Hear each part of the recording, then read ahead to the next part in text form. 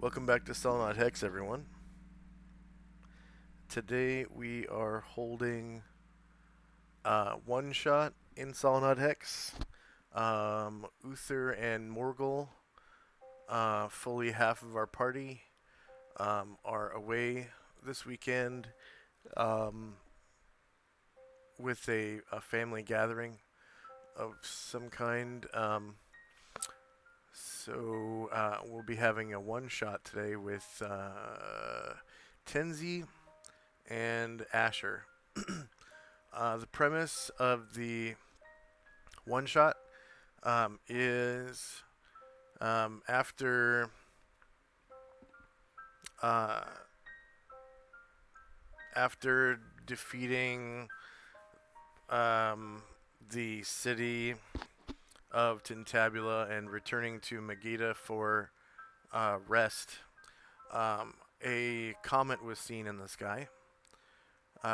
It appeared in the western sky over the city and shot to the east towards the sea. And there was a big explosion when it landed of um, water and sand. And the two have decided to travel out to the beach and find out what was going on. And upon their arrival,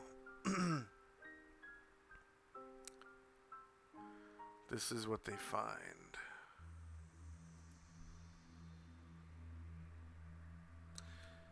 It appears to be a large, or rather gargantuan nautilus constructed of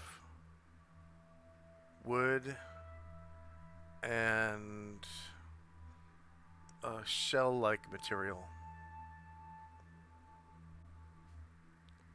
And it seems to have flown and crash landed here. The time is a little bit after 1 p.m. on June the 21st. And as you approach, you find that the structure is being excavated from the sand and repaired by several deep gnomes. So I'll give you a minute to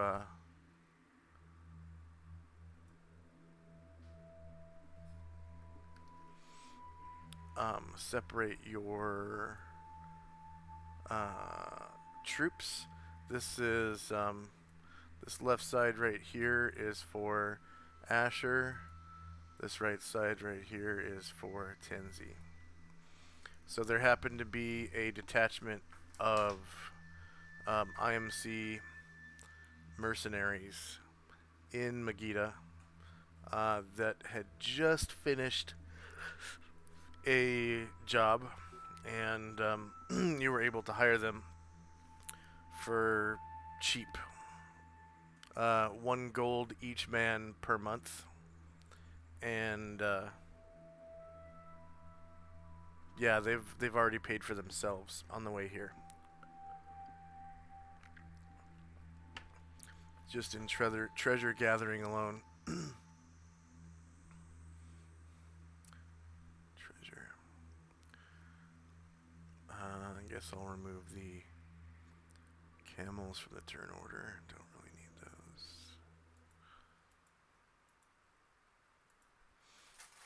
those. We'll assume that Brian Jurid has been restored to 10 hit dice by this Yeah, time. I was just about to ask that. And what about Karen Glord? We'll say he is dead in the main campaign. Yeah, we'll say he's been resurrected by now. Okay. Could you do me a favor and drop his new token? I keep forgetting to do that on the landing page.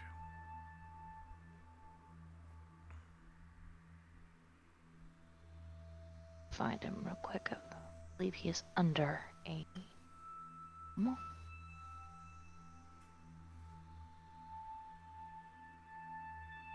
Mhm.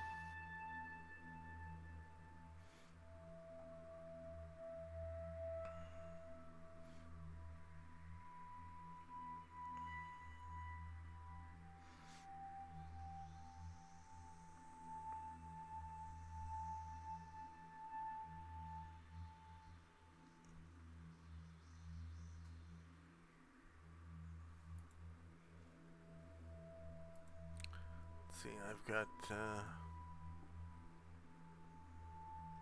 Asher, Caring Glower. Bam. There it Thank is. you. Okay. So the scene seems quite eerie, and there's a strange feeling that comes over you. You get goosebumps on the backs of your necks, Tenzi and Asher, and it feels like there's some sort of strange presence inside of this gargantuan nautilus made of wood and shell material. And you feel it reaching out to you mentally. But you can't quite put your finger on it. And it doesn't speak um, per se. It just feels like a feeling right now.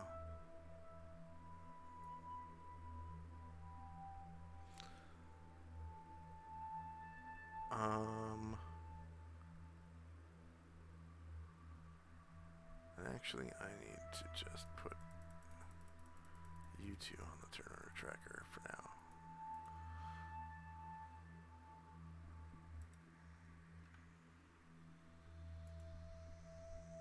So go ahead and roll size base initiative, or base size initiative. I believe you're both medium. Just for the main characters. Yeah.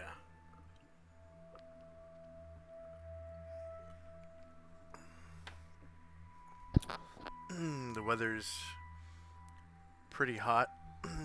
You can feel the temperature coming off, the heat coming off the sand, and it's being cooled by the surf, so there's this little steam effect happening.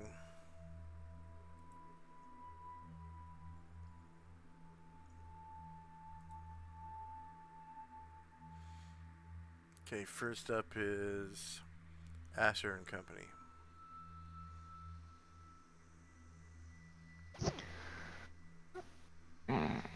So, oh, that's the deep gnomes.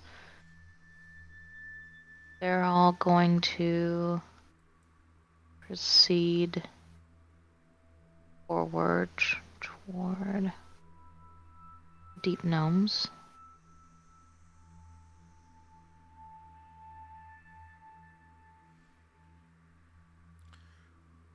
You can see that the tentacles of the Nautilus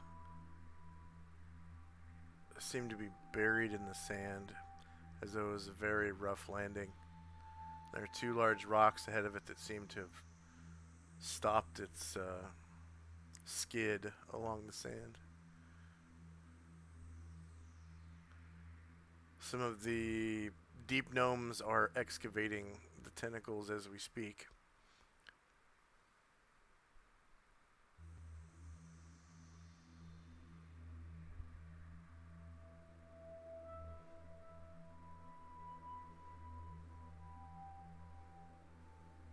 You're gonna get that far. I think Lumpy is stuck at the edge of the map. If you don't mind putting him right behind Ara Hill, please. Sure. And Asher looks at this first deep gnome that they pass. My measuring tool. Let's see. This one. And she says, wow, this is really something. What is it? He seems to be in a daze. You pass by him and speak to him. Uh, momentarily he stops excavating and he slowly turns to you. Ever so slowly he turns around. And he has sort of like a mouth breather, like baby expression on his face. Like Mhm. you can see his teeth and his lips are open. He's got yuck mouth in the corners of his mouth. And his eyes are half open. And he slowly turns back to his work and continues without answering you. And she says, "Hey, hello? Anybody home?" No response. Asher says to Tenzi, "We've got a class 5 weird." Now that you're on this side of the shell, you can see that this Nautilus is some kind of almost like a sailboat, but it has no masts. You can see several decks. A balcony up here, a balcony up here, a balcony here. So it's descending balconies. This is the top. This is the middle. This is the bottom balcony. And it has stairs coming down to this main deck and a ladder right here coming down to this foredeck right here. There are no masts to speak of, but it does appear like it's some sort of sailing vessel. Like it Asher has kind of shudders. different decks. Asher shudders and says to Tenzi, "Feel like our boat is like 500% less creepy." Agreed.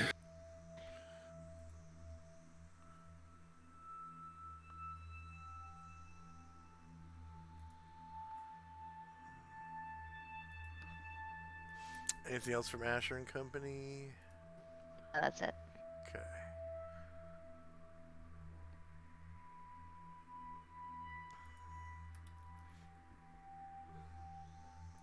Tinsy and Company.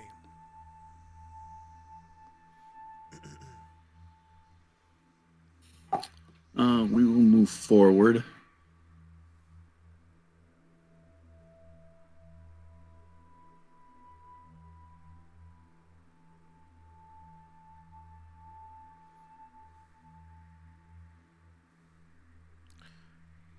By now, both of you notice that these tentacles on the front of this, I'll call it a ship for now, they seem to be mechanical in nature. You can see several joints right here that allow these outer tentacles to move freely, as if to grapple something. And the smaller tentacles have somewhat the same flexibility, not as much. But you can see these mechanical joints here. So this isn't like a creature or like a dead carcass or anything. It's definitely constructed of. It's like a construct that's made of wood and this shell-like substance, and it's mechanical in nature. Anything, Tinsy? Yeah, so um like here is would you be able to walk over the sand and tentacle and get onto this deck? Or would you have to go Yes. down further So, down? from down here, you could walk over the tentacles onto this deck, and then climb the ladder up to this one. And then from here, you could go possibly along these tentacles up to here. And then you could climb up to the next balcony and climb up to the top and go in the door here. There's a door right here. There's also an opening right here caused by the wreckage near the bottom. But this is definitely the lowest point right here. And you can walk up and over these tentacles and get up here without climbing. But from here, it takes a little bit of a ladder climb to get up. Okay.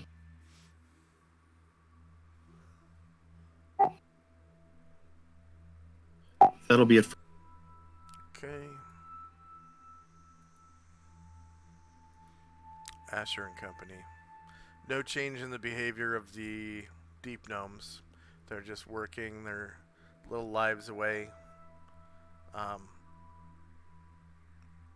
Very acting kind of mechanically. You said that get the right tool. That here is where there appears to be the opening from where it crash landed. Yeah, there's an opening in the wreckage right here. Looks like you could get up there by walking up and over these tentacles and onto this deck here, and then by climbing a ladder. Okay.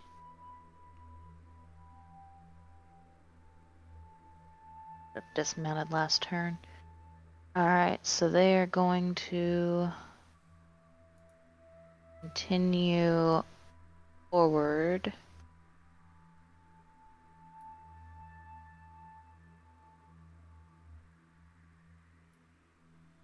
And then everyone who's on a camel. Well, hold on. Does it look like the camels could walk over the tentacles? Yeah. Okay. Even the camels can get up to this deck. Alright, so that's... There isn't very much room on this deck for camels, though. It's only 1, 2, 3, 4, 5, 6 squares, really. And then the other 2 squares are for the ladder. And then... Asher says, you guys dismount. I'm going to get a little closer and then take a look inside. So Asher is going to get up to there and dismount, which will of course be the end of her movement. Even while on top of your camel, you can see into the ship. It looks pretty dark inside. The sunlight is spoiling your infravision. But you can see on it's like a long room inside. And in the back and along the left and right sides, you can see a very low glow of purple light. And it's several light sources on the left and right, and then one large one in the very, very back. And you can hear sort of like a slimy sound coming from inside. Asher is going to will herself invisible with her ring.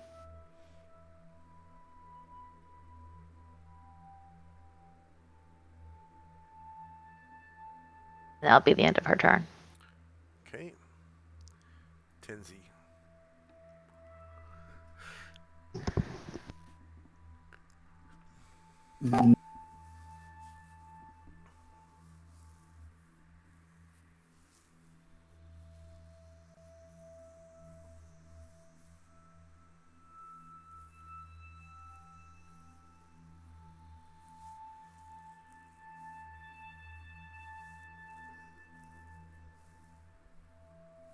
Move us, a camel to there, and then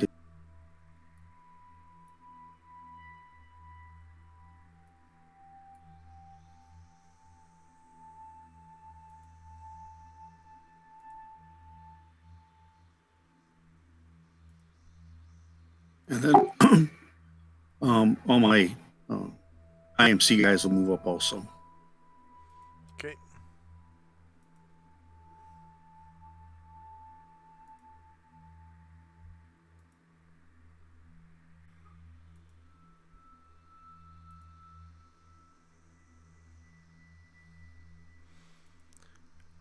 Now that you guys are so close to the deep gnomes, you can see that some of them are getting dangerously dehydrated in the heat of the sun. They have yuck mouth in the corner of their mouths, um, and their mouths are open, so uh, their tongues you can see are sort of frothy, and you can see a bit of a froth uh, drooling out the sides of their mouths, and it's kind of disturbing looking, like an exhausted horse dying. Um, they're basically working themselves to death out here.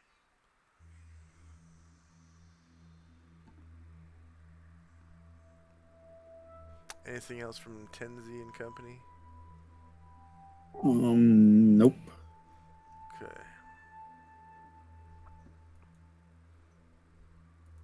Asher and Company. Asher is going to climb up to the next level. What's the height on that? It is, we'll say 15 feet. Okay, so is that 2 climb checks?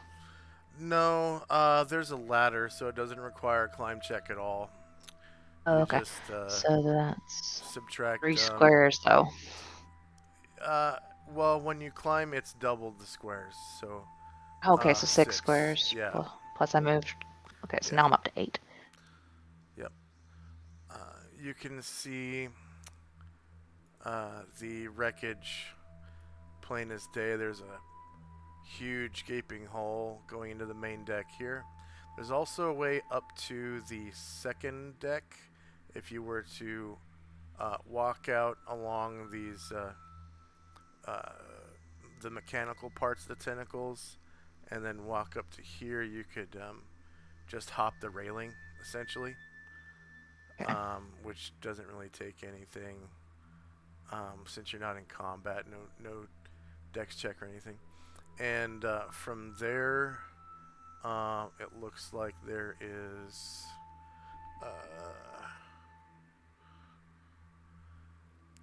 There is actually underneath this balcony, there's Mhm. an iris door.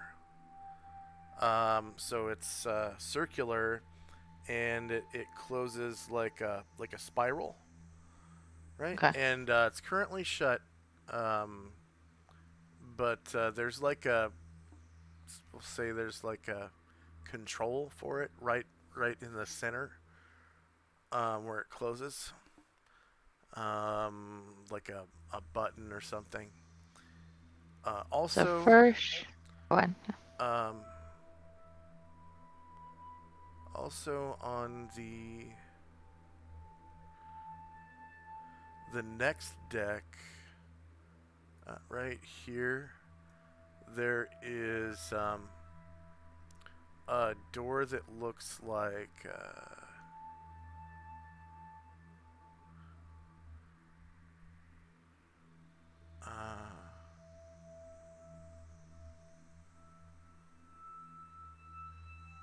oh no, I'm sorry. That is the. Wait, what? Okay, this is the iris door right here. I'm sorry. This is it Okay, right here, up on the next level. got it. Um, So if, and then there's also a door up top that you'd have to climb to. got it. The first thing Asher's going to do is step into this hole and see what she can see. step in.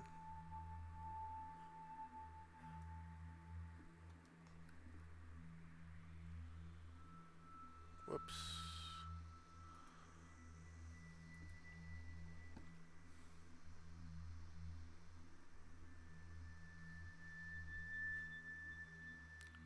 And she's going to use the rest of her movement to kind of get in this corner, and then she's going to attempt to hide in shadows. Oh, shoot.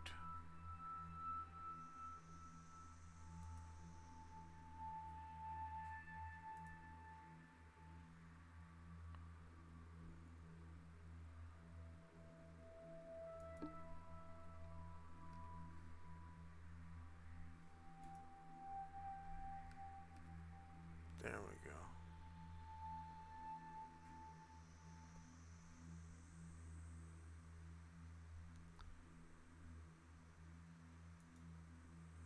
I didn't have dynamic lighting turned on. So you guys were able to see the whole map before. Yeah. I didn't look very closely. I kind of know what's coming on the one that I'm on, but I can pretend for a minute that I don't. And then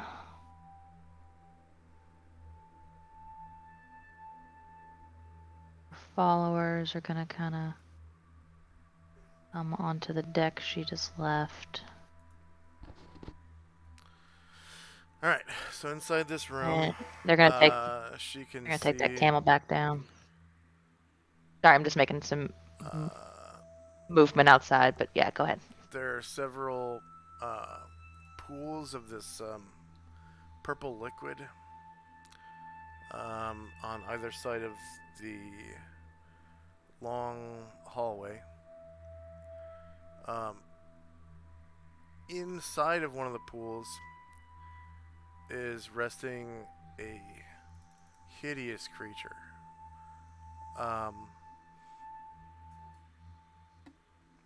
It stands about 6 feet tall and has hideous mauve skin that glistens with slime. The head resembles an octopus with white eyes, and no pupils are evident. And four tentacles around its mouth. A round, many-toothed orifice like that of a lamprey. The creature has 3 reddish fingers and a thumb on each hand. And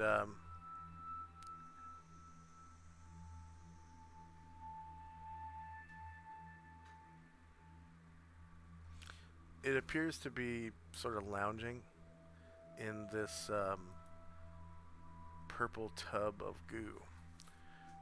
Beyond it, you can see just at the edge of your infravision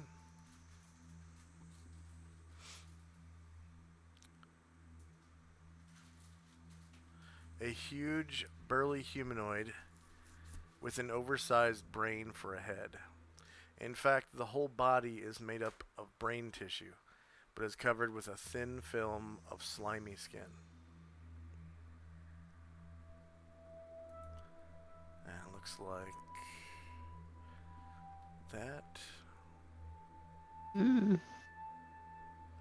That's a top-down image. And then the other creature looks like this.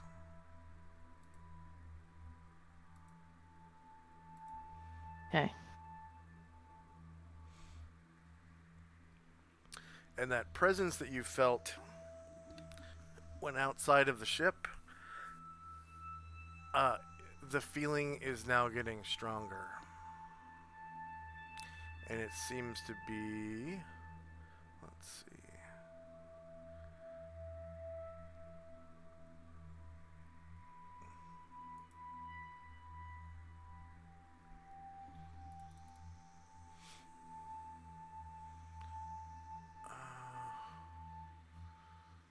Yeah, okay.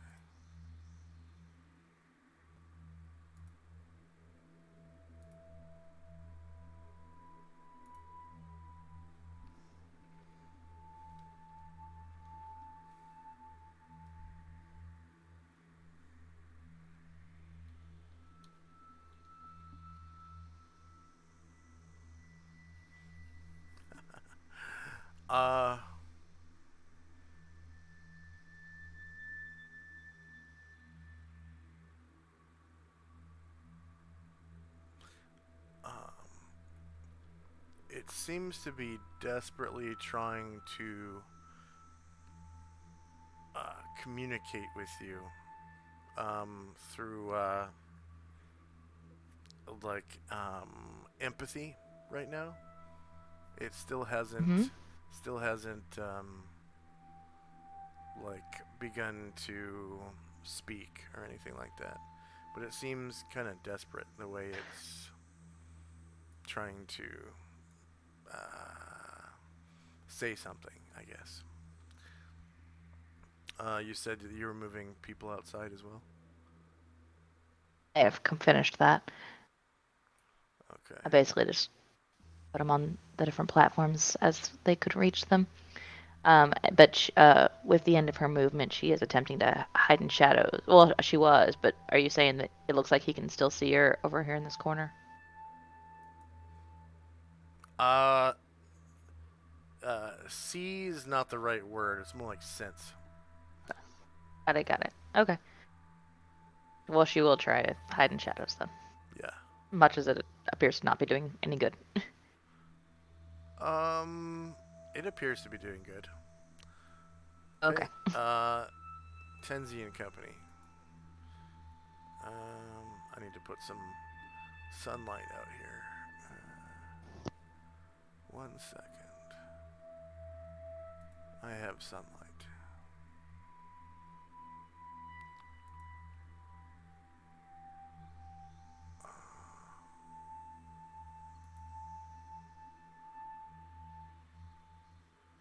Before I do, I want to jam darkness opacity. Turn that up.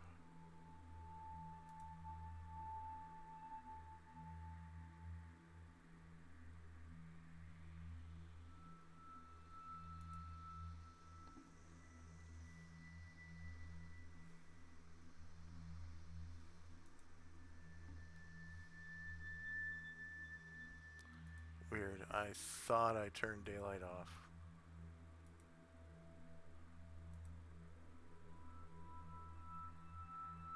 Yeah, daylight is off.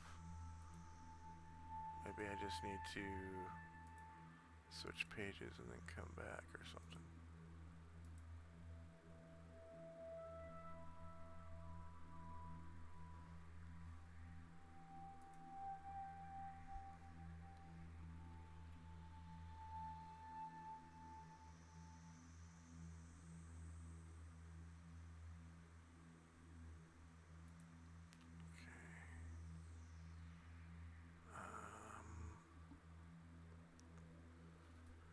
Miscellaneous tokens, lighting effects, bright sunlight. Bam. Okay.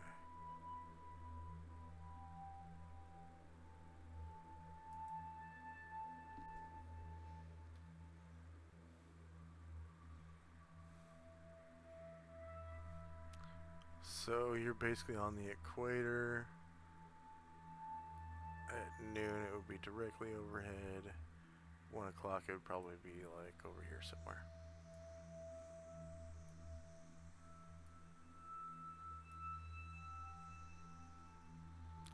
Okay.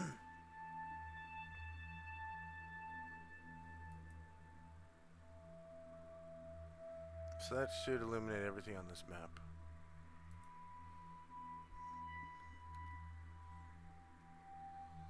Yeah.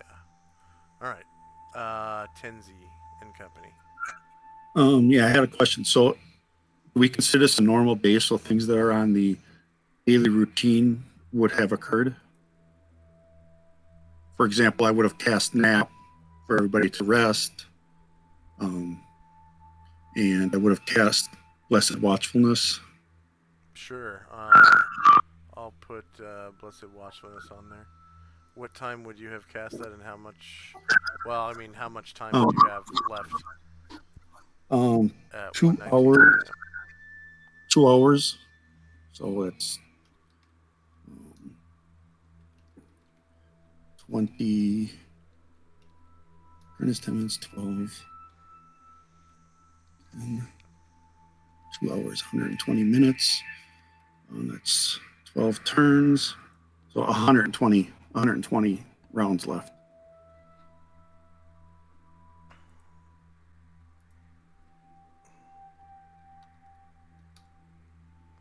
Anything else? And then do I need to make a climb check to move to my? I guess it's my move to this square here. No. Okay. No, it's just a little railing you got to hop over. It's not, you're not in combat, so it doesn't take a dex check or anything. All right. So I'm gonna move up, and then I'll move the rest of my guys over, and that'll be the end of my turn. Okay.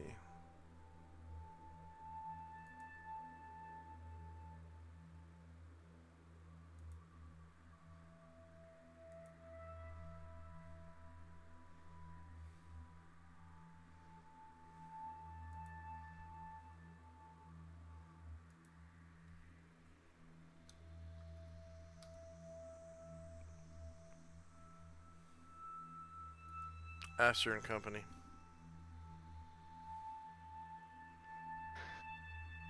Asher is going to attempt to move silently. So she's gonna go 2, 3. And as she sees the creatures in the back, she freezes in place.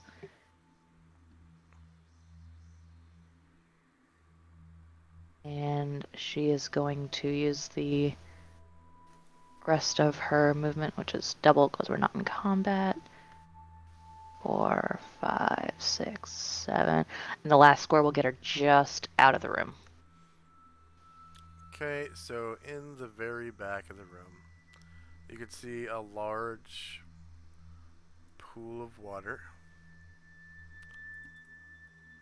which has its own purplish glow.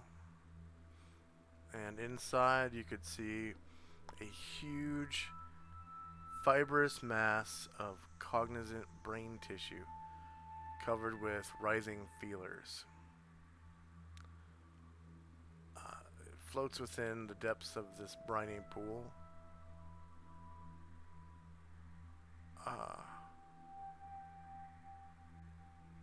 Not at the surface, but submerged.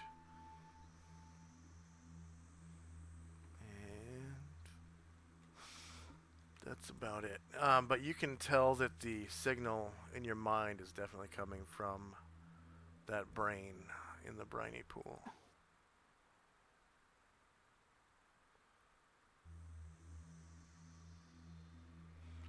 Did you say you go back outside? Yeah, her last square will get her back out.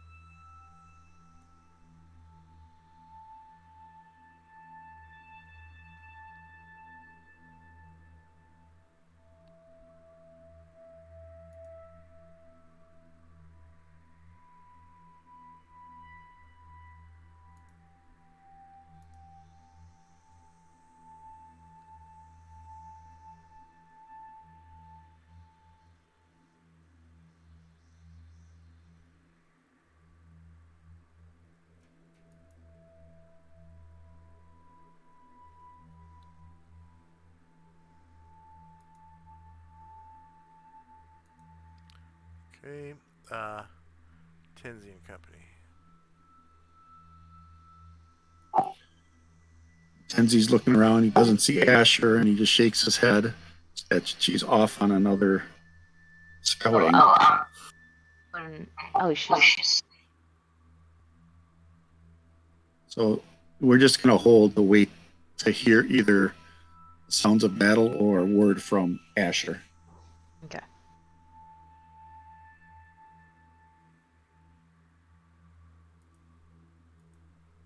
Asher and Company. Asher is going to continue to move silently. Well, no, because she's going to talk to him. So she's just going to move regular and stop right in front of Tenzi. And then she pops into view before him. And although he should be used to it by now, he still jumps back a little bit. And she says in a low voice, "There are brains in water. Our group, you weren't here, but we fought an elder brain before. This is incredibly dangerous."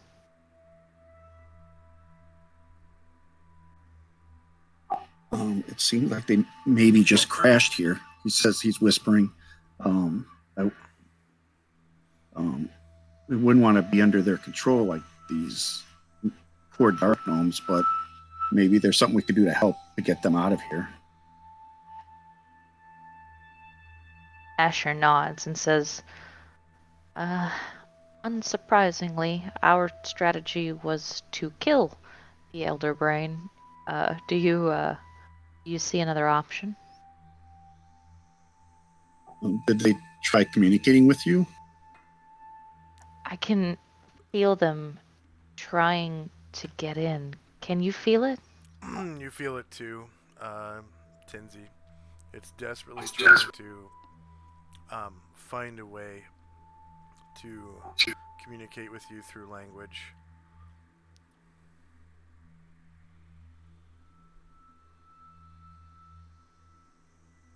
She shudders and says, "I don't trust these things. I understand why you want to try a peaceful approach, but I've seen them take people over." Very concerned. She kind of looks around at the deep gnomes and says, "I can see their task, though. I think you're right. I think they're trying to get out of here."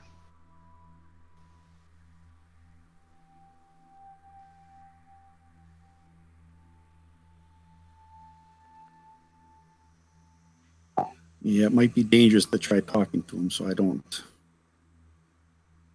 But it's also dangerous to fight them. We could explore more and come back to it, but they may know that we're here.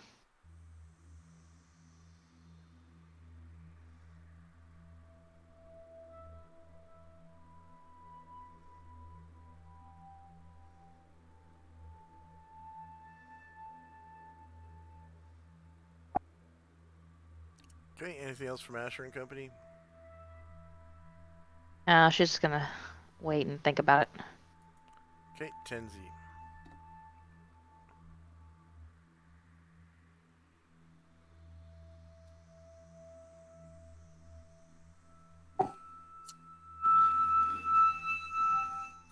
I'm gonna um, I'm gonna call out in common to see if they need any help. If anyone in there needs help. Into the gaping hole in the ship? Yep. Okay.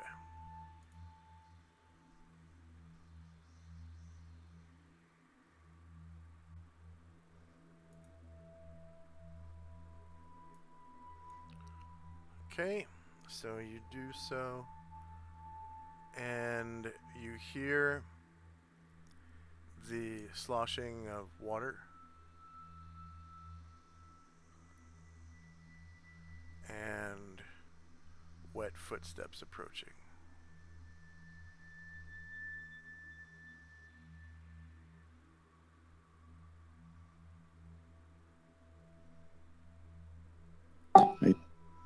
I whispered to the IMC leader to get the guys ready just in case.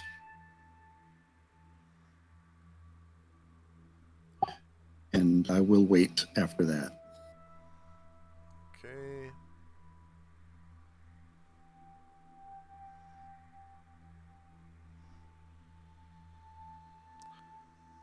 So,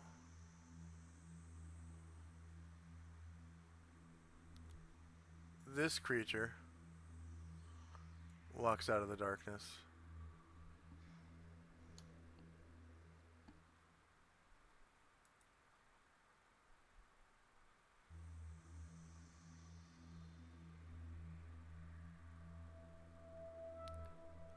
And initiative.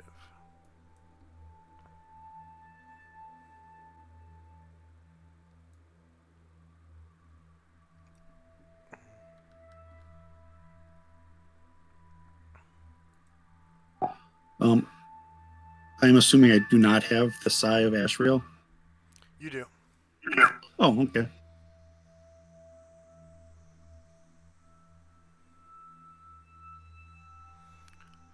After completing Tintabula, it never left your side.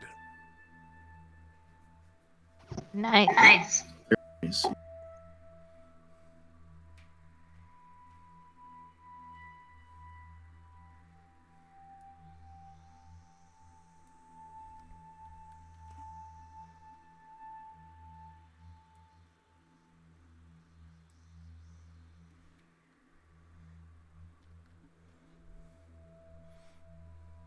So I'm assuming our heal just lands. Yeah.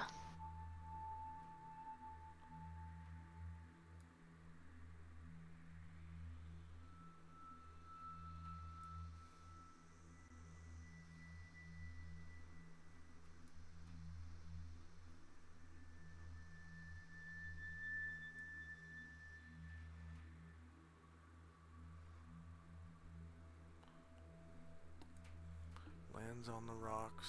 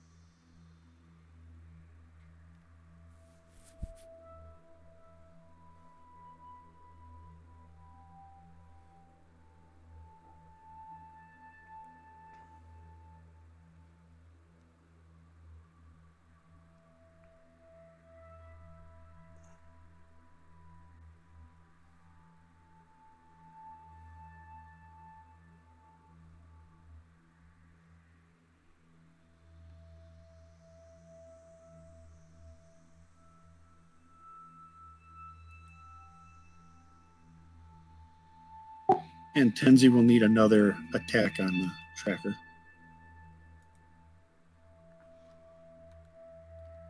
There you go. Oh yeah. I guess Aaron will need 3 or 2 more, and Anatar will need 1 more.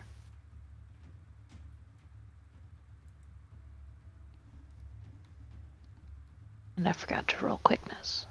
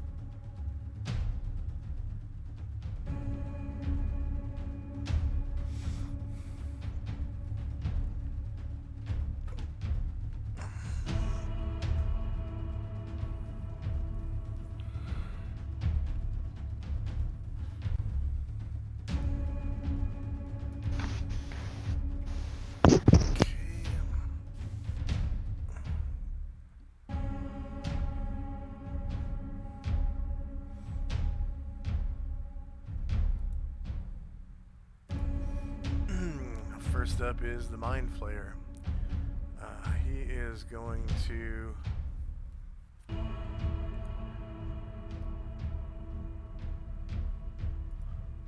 He's going to Ego Whip Varen.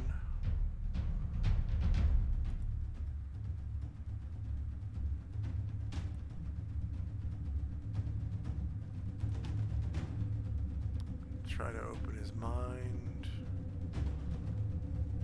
I think...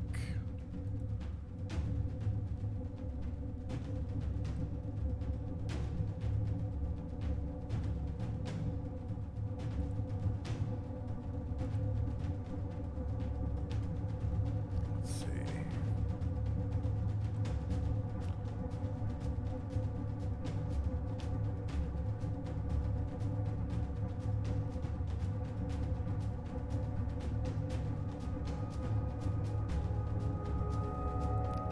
Okay, so he gets 3 psionic attacks per 2 rounds. So he's gonna Ego Whip Baron.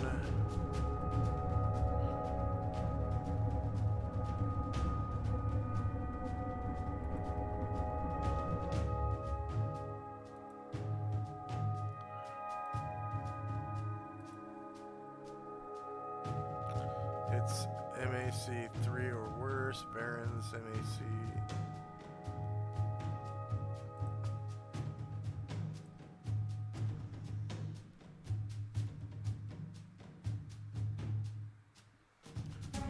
Baron's MAC is 4, so he actually... okay, so glowing whip of psychic energy slices into buried wells of inferiority and worthlessness of the target. Mind Flayer spends 4 PSPs.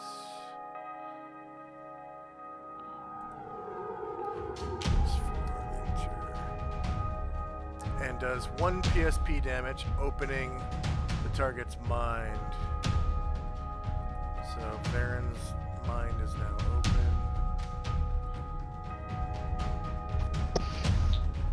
And he takes 1 damage. No, that was PSP damage. Oh, okay. So that's what opens his mind. Is when you go to negative PSPs. So he starts at 0 because Okay. obviously he's not psionic. And then Right. okay, and then the Mind Flayer will try to... let's see. I think they have, like, Dominate or something like that.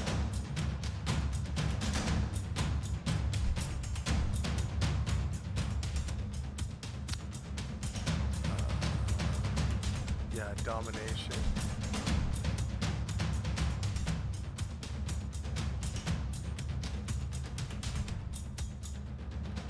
So that is telepathy. I think it's science. Yeah, domination.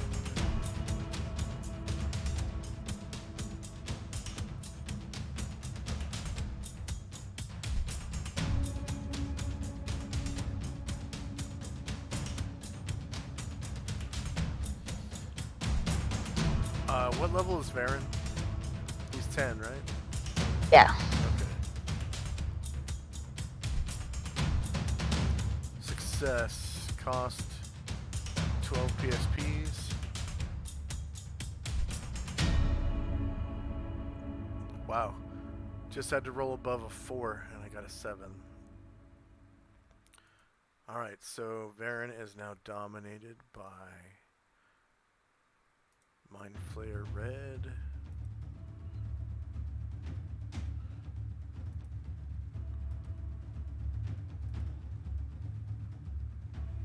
And Varen is next up. Varen, who was obviously attacking with Alabaster.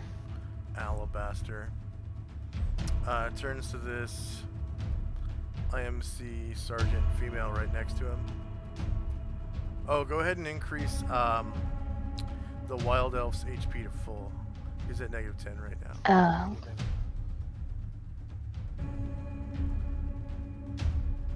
look up what that is. Let's see.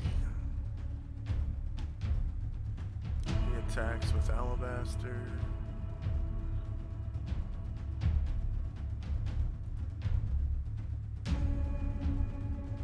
Does she turn to face him?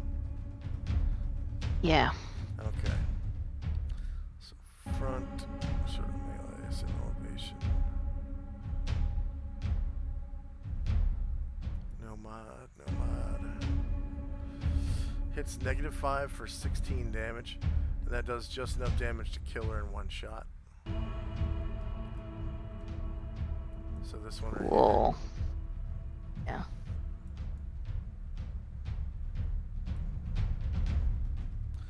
here. He then turns to this veteran.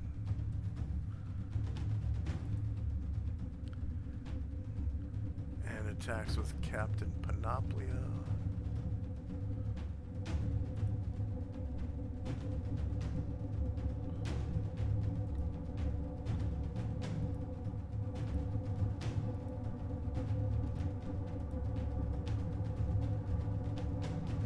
AC 3 hits for 10 damage, and then he gets 2 claw attacks.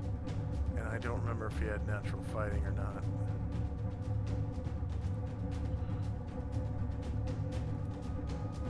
He does. Okay. Yeah. And which was the one that he just hit? This one right here. Oh, I thought that was the one he got first. No, this female right here he killed. Oh, okay.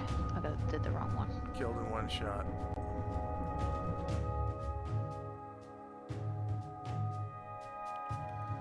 So this guy still has 5 health left, I think.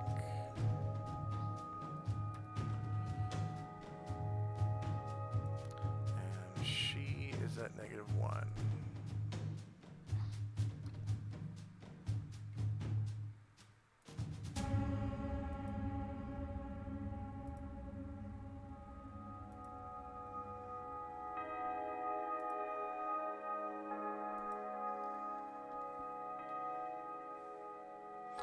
So the Mind Flayer wouldn't know that Varen has natural fighting, so I'm not going to give him natural fighting. Okay. Oh, you know what? This guy only has 5 health, so he's dead too. -10 damage entered. Yeah, he's dead.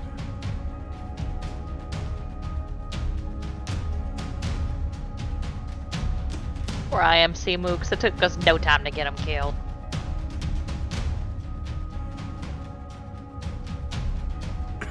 I guess he'll turn to Karangor and claw the shit out of him.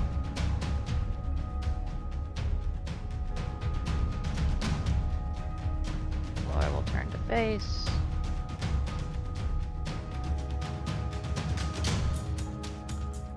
Attack. Right talon.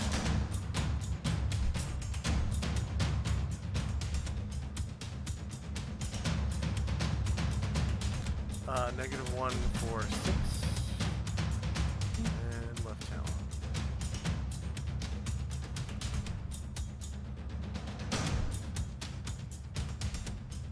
Seven misses. Anatar. Anatar is going to... Let me count squares real quick.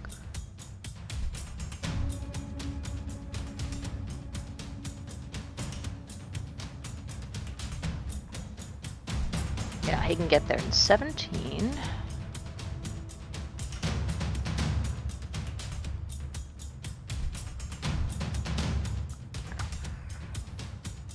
Hold on, I'm scrolling. 17 will get him here, including the ladder and everything. And he is going to attack with his longsword.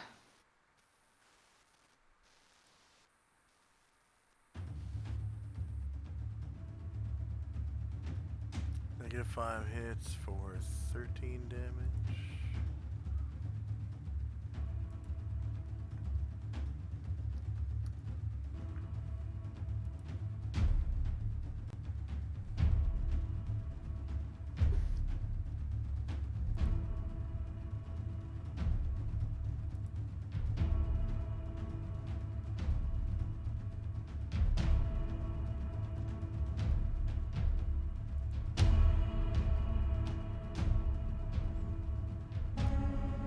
any other attacks?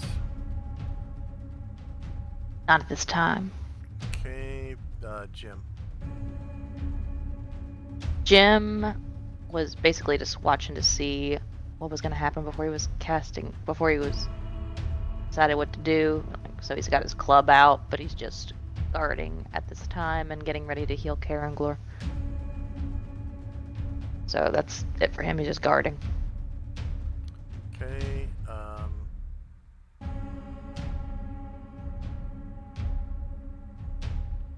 Tenzi. Tenzi says, "Excuse me," to Asher as he does a half move, running up the stairs, then flies in the air to do a flying kick to the creature. On his way past Asher, she gives him one of those slaps on the butt like in football. Is Tenzi supposed to have 3 spots or 2 spots on the tracker? It'll be 3 next time, but it's 2 this time. Oh, okay.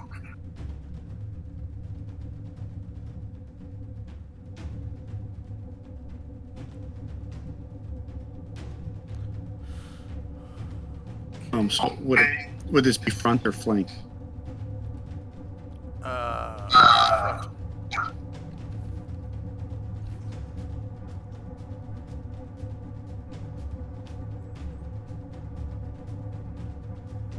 Six is a miss.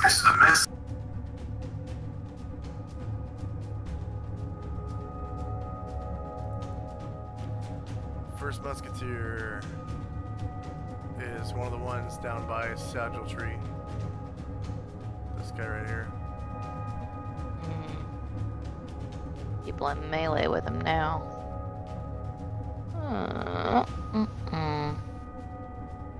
I rolled for a called shot and I didn't. Okay. I'm just gonna move him then because I was dumb and didn't roll for a called shot. Okay.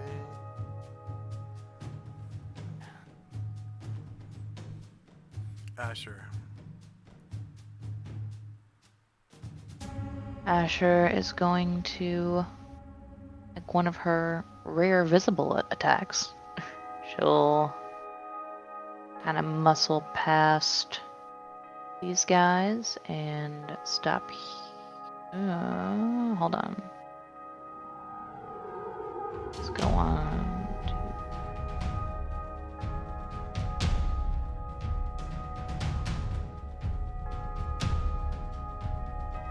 get out of melee range. 3, 4, 5, 6, 7, 8, 9, 10, 11, and at 12, she'll try and get behind him. So she's trying to get him to either turn his back to one or the other of them. Is she gonna get a flank or? He turns this way, so you get a flank. Okay.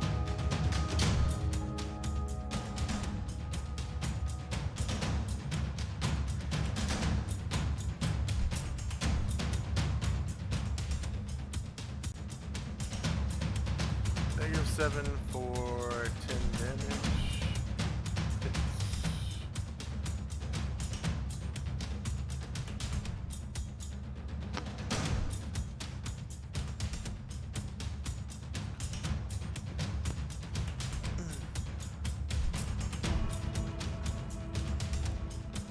Okay.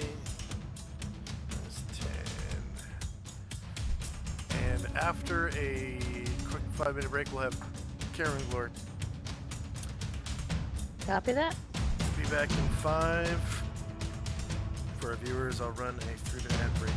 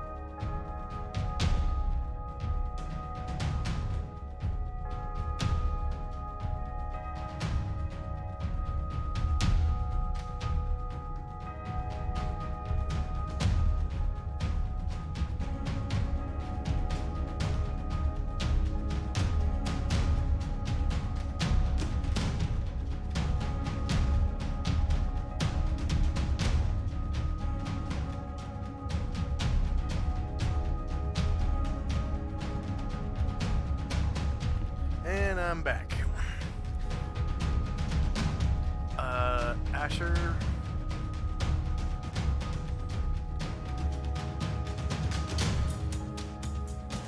Tenzi.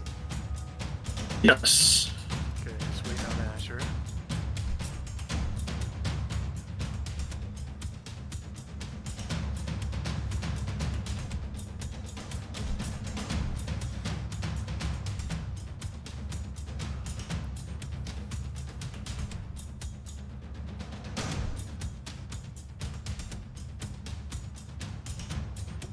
I'm back. All right. It is Karen Glor's move. Alright, he's gonna move. Well, he's in combat with Aaron. He's going to withdraw. Oh no, he didn't roll for base movement. Mm.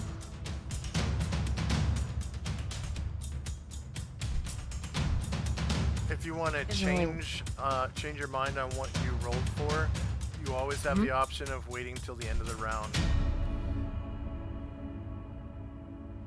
Yeah, he'll do that then, because he doesn't want to hurt Varen, but he's gonna withdraw. Yeah. As long as it's not switching to casting a spell, that is. Yeah.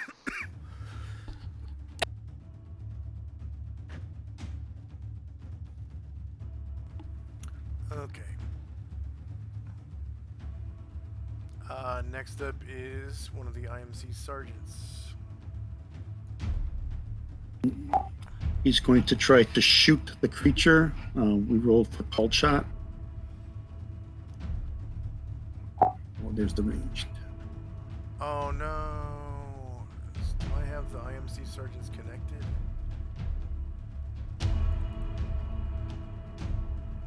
I do. Oh yeah, my hit points are -1.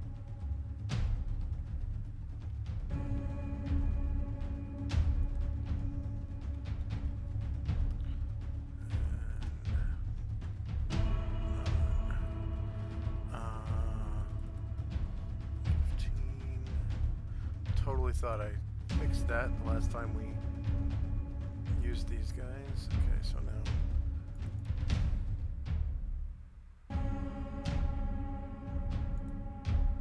What's his number?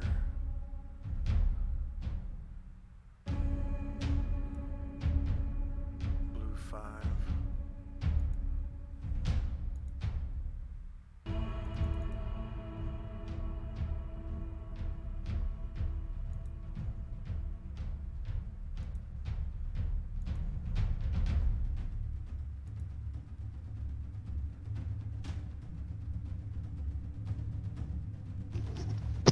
I also noticed that Varen looks like he has damage, but he didn't take any damage so far this fight, right? Yeah. Okay, so I'm gonna go ahead and put him at full.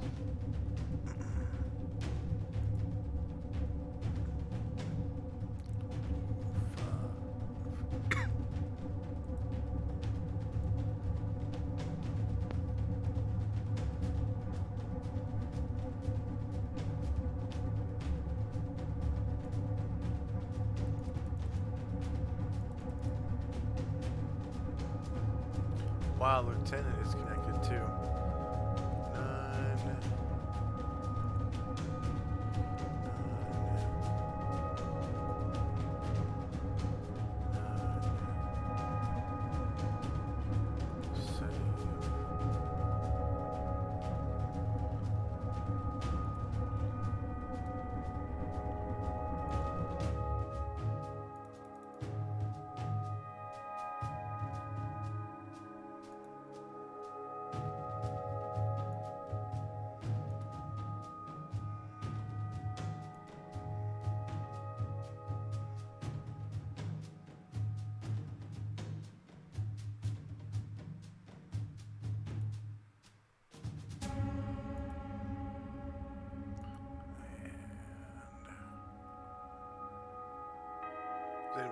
captain.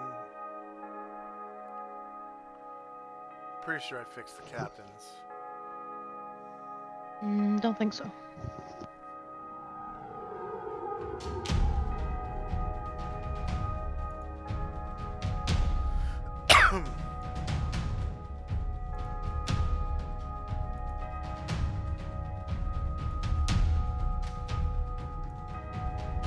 Yeah, the leader. Okay. Leader. Good. Leader's fixed. Okay, sorry about that. MC Sergeant shoots at the mind flare. Oh, okay. Actually, roll.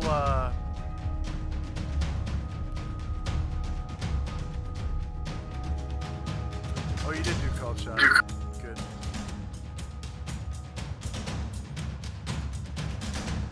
And I assumed it was lower ground too. Yeah, you're on lower ground. Okay, the veteran. Oh, let me check the veteran.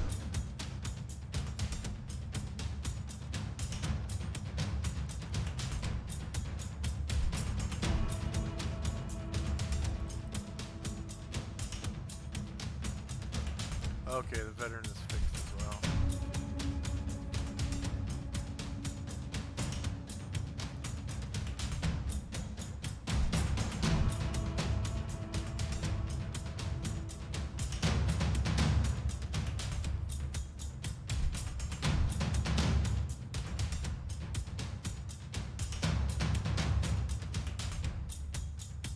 A miss. Okay, Brain Druid.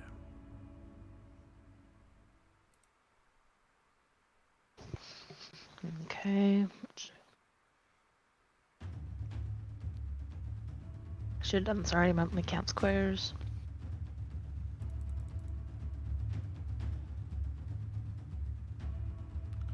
Oh, 1 second. He's not up to full.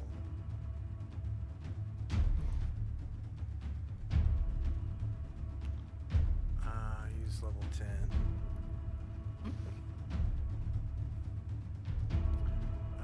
Let's see, 8, 15, 20, 28, 36, 40, 43, 49, 51, 59.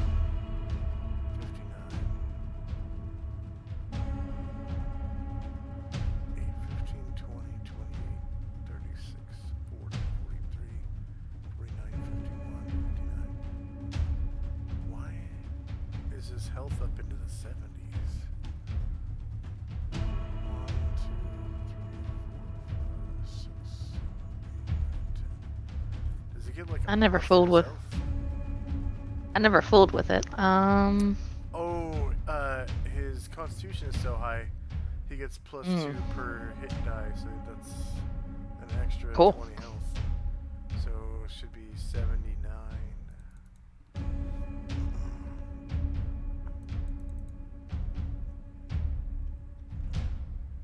There we go.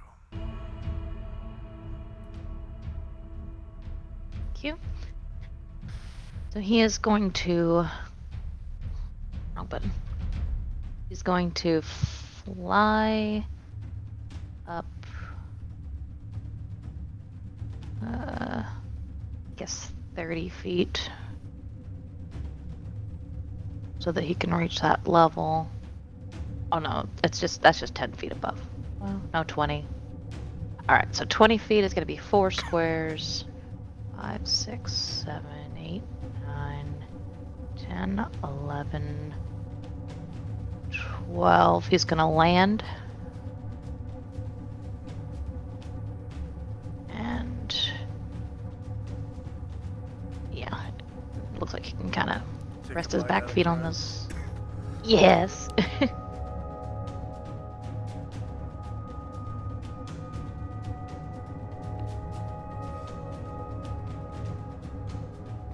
Ooh, that's a shit. Okay. IMC Lieutenant. shoot at.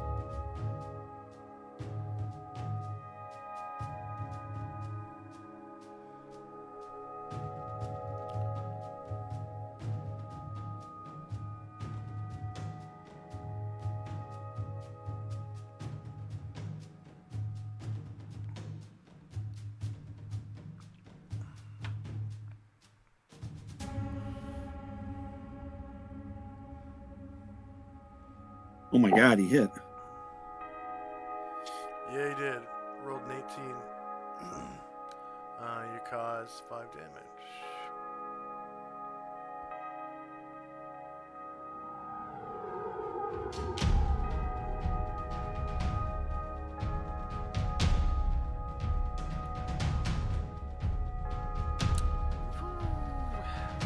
Bullet comes whizzing by. Gives a big old gaping entrance and exit wound.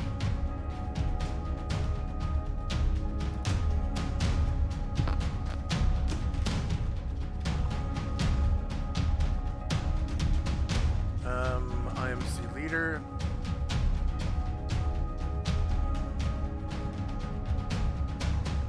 That's Asher's leader. Yeah, same as the other guy. Didn't roll for called shot. So he's just going to. He's not in melee with Varen. He's going to move a little bit further from Varen and wait till the next opportunity to take a shot and roll a called shot.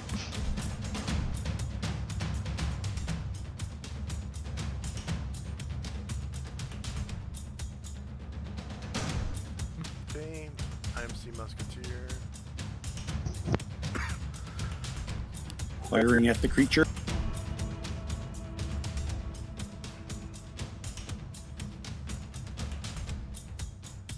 Called shot lower ground.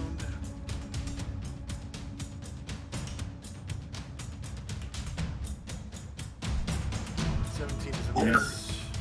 Next Musketeer is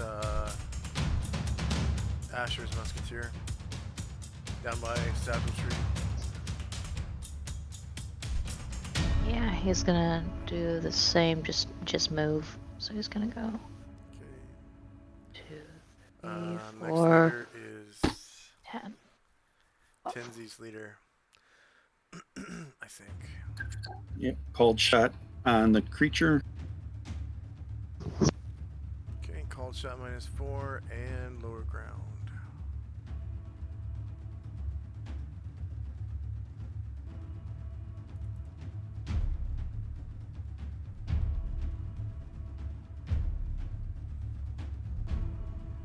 Is a miss.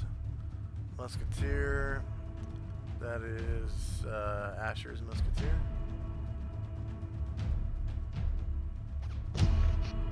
Yeah, he's gonna move further from Varen too. And then Asher's Lieutenant. Let me turn him around real quick. Okay. Lieutenant. And then Tenzi's Musketeer. Firing that musket. Do it! Kill him. Ready, aim, fire! I am very concerned Varen's gonna take Karen Glore down on his next move.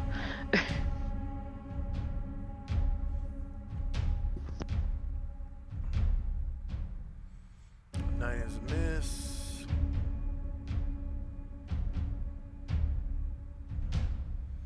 Okay, the next Musketeer is the one way down in the back.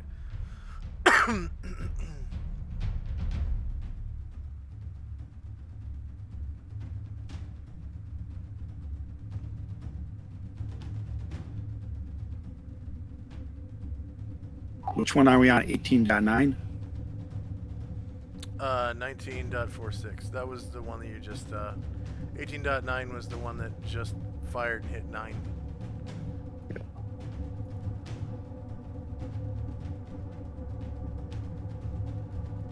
For him, I think this is going to be medium range. I'm going to have to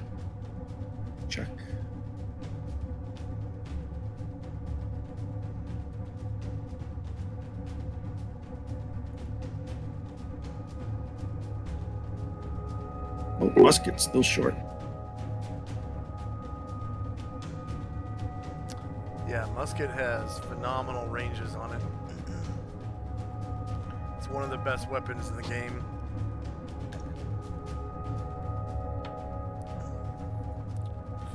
That's a miss. Baron.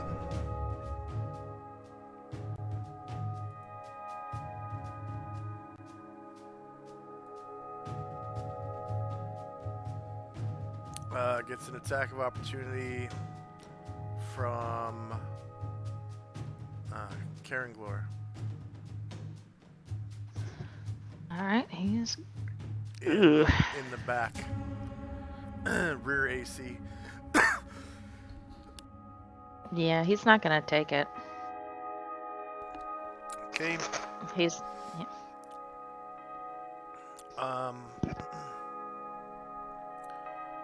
Baron.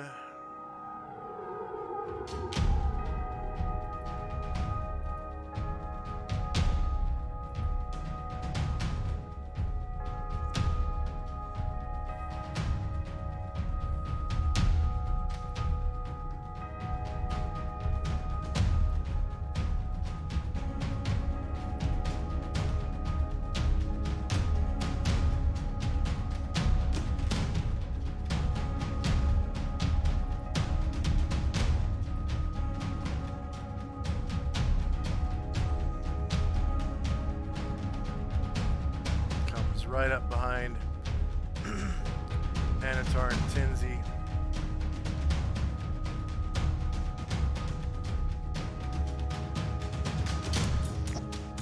Anatar is going to turn like this, so he'll have a flank instead of a rear. Okay. Yeah, I'll do that too.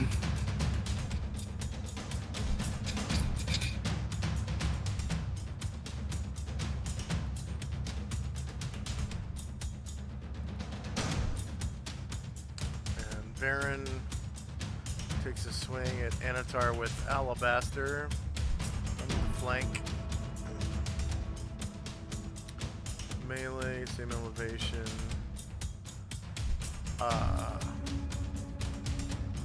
Technically, the attack roll is going to be at -4 now because Baron is under the control of an evil creature.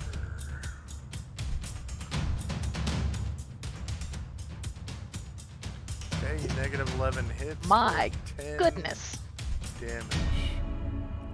Anatar. Anatar is going to try to finish this Mind Flayer off, save his friend.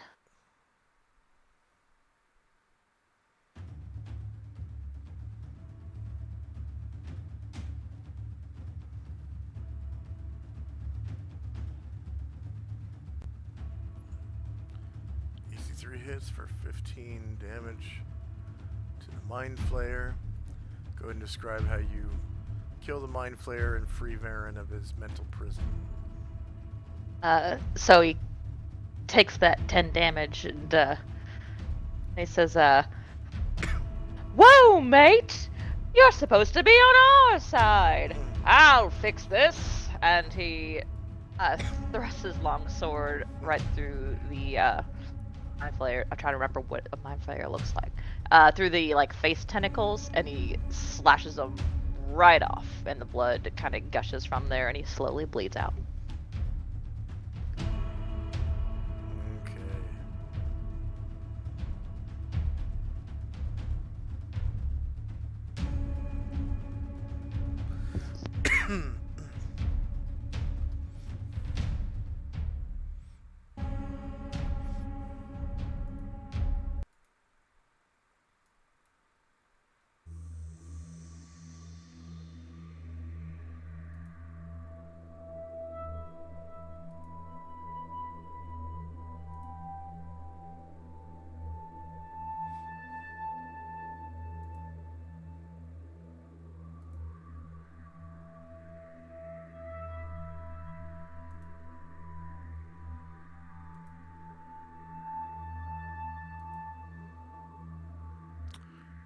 First up is Tenzi and Company, as combat has ended.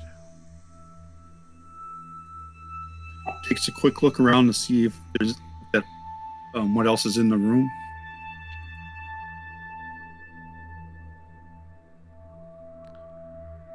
Um,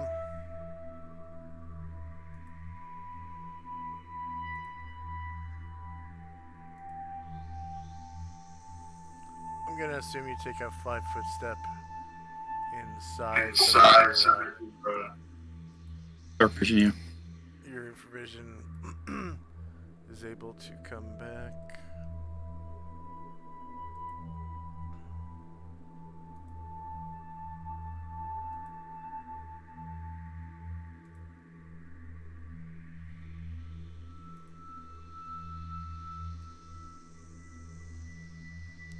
And after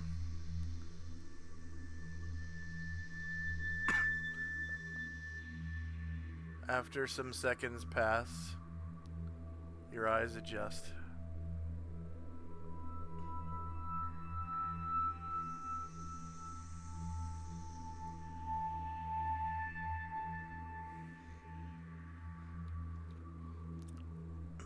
And you can see debris just within the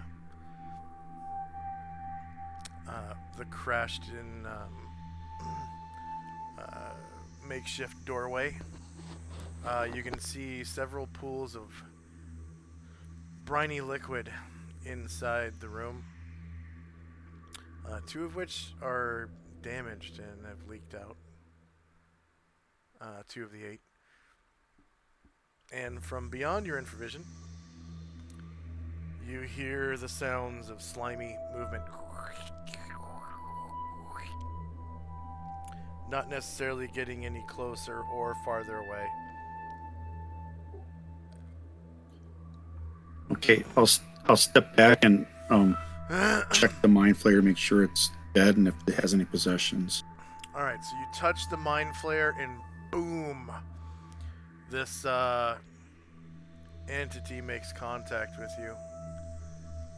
And it says to you in your mind,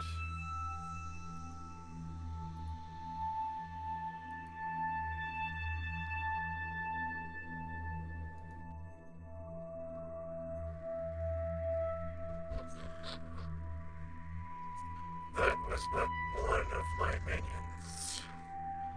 You and your kind are no match for me. I will destroy you with my mind. I will crush you and turn you into bang balls of pain and suffering. You will become my slaves until you die of exhaustion. And then you will meet your makers.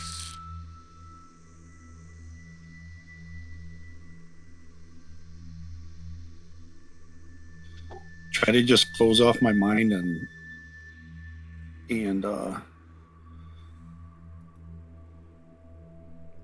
again see what else, see if there's any belongings on this creature. your mind is already closed. It's just speaking to you telepathically. Okay. And Asher, you hear that too, and so do all the soldiers and whatnot. All the henchmen, soldiers, and followers.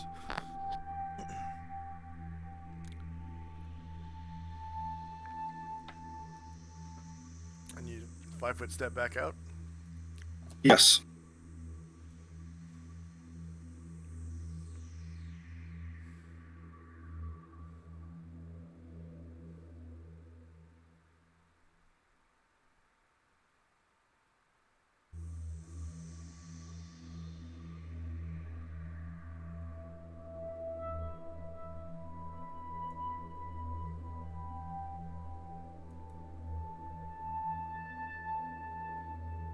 Okay, anything else from Tenzi and Company? Oh, just checking the dead body for possessions. Yeah, that's right. Alright, so... do you have spellcraft? I do not.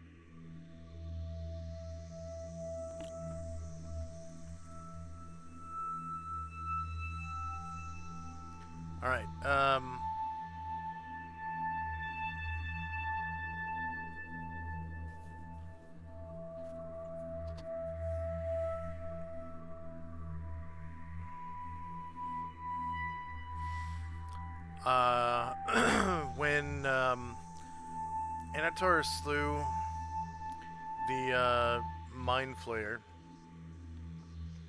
and it dropped to the ground, it immediately, as it was dying, it began choking up this black liquid. It's sort of oozing out of its mouth slowly. Looks a lot like ink. Like it's this black, uh,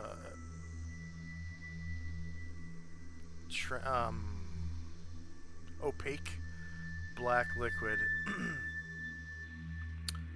that kind of looks like it's almost metallic as it runs out of the creature's mouth from some sort of orifice just inside. And it seems like it could be valuable in some way. And then also,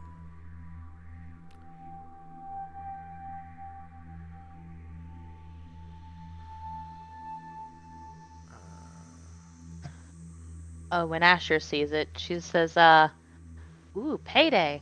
You can use that for ESP potions. We collected all kinds of it back at the temple. you can see that on its belt it has um, like a large belt pouch.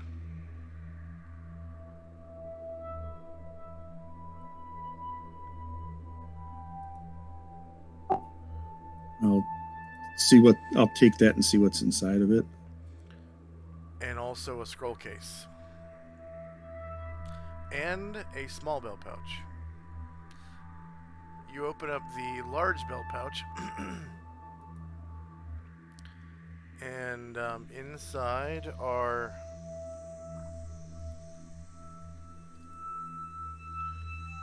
nine potions, and they are inside of decanters made of metal, and these decanters are shaped like mushrooms.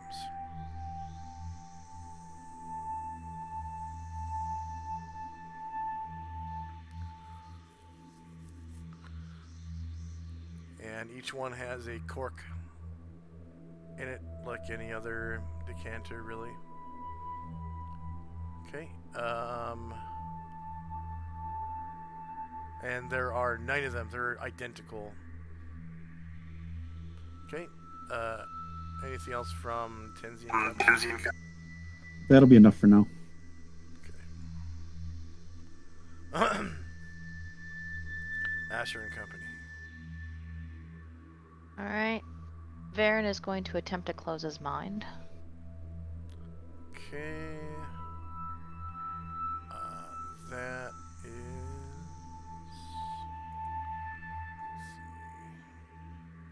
Not a sound assist.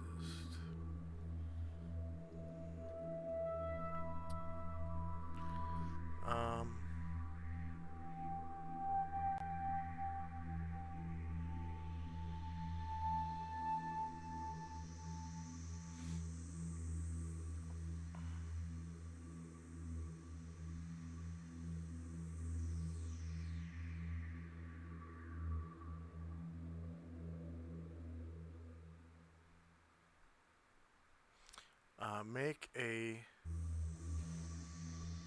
successfully if a silent power was used successfully against. Oh,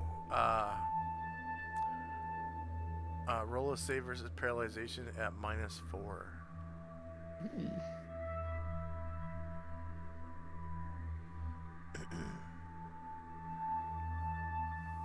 That's because it successfully dominated you.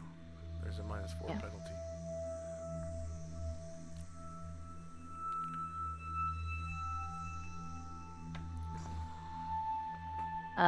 And then Anatar is going to use his at-will ability to cure light wounds on himself.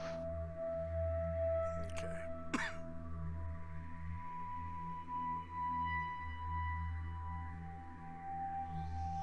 You also notice that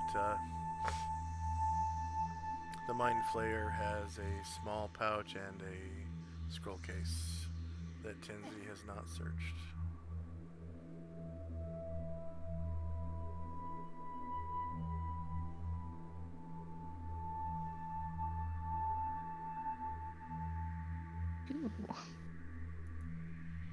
And then Jim is going to attempt to cure moderate wounds on Caranglor. Okay.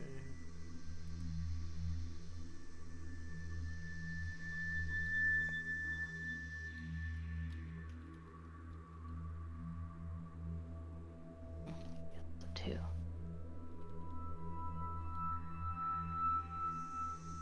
Yeah, there it is.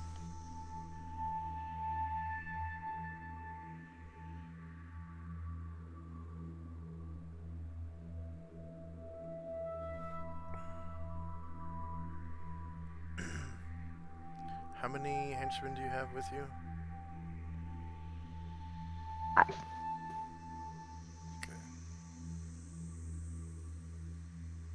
And Asher is going to. You said there's a belt pouch and a scroll case.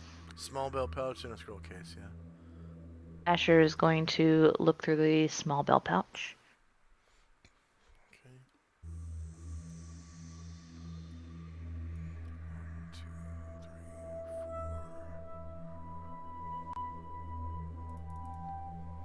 3, 4.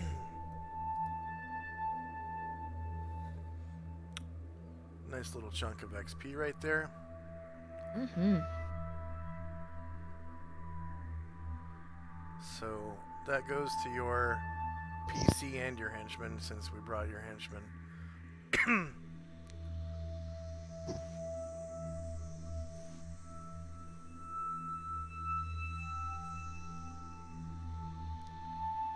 And you searched the small belt pouch, you said?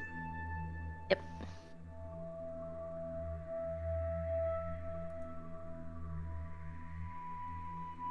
Alright, so inside you find 2 potions in metal decanters.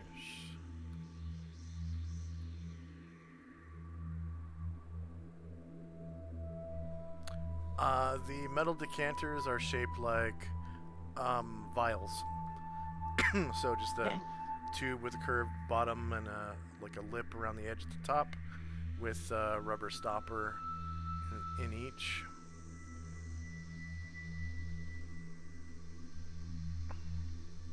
And she'll go ahead and take those. Should we start a template? No. Okay. I'll just put it on. This treasure you don't keep, so just kind of I'll note put it it like somewhere that you can delete at the end of the session. like several spaces down on my inventory, so there's lots of blanks. I wouldn't even put it there. Just put it in one of the All right. fields, saying, Mind Flayer ship potion or whatever. Copy that.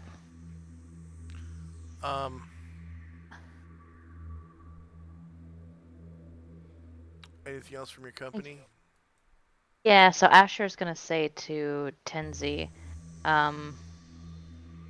yeah, there's still plenty of enemies in there, and they're gonna be tougher than this one. You want to take them on right now and hopefully loosen their control, or look around and maybe take out some of their minions, because they definitely said they had some. Yeah, they know we're here, so I don't know if Delay is going to be our friend or not. All right, let's do this then. After we finish healing up and searching this guy, it looks like Anatar's the only one who's still smarting. And he says, "I'll be all right, love. Onward into battle." I'll be all right, love. Onward into battle. And she's like, just heal, Anatar, just heal. And that'll be it. Okay.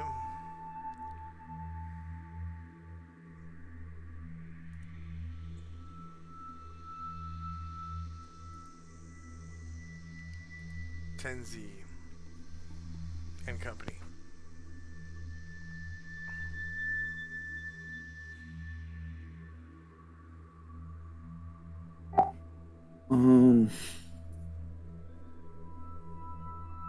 Well, if we're going into battle, probably should do something to prepare. There is still a scroll case unexplored on the dead body. All right, I'll take a look at that, I guess. Okay.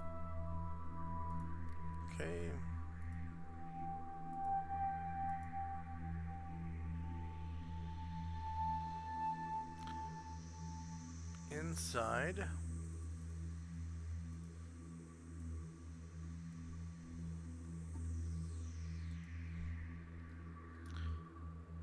You find some sort of protection scroll. And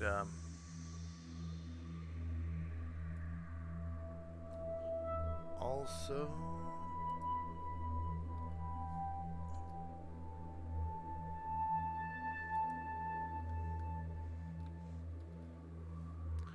two arcane spell scrolls.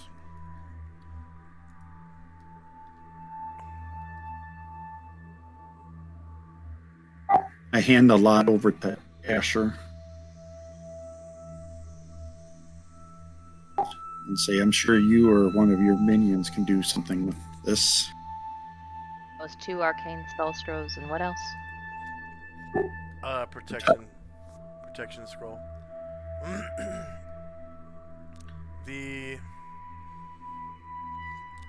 protection spell scroll has a lot of images of stalactites, stalagmites, statues, and that's about it. The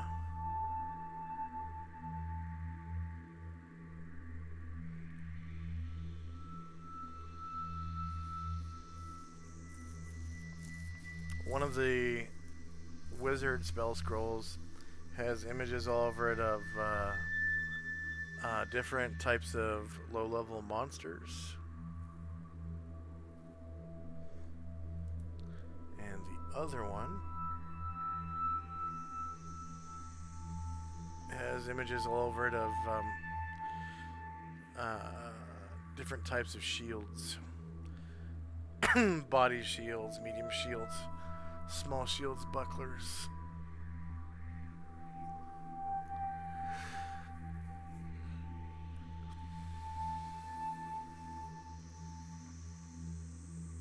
It appears that both arcane spells, or both arcane scrolls, have 5 spells on them. five copies of the same spell, because that's how scroll spells are supposed to work.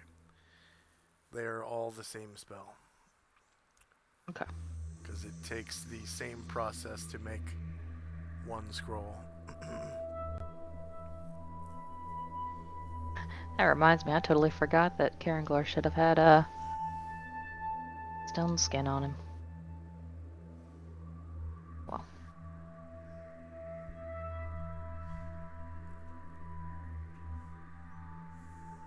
Alright.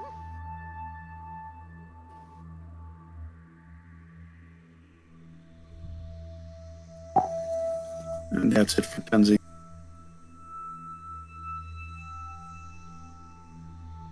Okay, Asher.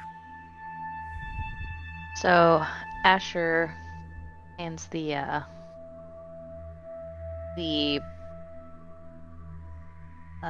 scrolls over to Anatar and says, can you read these? And Anatar says, I have the ability to read one of them today.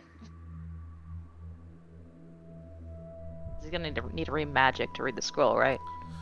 Fortunately, with scrolls, you only have to read one page per scroll, and read Okay, yeah. magic is like what 2 rounds per level or something. So you could, if you're Oh, like excellent. level 10 or higher, you can read up to 20 scrolls. Outstanding. They have to be arcane scrolls, obviously. Yeah. All right, so he cast detect magic. Do you want to read the one that has the shields on it first, or the low level monsters on it first? Let's do the shields. Okay, so this is a scroll of 5 shield spells. So shield, the level 1 spell that gives you, it's like a bonus of 2 to your AC or whatever, or something like that. And then it like blocks magic missile charges Cool. outright. Just bling bling bling bling bling.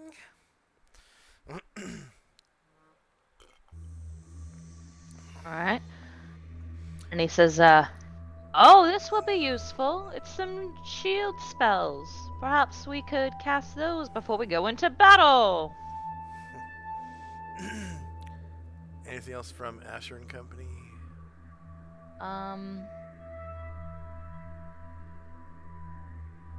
No, because Antar already took an action, so he can't heal. So, oh, Varen's gonna attempt again to close his mind. Okay, paralyzation -4.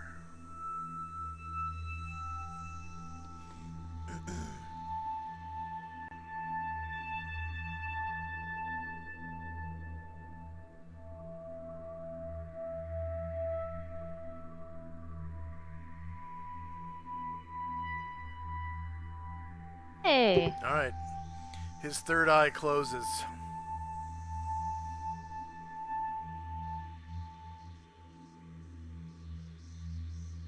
That'll be it for me this time. Okay, the psychic world disappears for him.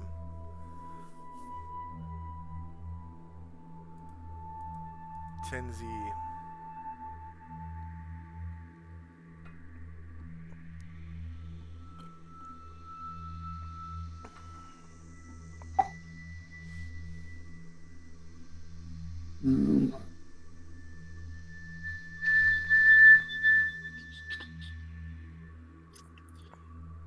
I guess that I will. I'm gonna use the Side of Ashfield to cast Bless before we move. Okay, that's got a really big AOE. Yeah. Bet it gets everybody.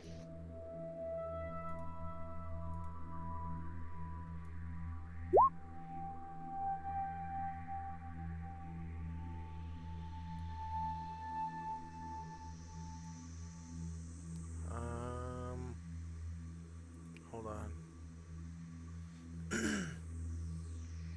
Yeah, keep casting it.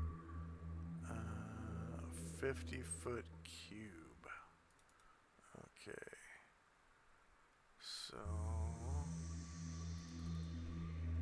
50 and square. Oh, radius. Right, so 25. Hopefully that works. Is that 10 squares wide? 1, 2, 3, 4, 5, 6, 7, 8, 9, 10. Yeah. 6, 7, 8, 9, 10, 11. Wait. 1, 2, 3, 4, 5. Yeah, it is 11 squares wide. 6, 7, 8, 9, 10, 11. Weird.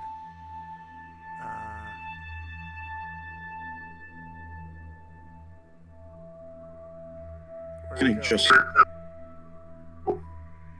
I'm sorry, I moved it a little bit. We can just ignore the very far left.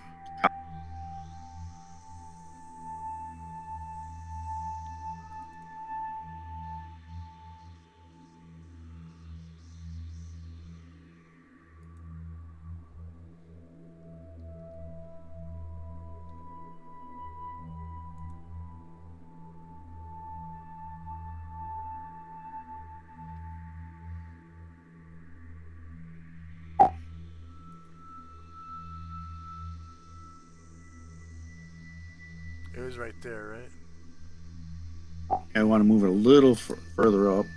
So like here.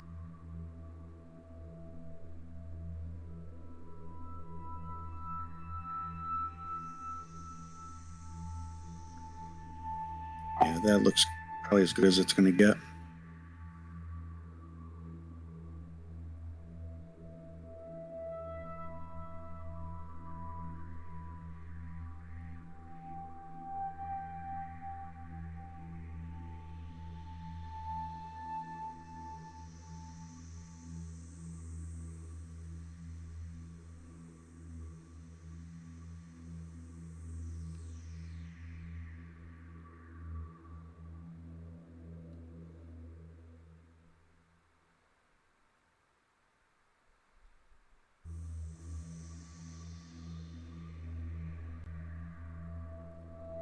So you guys can both see the blue square aura, right? Yep. Okay, so bless is a pink angel face, and we'll put a 1 on it.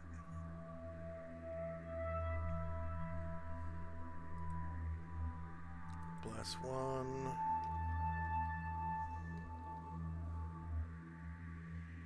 Uh, 6 rounds.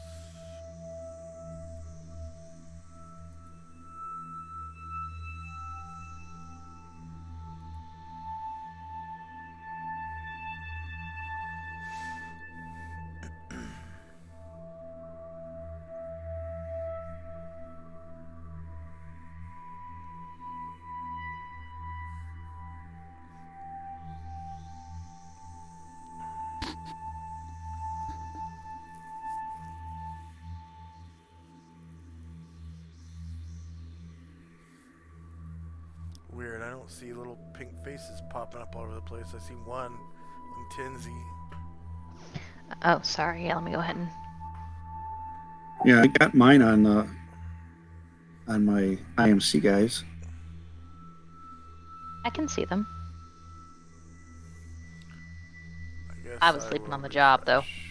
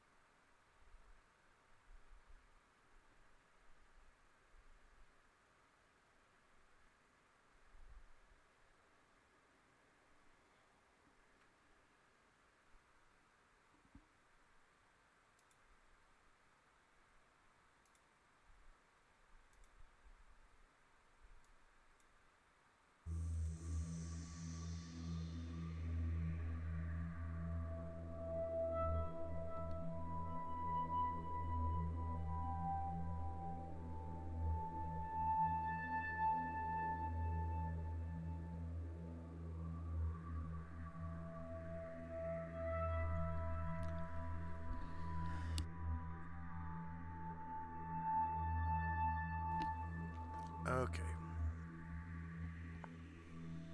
So you can go ahead and delete that bless template.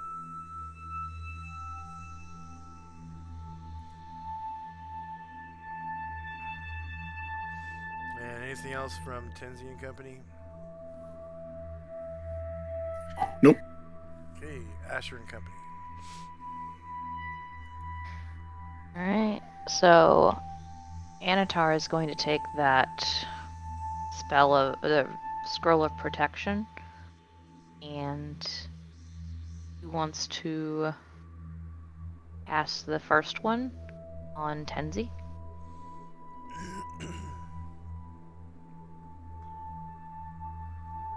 He's using A what? shield on spell, rather. Tenzi? Oh. The first of the 5 shield spells. I think you can only shield yourself. Oh, is that right?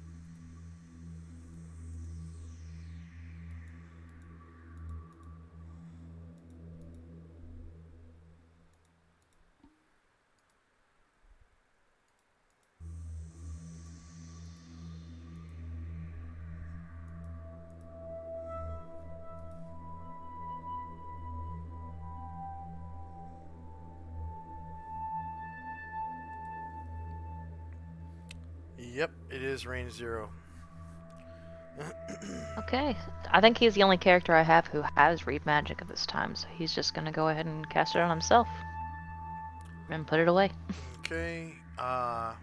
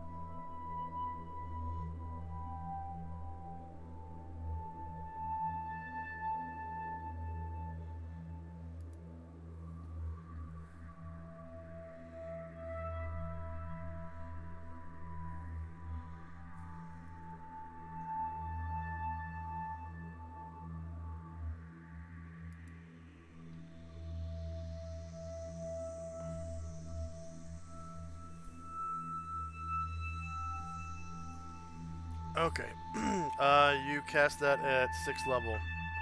Go ahead and cast Okay. the shield spell.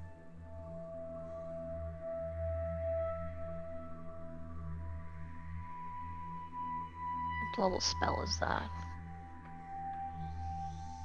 First. First, but you cast Okay. it at level 6. Oh yeah, I just wanted to know where it was in the template.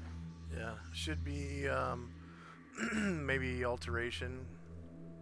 Evocation. Oh, it's evocation.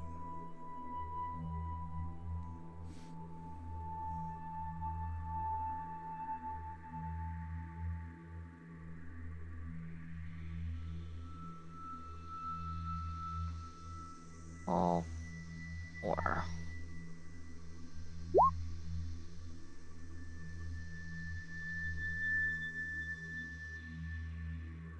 No, level 6. oh, my bad.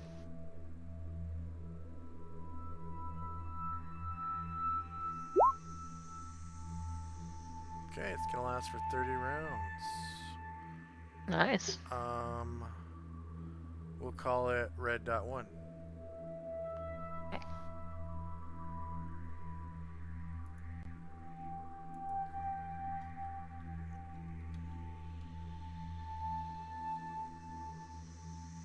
And then do prayer and bless stack? I feel like they do, but I don't remember.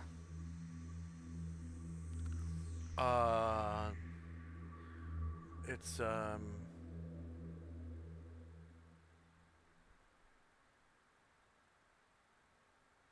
prayer. Uh,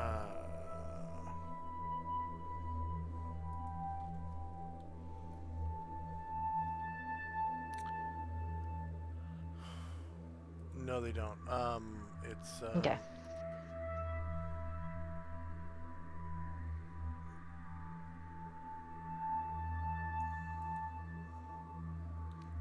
righteous wrath is a faithful. I think that's what it's called.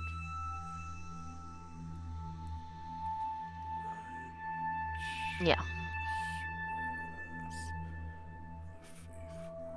It's chant, uh, prayer.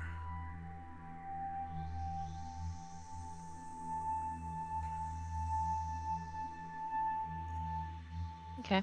Well, in that case, Varen's gonna cast chant. 'Cause that'll stack with bless, right? No, prayer. Oh, never mind. Oh, only prayer does. Well, then Varen's gonna cast prayer. Bless prayer, and it's not righteous wrath of the faithful. It's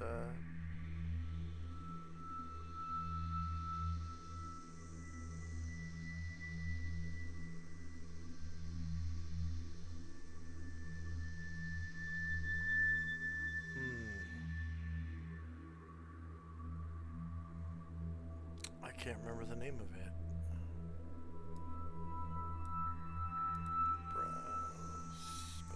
You said chant earlier. Is chant what you meant? Chant and prayer stack. Yeah, I'm just Oh, trying chant to and find prayer the third stack. Okay.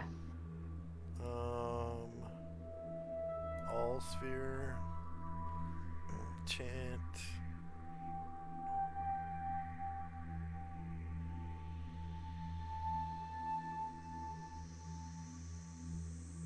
Varen used to cast it all the time. Yeah, I know he would do righteous wrath of the faithful quite Maybe a it's lot. a combat. No, recitation, not righteous wrath of the faithful. Oh, yeah. Okay, so recitation. Index 5. Recitation.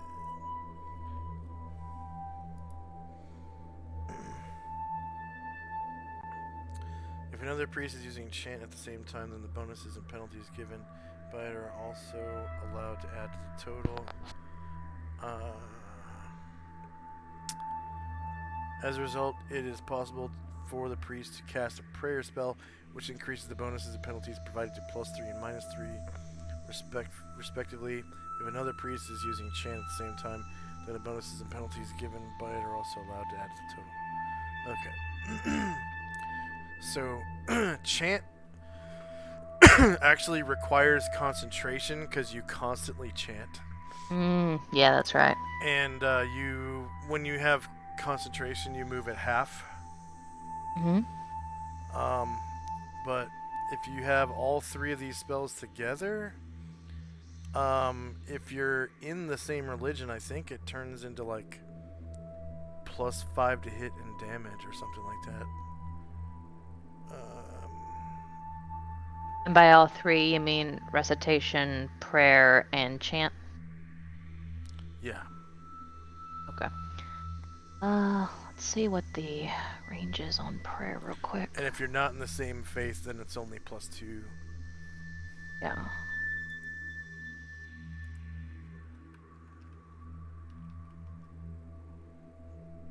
Radius of 60 feet. So chant would be the last one you would want to cast. You Yeah. probably want to start with whichever one has. Oh, probably recitation because it's a higher level. So, you get a longer duration, and then prayer, and then chant to get the most out of it. Yeah, let's do. Have Jim cast prayer and Varen cast recitation. Okay. And anyone who is an Ushas worshiper, which I think is Tenzi, Yep. that is, you can go ahead and delete that bless template, Tenzi, the blue square.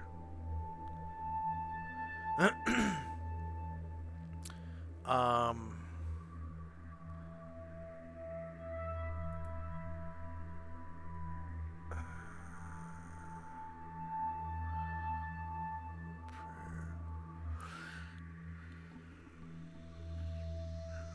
Okay. So prayer has a 60-foot radius from the caster. So that was from Jim. Yeah.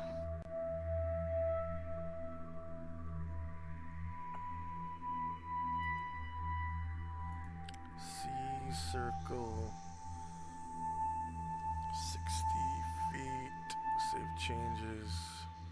Alright, so everyone in that circle gets bless. Or not bless. Prayer, right? Yeah.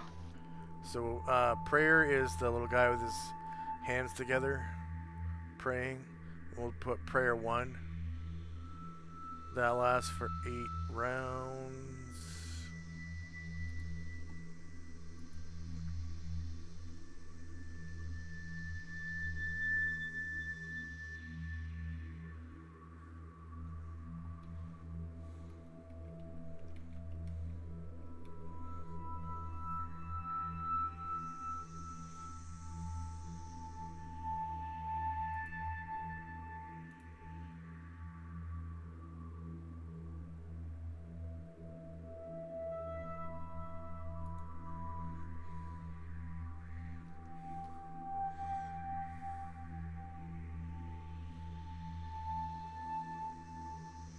And recitation will be, let's see, blue dot, no, blue's already taken, purple's already taken. How about pink? Pink dot 1 will be recitation, 60-foot radius from Varen. So hold on a second.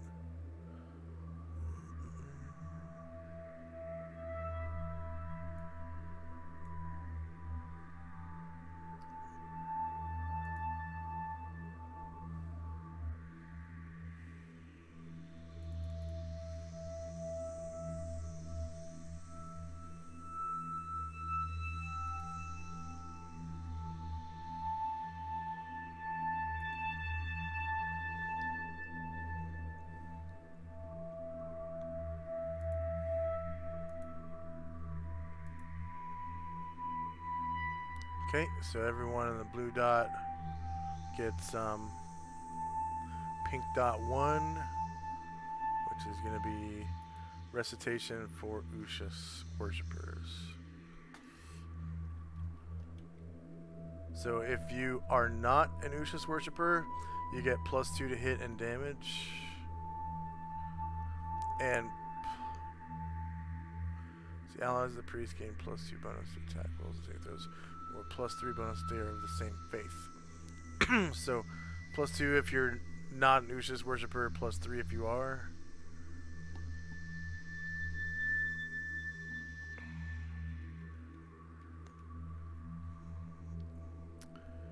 Recitation to shits. That lasts for 10 rounds.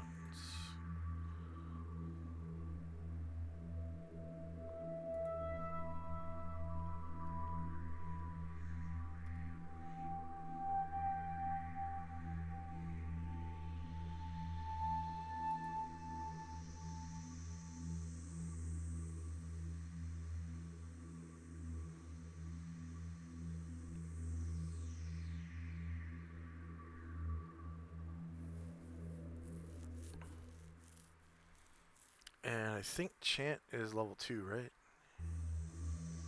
Mm, Yep. Okay. yes. Yeah. Alright, anything else from Asher and Company? No. Alright.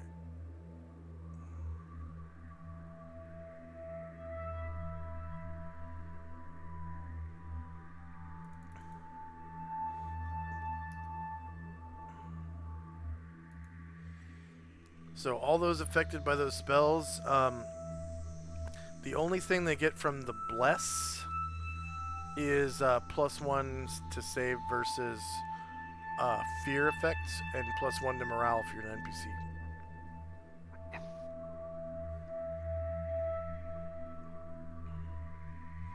Okay, anything else from Asher and Company? Not this time. Alright.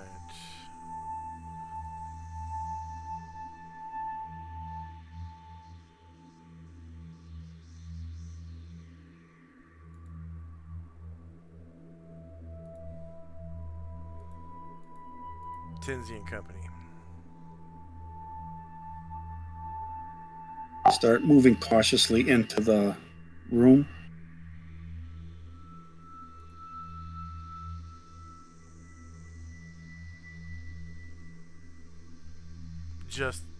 Just you? None of your soldiers? Yeah, every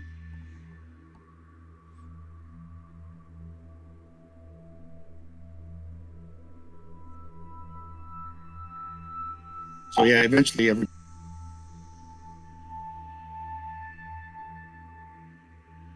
everybody will go to limit of movement behind me. So I'll let you move them.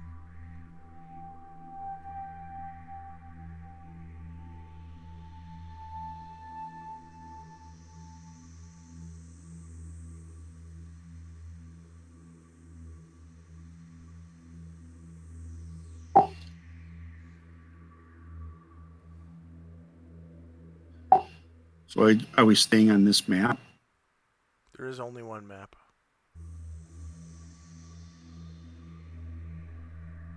If you scroll all the way to the right, you'll see. Well, I haven't seen you move any of your used to. soldiers yet.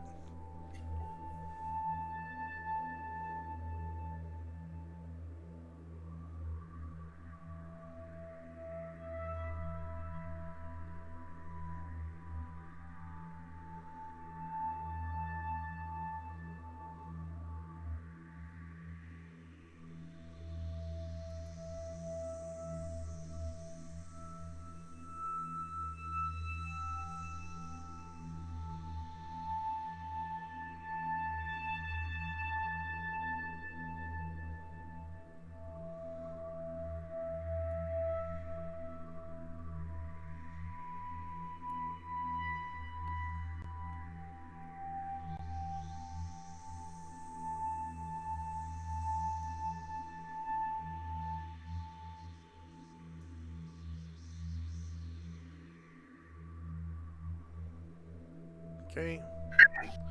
Your soldiers walk into a place of darkness and can no longer see.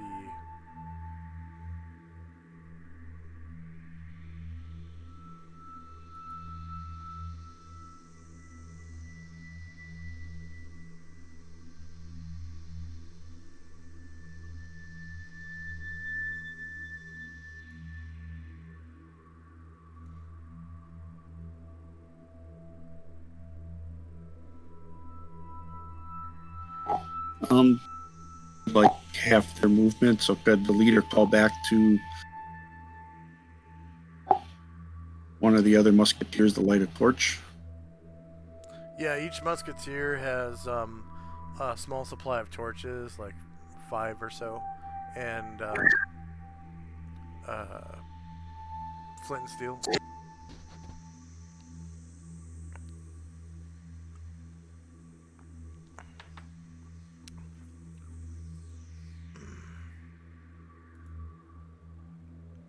And the torches are under miscellaneous tokens, light sources. I just got a torch on the veteran. So they're like right behind, in the second rank behind the guys that are in there.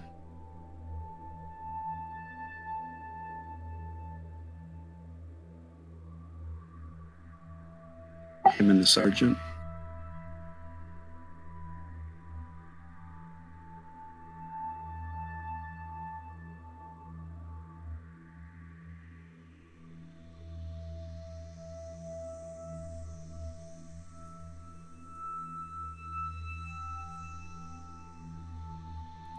So you can literally drop the torches yourself. All right. You can see, the faint glow of the purple brine water stuff ahead of you. Also, it appears that there are 2 staircases, one here and one here, each leading up to the next floor. And in the darkness beyond the edge of your infravision, here you can hear the sound of slimy movement, not coming any closer or going any further from you.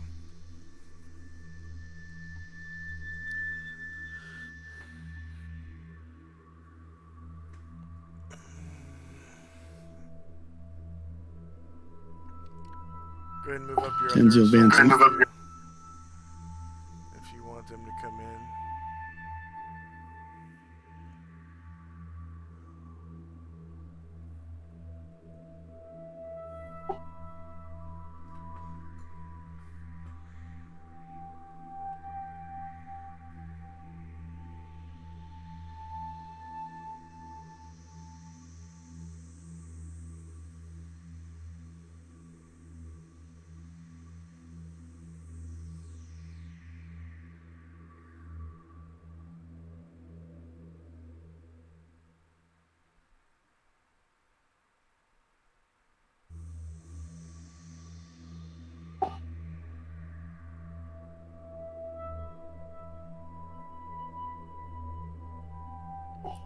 So then that second rank will be right behind the first rank.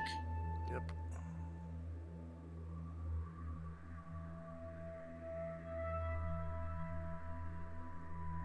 And then the other 2 are staying where they are. Okay.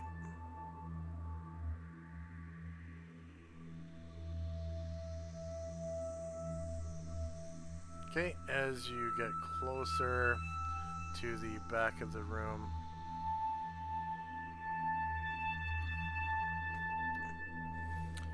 you can see 3 brain-like creatures. They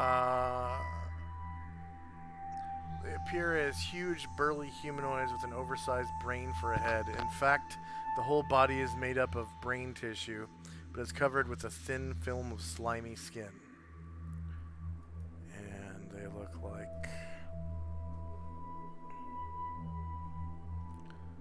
that. And your other rank moves in behind.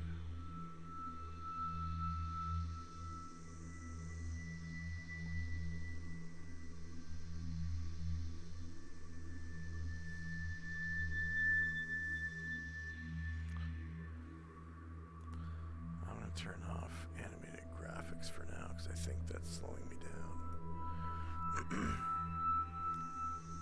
Oh wow, it's not at all. That's not the animated graphics. Weird, I wonder what it is.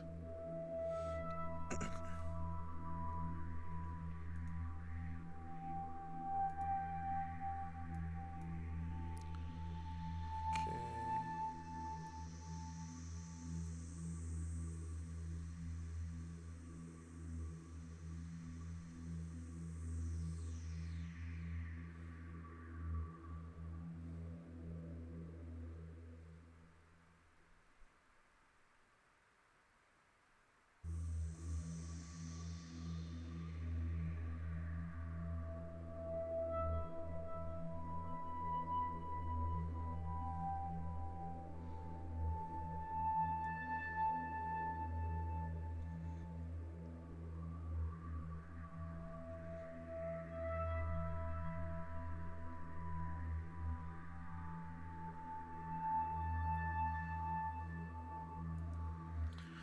And you hear that voice again in your head speak to you in the common tongue.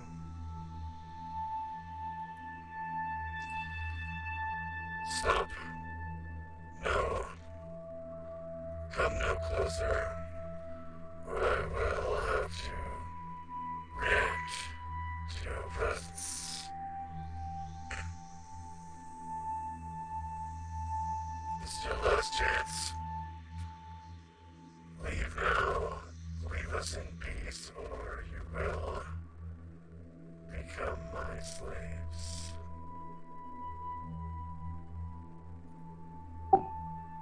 We came to help, but you attacked us. Now we have to defend ourselves.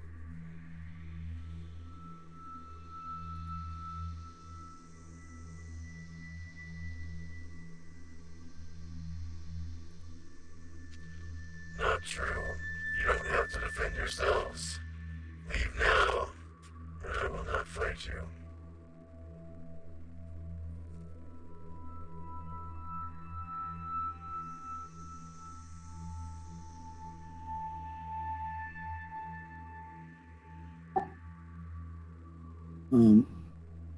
I'm not going to reply to that. I'll wait for Asher's turn. Okay.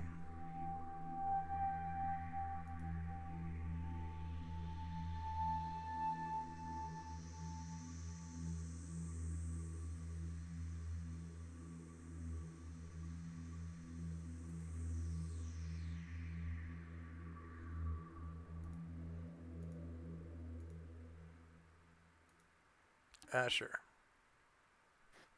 Alright.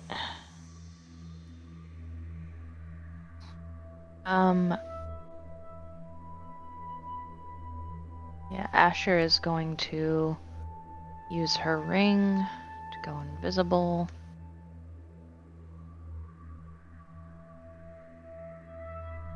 Or actually, hold on, before she does that.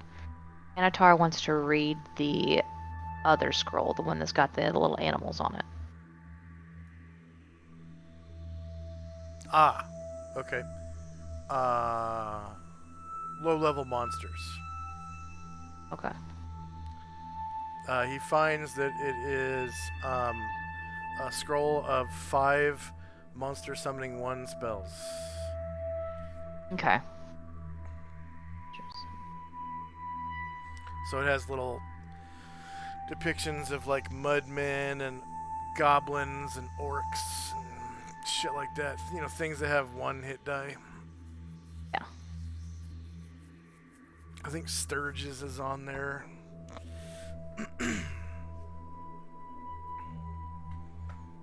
And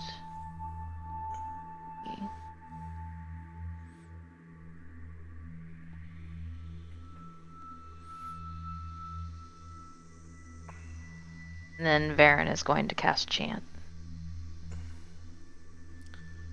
You're gonna devote Varen to chanting instead of fighting? Oh, I'm sorry. You said you had to concentrate on that. Never mind. Alright. I guess that's about as good as we're gonna get. So we're gonna move in. I mean, you can if you want to. Jim? No, I had forgotten. Oh. Jim doesn't have it memorized, but he should in the future now that I have a better understanding of how those all stack. Yeah, let's see.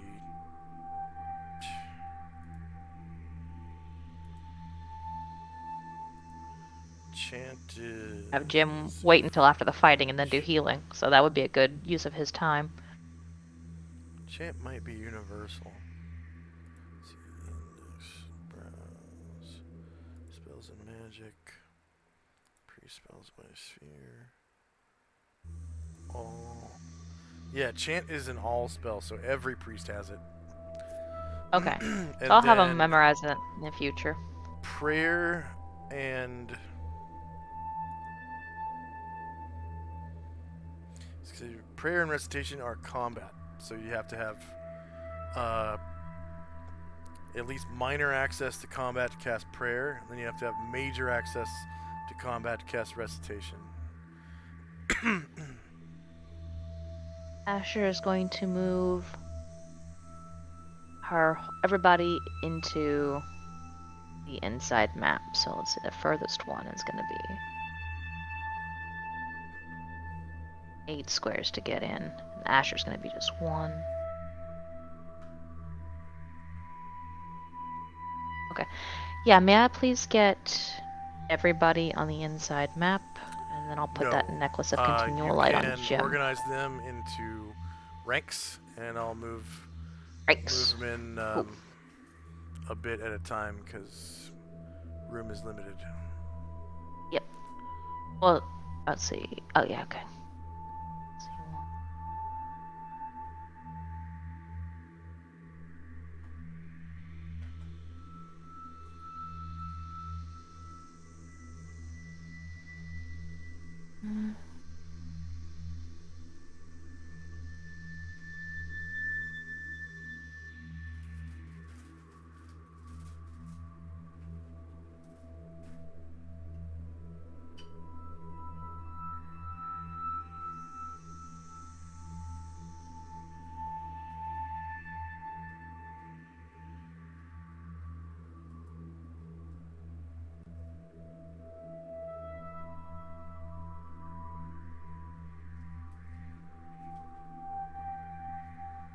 Alright, so your first rank goes in.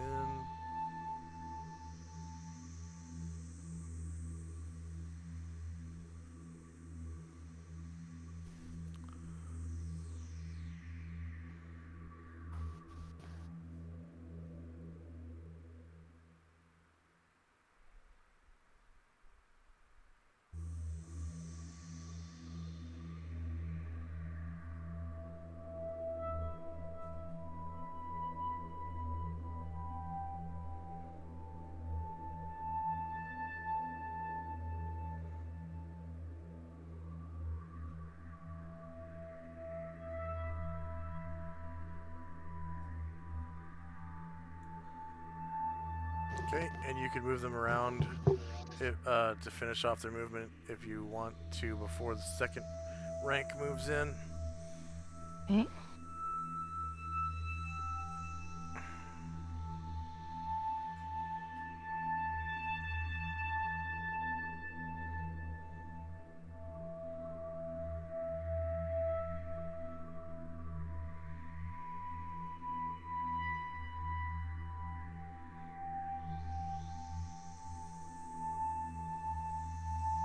Oh, initiative.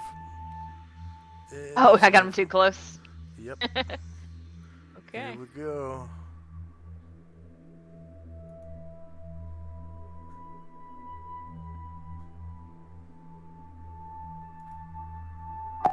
Oh, wait. I think she moved mine. Oh. Oh, I sure did. Sorry. Let me put him back.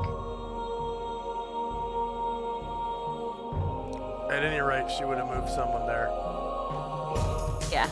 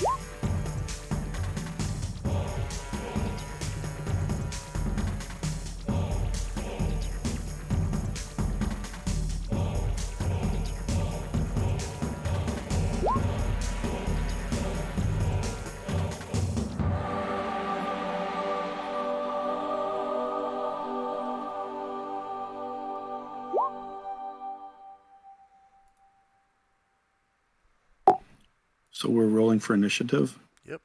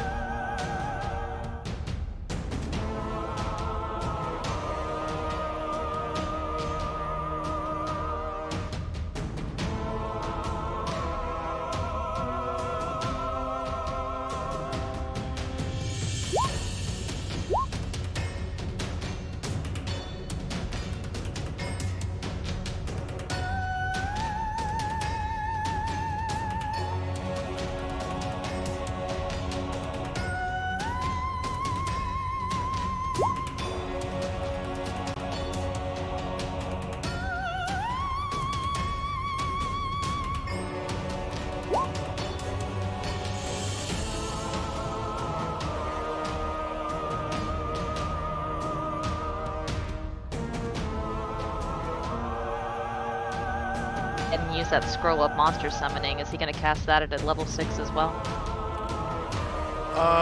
Let's see. You gotta be level 5 to cast it. Yeah, it's gonna be cast at level 6.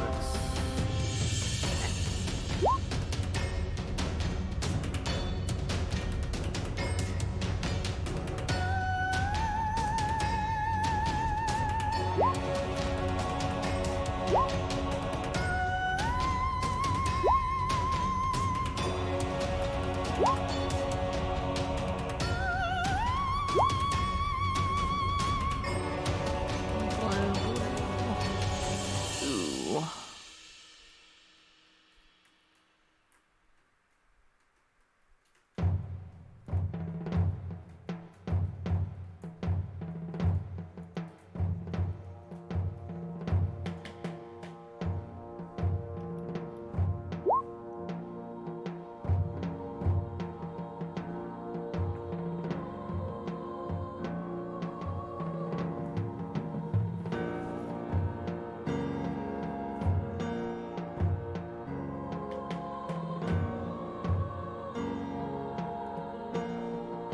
And Tenzi will need a second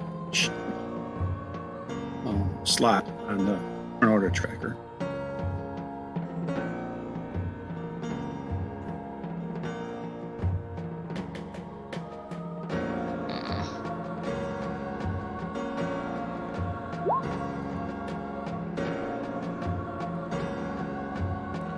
There you go.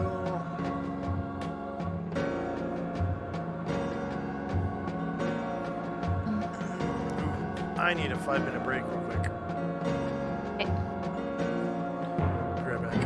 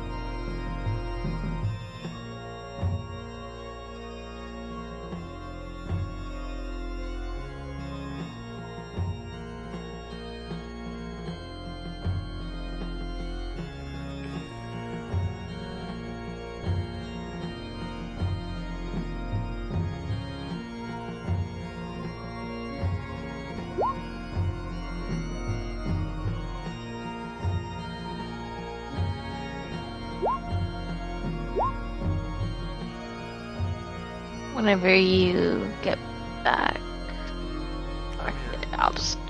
Okay. May I please get 2 more turns for Varen?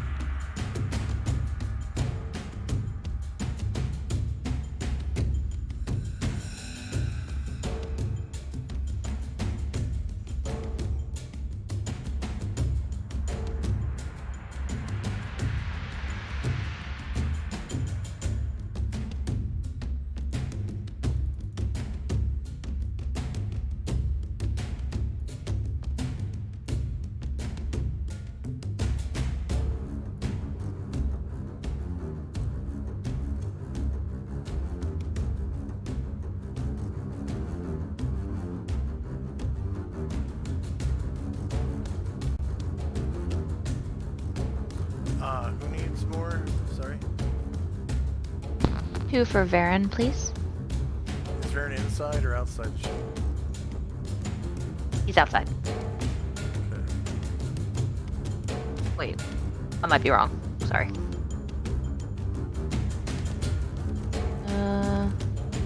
Inside. Sorry. Right near the door.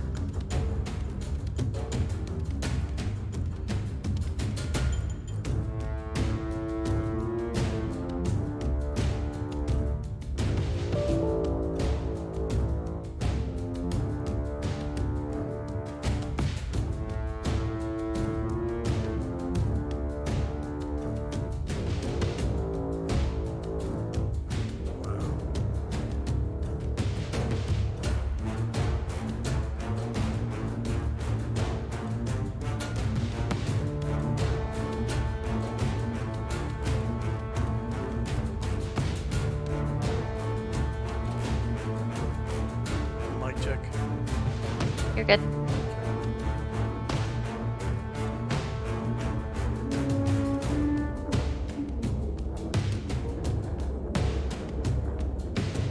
Okay, so Varen's inside Yes, right by the door. to the left of Anatar. Correct. Okay. So he needs 2 more, Yes, please. and Anatar needs 1 more. No, Anatar is using a scroll. Okay. I'll do it anyways, just because next round he might. Cause Yeah. he doesn't have 2 attacks per round, does he? Or is it 3 for 2? Pretty sure it's 2 per round. Let Okay. me finish up Varen. I'll double check.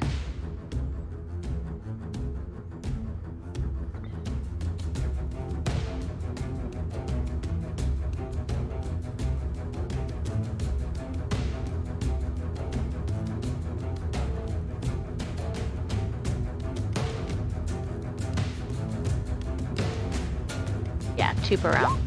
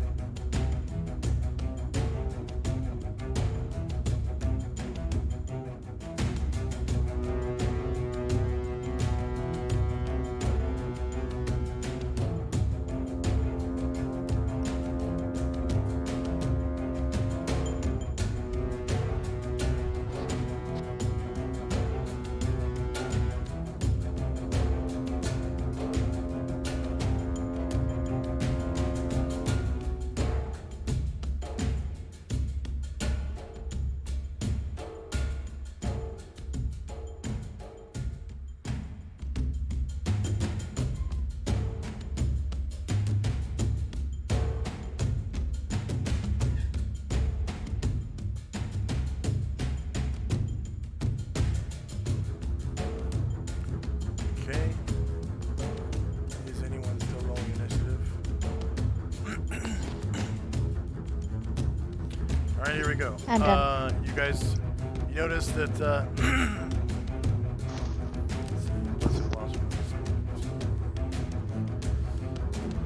you notice that the zombie-like deep gnomes have now joined in the fight and are coming towards the party with their pickaxes, and it seems like they're armed with other weapons as well that are kind of hard to make out from this distance. Looks like some kind of little dart. Something like that.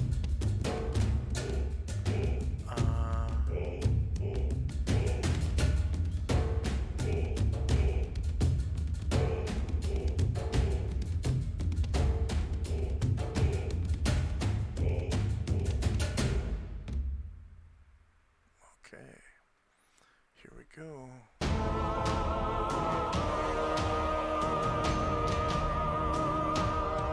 We got a shield spell. It's almost half past the hour. Recitation. Prayer. And bless. Antos unused second attack. First up is the Elder Brain.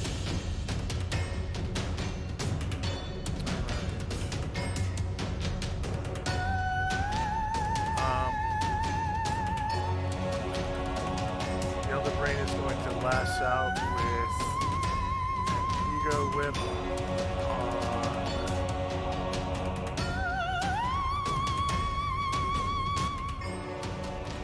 on Varen.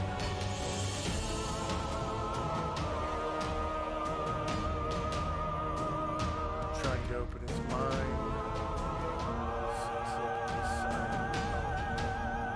He's in combat.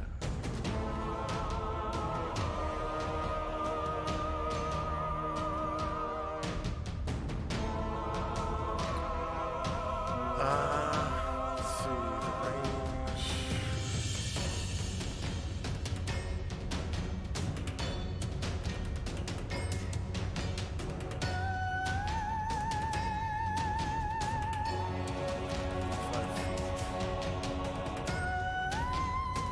He has no defense moves. His mind is closed right now. Spend 4 PS. It's MAC -16. That definitely opens Varen's mind. Okay,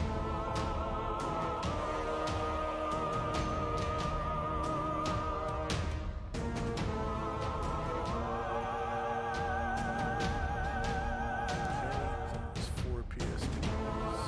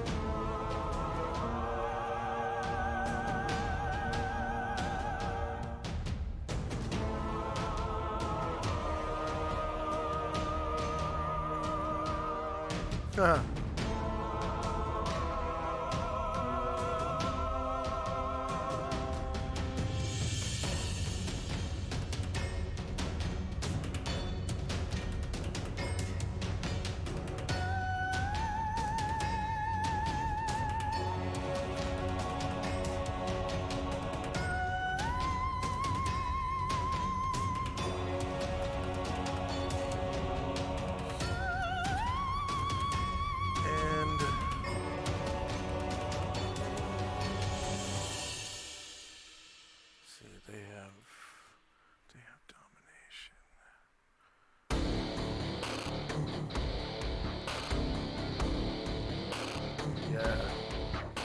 They have mass donation.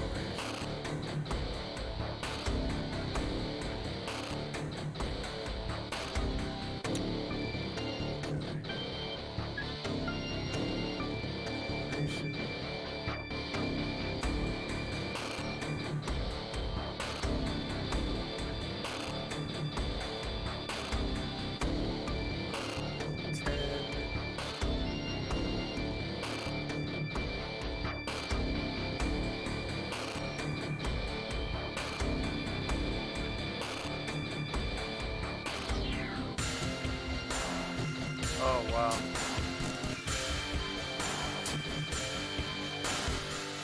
Baron's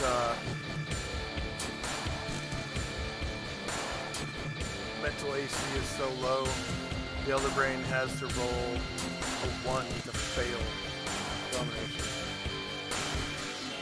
Cool.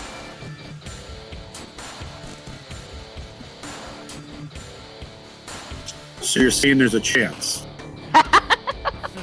There is a chance.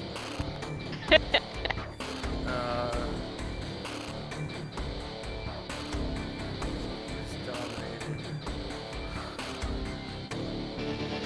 Is he dominated or is his mind open? His mind was opened and then he was dominated. Okay. So he is no longer purple, he is now yellow. Controlled by yellow elder.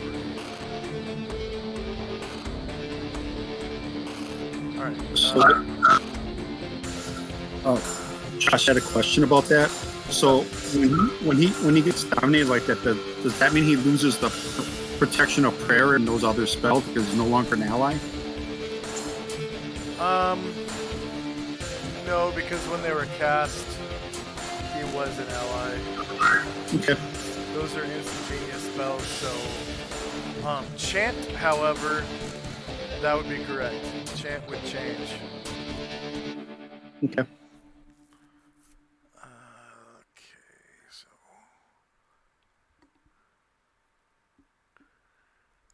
one of the Spurs Neblin.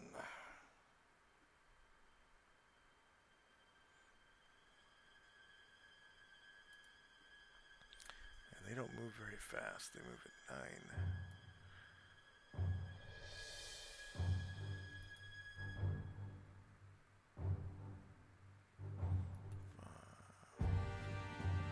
Seven, eight, 9. So it looks like they're coming over to the ladder.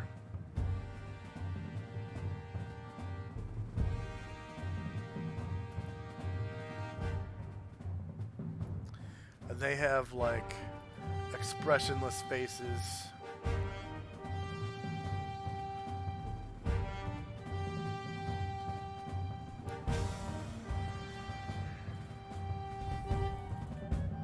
Okay, Varen.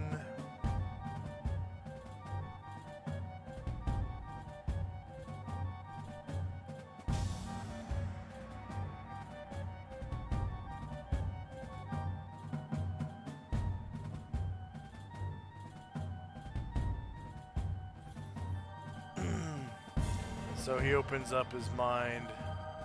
You can hear this conversation between them. Between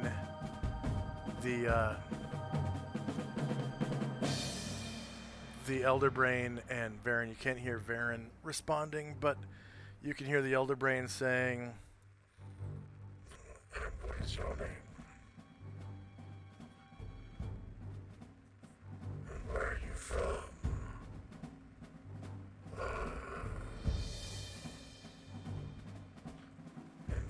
And I'm sorry, Josh, I couldn't make that out. what's your name? And where are you from?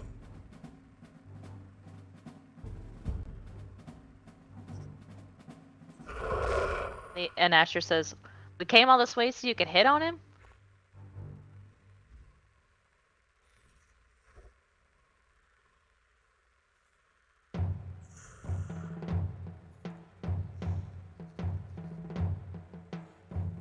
What are you doing here?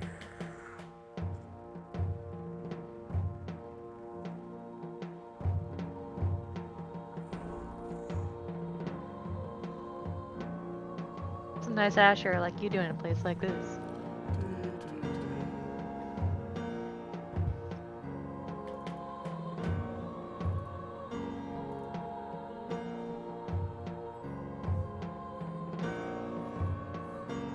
Actually, I don't like that voice. I like this one.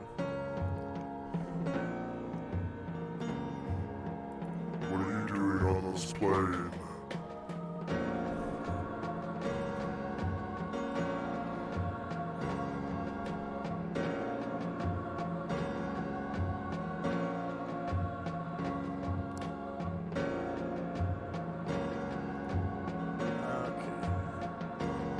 Baron is going to attack this veteran from the back unless it turns to face.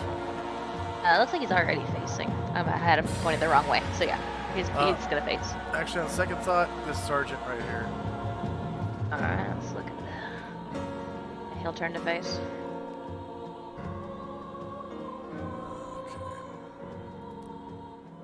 And he's attacking with Alabaster, the longsword +4 from the front. Short and melee, same elevation.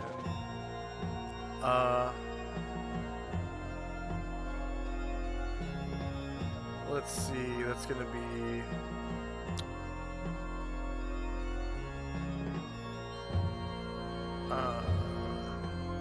+3 to hit and damage because he's an Usha's worshiper. And then prayer is +1 to hit and damage, so that's +4.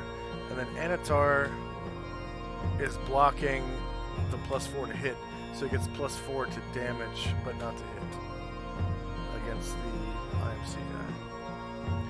So attack roll modifier is +0.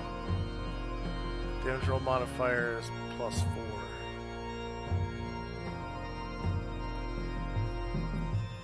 Hits -9 for 16 damage, dropping the sergeant in 1 hit.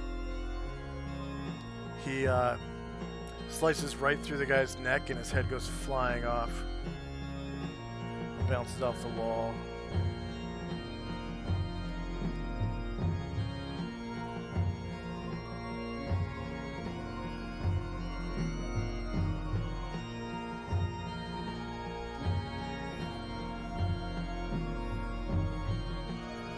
I don't understand why the Iron Star Company hasn't blackballed Asher from contracting any of these guys.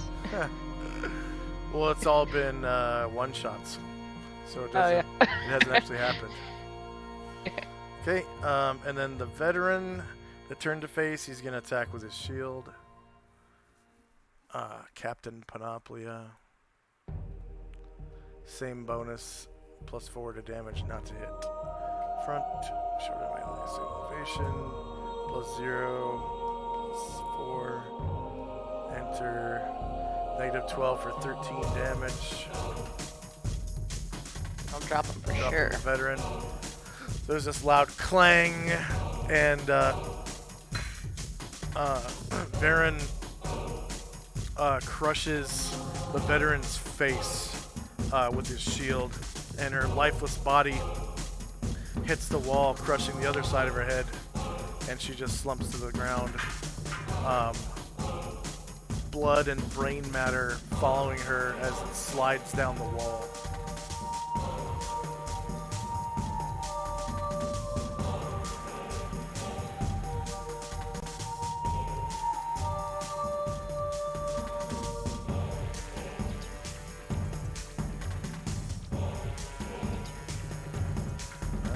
Another Swerve one.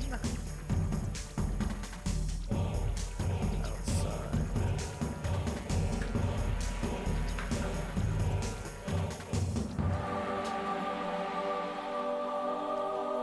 That's the one down by the camels. So he is going to walk up the...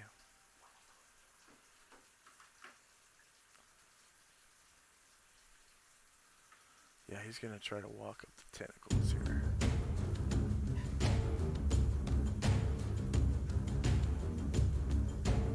So 1, 2, 3, 4, 5, 6, 7,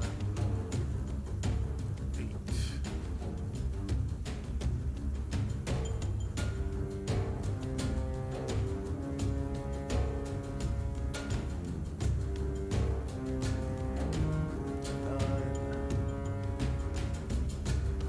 Next up is Asher.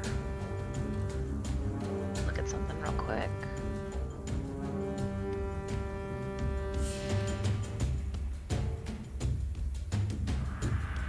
Alright, so Asher is going to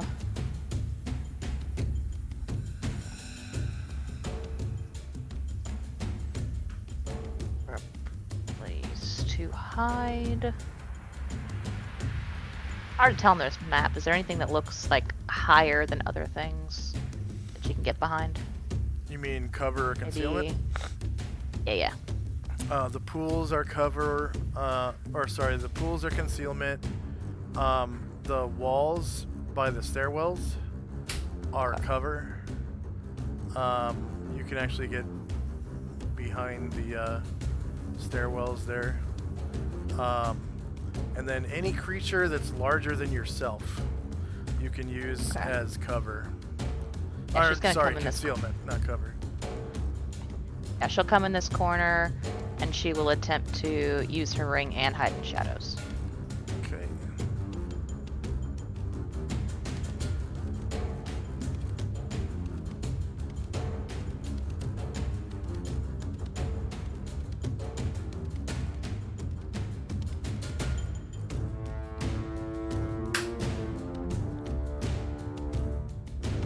Alright, the first brain golem.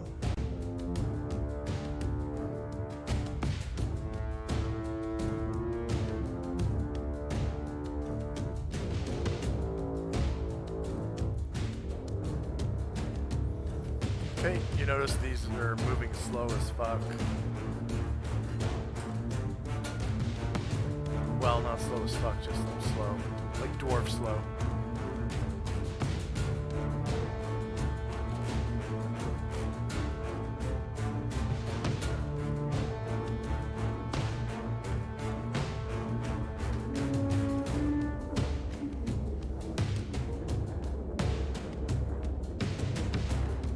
Alright.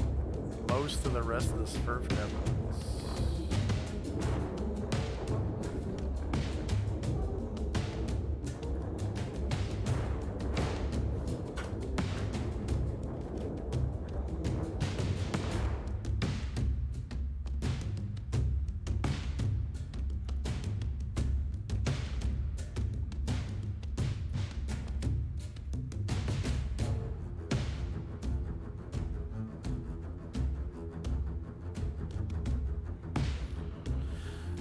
Okay, this Svirfneblin is going to walk up this tentacle here. What the fuck?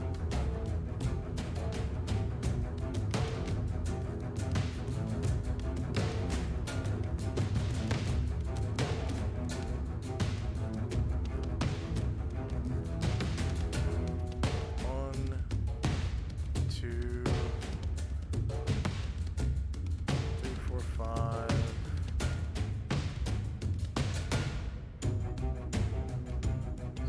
6, 7, 8.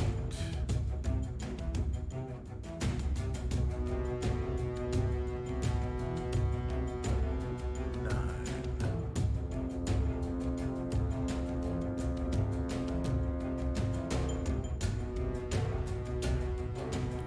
And this other one is going to try to do the same thing.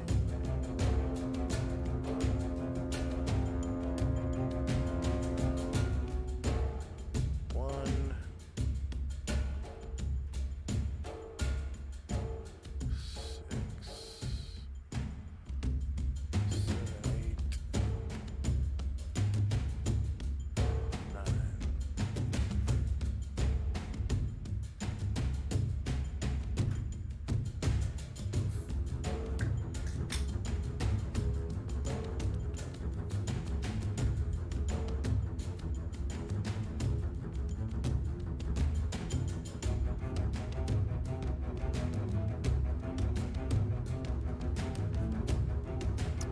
And the third Svirfneblin, okay, is going to do the same thing, walk up the tentacles. Actually,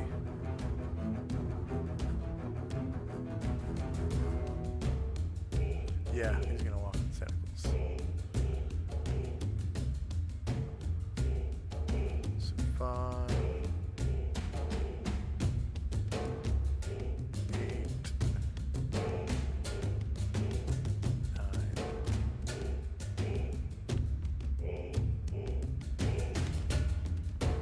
9, and another brain golem.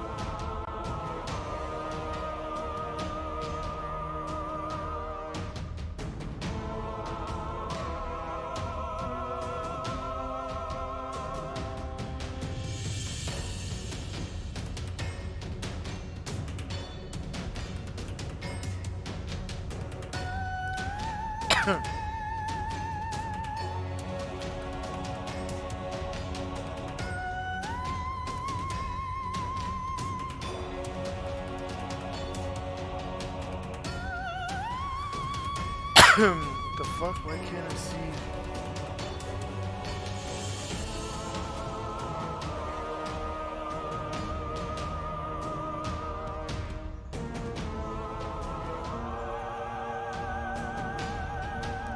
Okay, Mind Flayer's moving 12.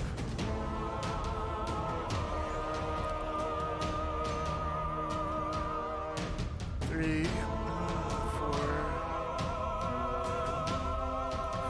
5, 6,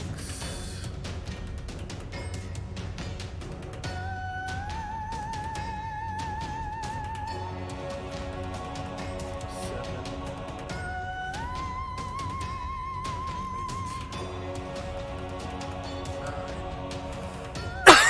9.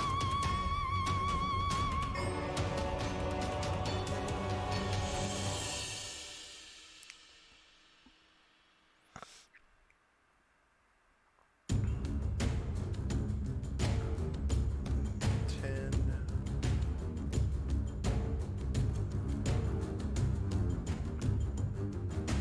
11, 12.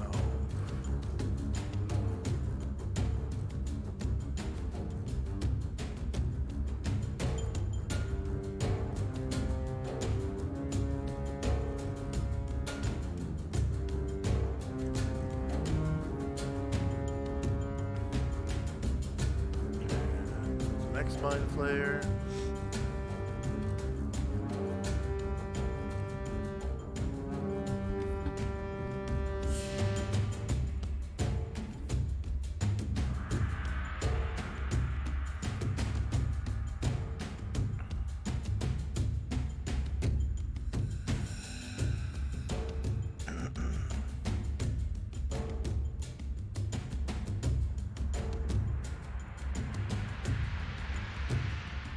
Two,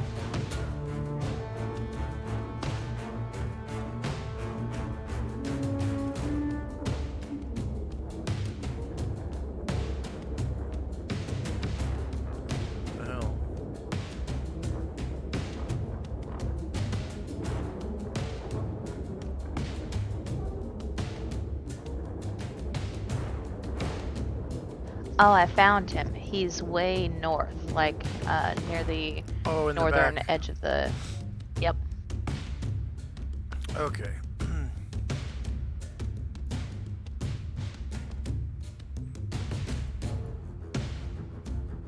Two, 8, 9. Okay, Anatar.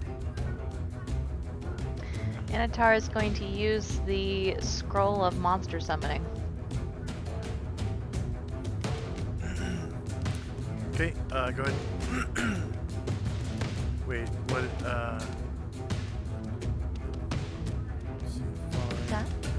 monster summon. DM button. Whee!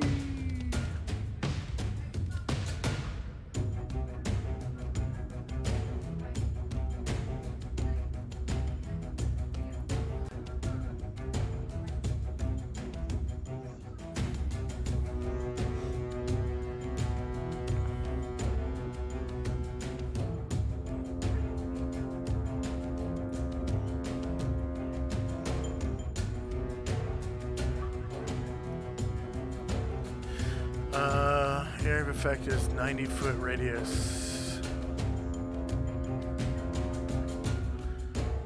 Which, of course, goes out to the limit of your vision in here. Okay, so where in the room do you want them to appear?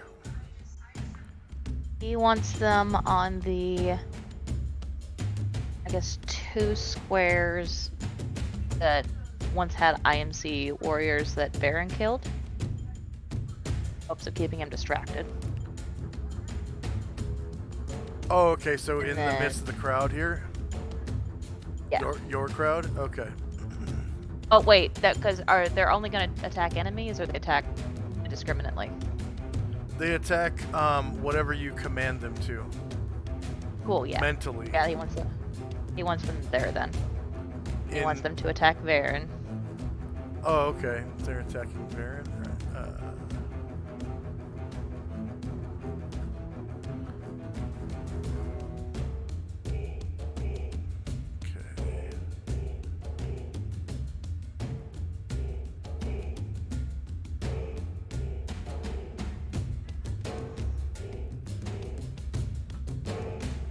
No.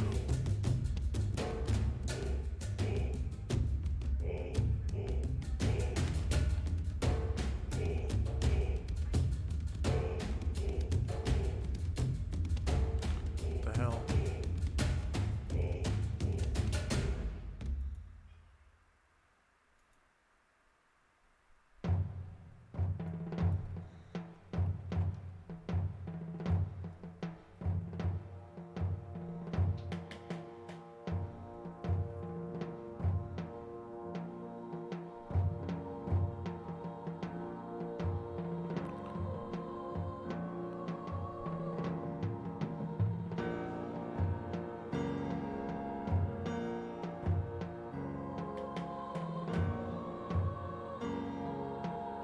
There we go.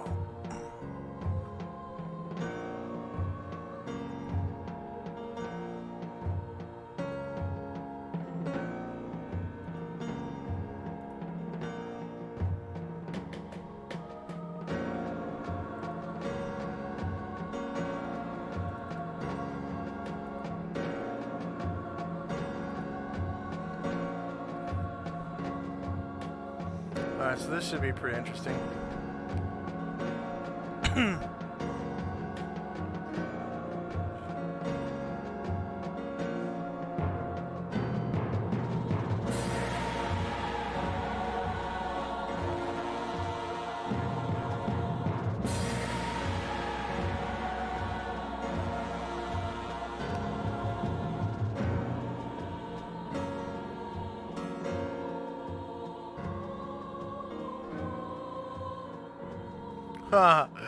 Oh, wow. What? It said 100% of the ants that show up are workers. I rolled D100 and it came out 100. Huh. Okay, so copy, paste. and paste. So 3 worker ants appear.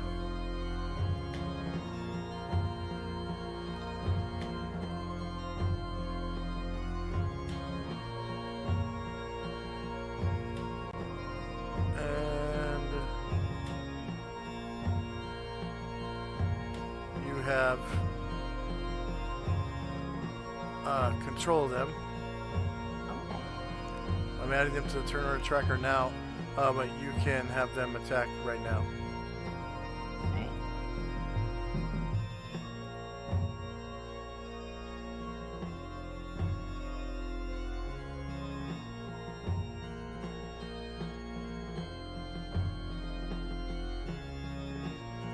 AC1 is a miss.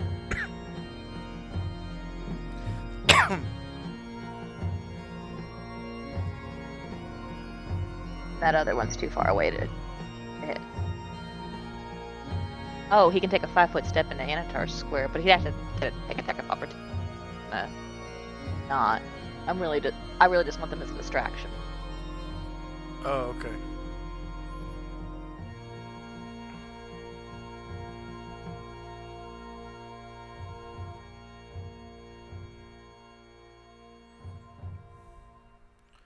Okay. AC10 is a miss. AC1 is a miss. And Anatar, because he uses scroll, he can't take movement this round, right? That's correct. Tenzi. Kenzie will take a step back, run up, and fly to kick.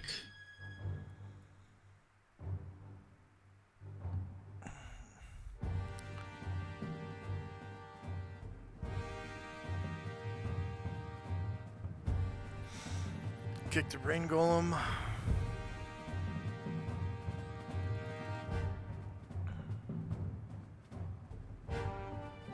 Or not. Okay.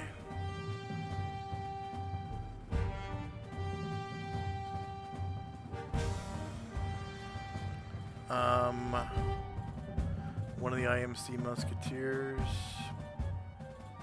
Looks They all did. he's inside.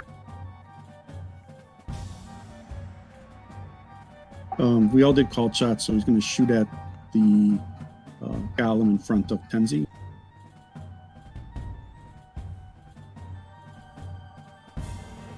The brain golem in front of Tenzi. Okay, go ahead.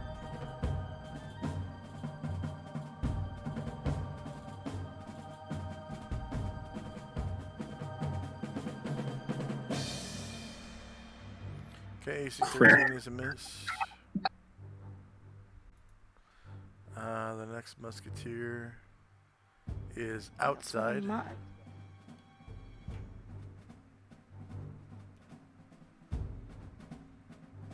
Yep. Alright, so he did roll the called shot, but does he have to take one if the person he wants to shoot is not in melee? No. He just take a regular shot.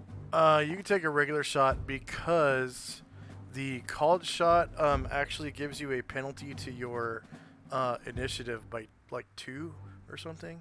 Yeah, for initiative, yeah. Yeah, so if you want to stop aiming carefully, you can.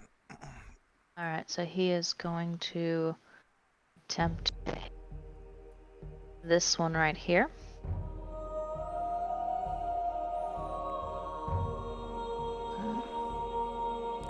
Shooting a Sverfneblin? Yeah. Which one? One up above, or? Yeah, the one above. Okay. So I guess it'll be lower ground. Alright. Yeah, you'd have lower ground.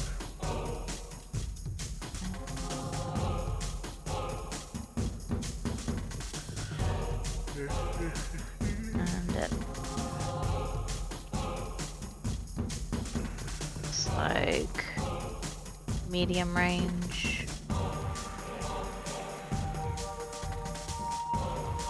And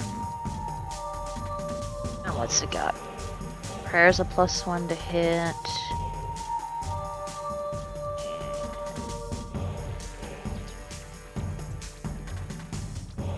What's recitation do? I forget.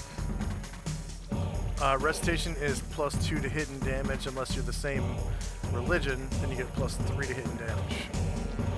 Okay, so between the prayer and the recitation, he gets a total of +3 to hit And damage. and damage. Okay. Still pretty terrible. Okay. Okay.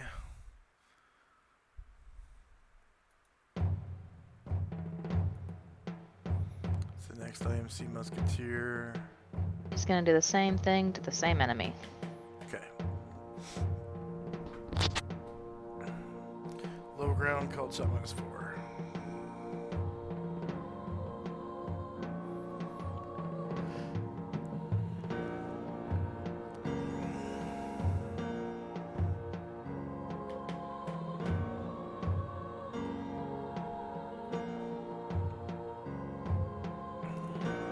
So that cancels out your +3 to hit and gives you a -1 to hit.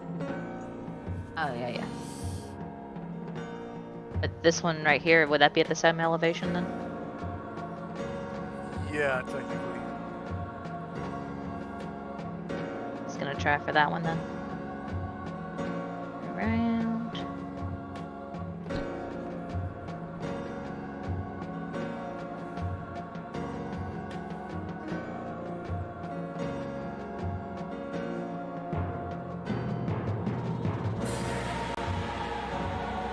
Nice miss. Karen Gore. Our beautiful red-haired elf. Yeah. He will step. Long red hair. So pretty. Touches the ground. He's gonna step over to this one and use his trident. It turns to face. Okay.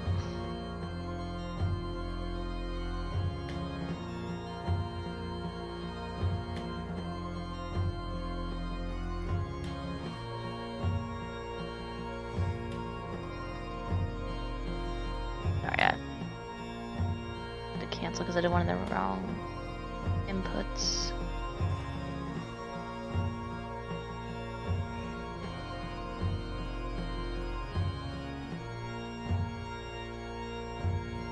-9 hits for 18 damage.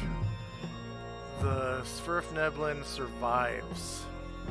18 damage.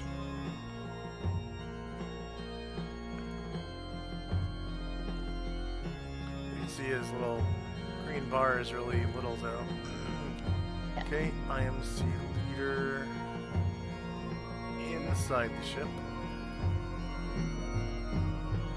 He is going to target the golem in front of Tenzi.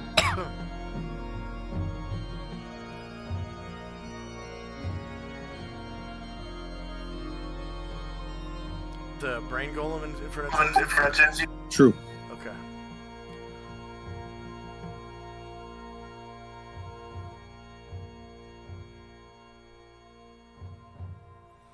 Oh, rolls of shit.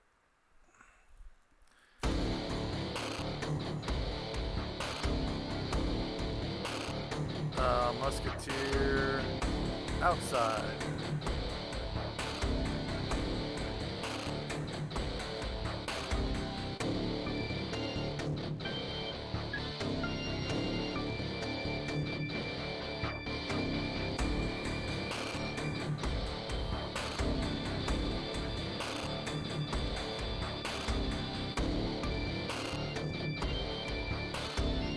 AC 10 is a miss.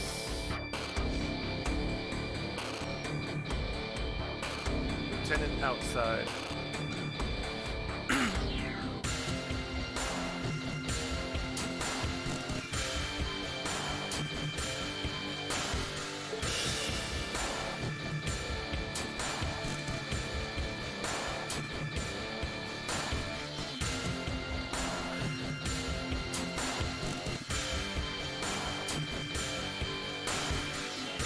AC 10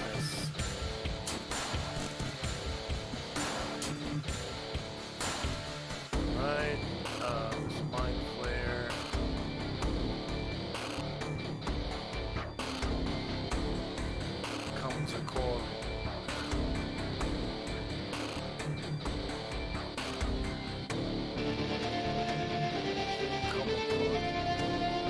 3.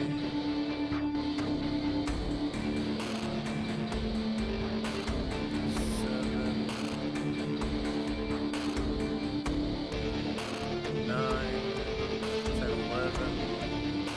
12. So you guys can see our mind player come around the corner from inside one of the stairwells. Nice. Here inside.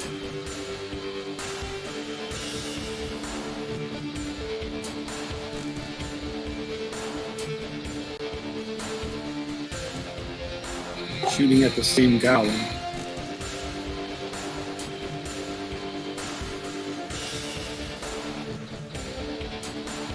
Oh, you know what? They can't even see. They can't even see past where Tenzi's standing. Because the room's not lit. Does Tenzi have light? Doesn't have a light. Nope. There's a torch right behind the musketeer. Yeah, the torches only have 15-foot radius of light.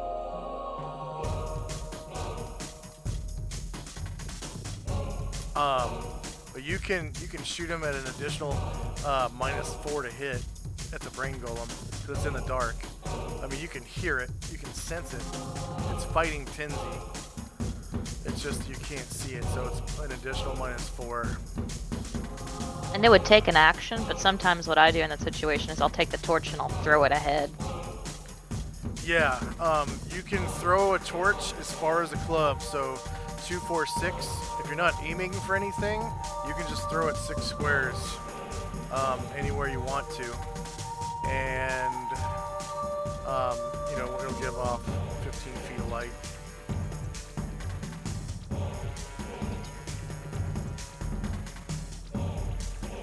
And I'll let you light and throw a torch in the same round. And this musketeer will hold the end of the round so that he can light a torch. Okay.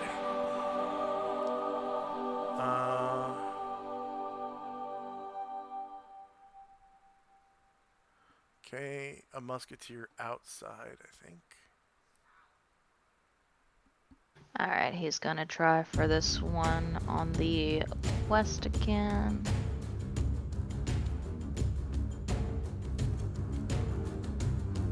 Let's see the distance on that. Medium.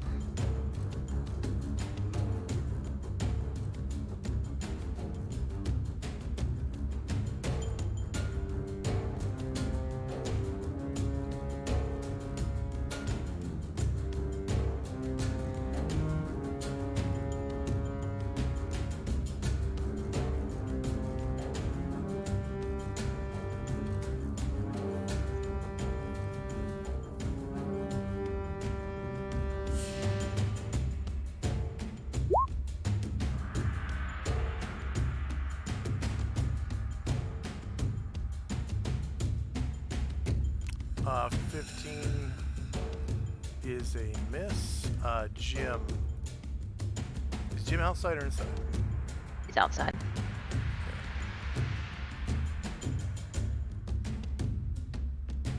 So not for this turn, but for my next turn. Would these Smurf Neblins, do they seem more like monsters or people? Monsters, right? They're gnomes, so they're demi-humans, they're people. People! Nice. Alright. He is... Where is Jim? Out there. Yeah, he's going to kind of... They're also a player character race because Zaldi is a Smurf. He's gonna kind of back up out of group. And get ready to do some magic, but he's good for now.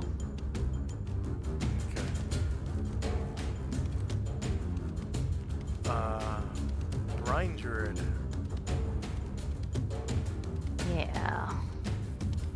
Let's see.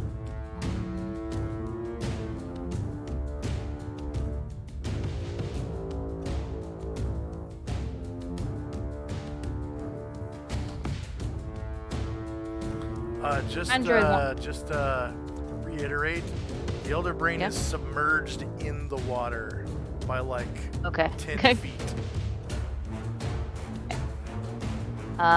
So Brian Druid wants to.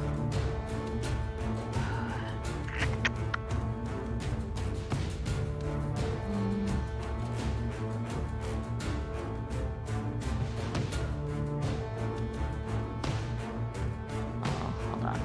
Trying to determine my threat level out here. Yeah, he'll go ahead and pick off this one real quick.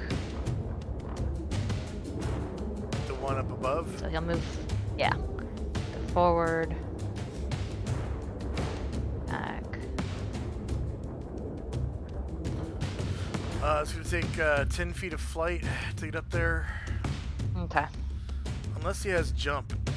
Does he have a jump movement rate? I don't think so. Let me check though. That might be crystal dragons.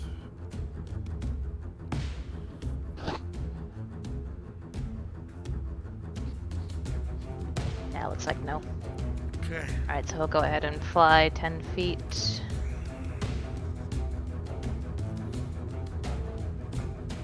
And remember, half move to stay aloft as well. Yeah. Go ahead and bite.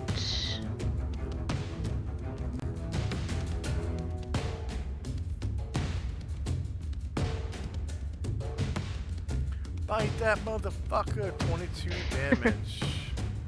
Yeah, you definitely hit. Go ahead and describe how you take him out. He just like flies up, chomps down, rips his head off, and then he is going to. I love Red Druid. Yeah, me too.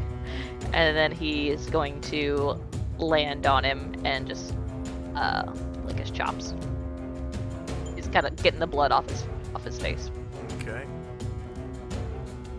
Alright, the brain golem that has not moved yet, that rolled really bad initiative.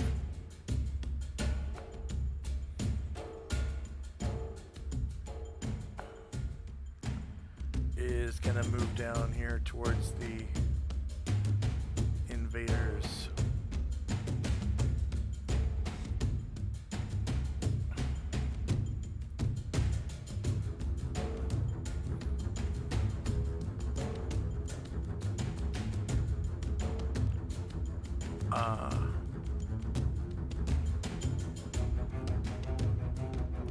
IMC Lieutenant.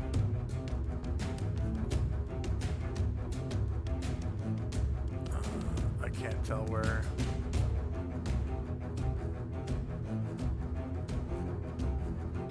Outside. Oh, okay. Let's see. He's gonna try and hit the same target the other ones were.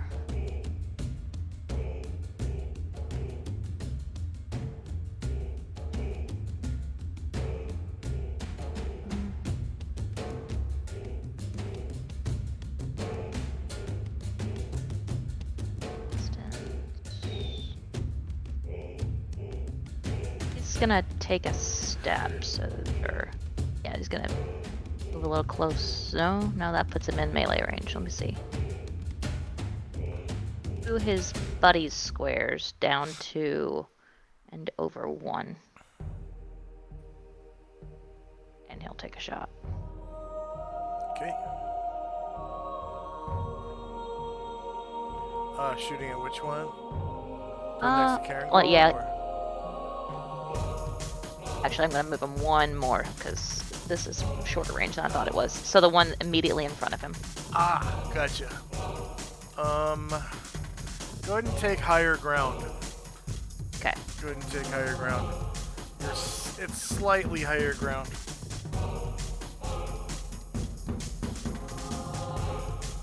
Like maybe 2 stairs worth.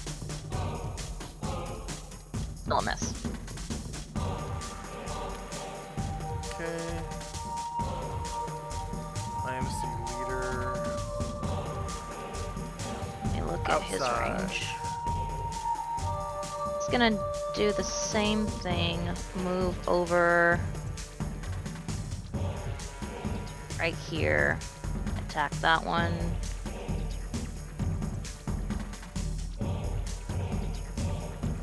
Yep, go ahead and take higher ground.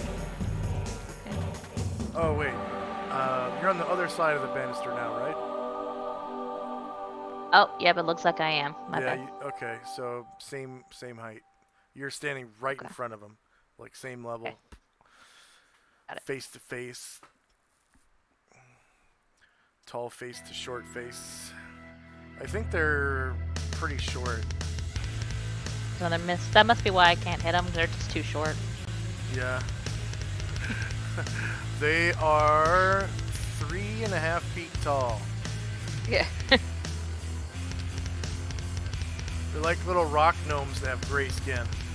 About the same size. Rock gnomes are the common gnomes you find in the hills that have the little pointed hats and whatnot. Yeah. Like David the Gnome.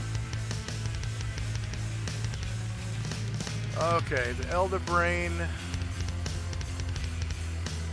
lashes out with an Ego Whip against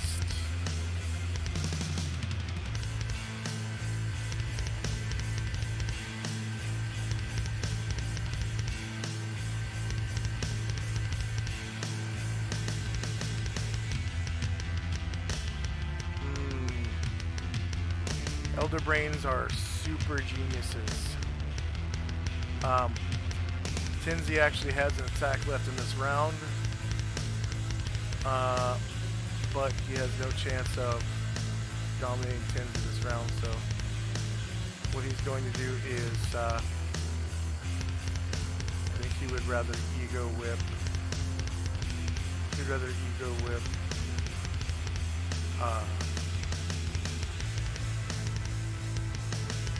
the Eldritch. That's a much more powerful adversary.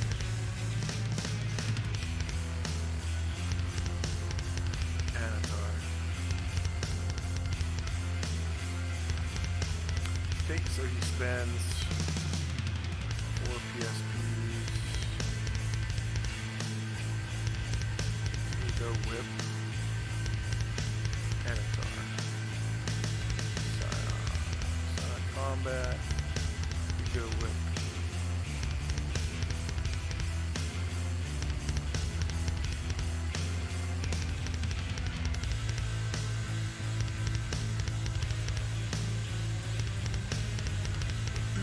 So, Anatar opens his third eye and sees the psychic world momentarily. Far off is the Elder Brain submerged in the tank. He can see the outline of the Elder Brain. Everyone else around him is just a blob of light. And a whip reaches out of the tank and whips at him. He looks down. He can see that he is also just a blob of light. No form or anything. The brain golems have their forms, and so does the Illithid. They came around the corner. No defense modes. Mind is closed. 4 PSPs. Hits NAC of -21. That hits. Opening Anatar's mind.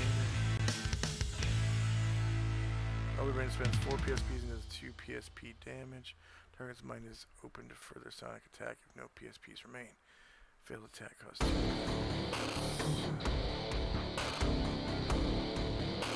So he now has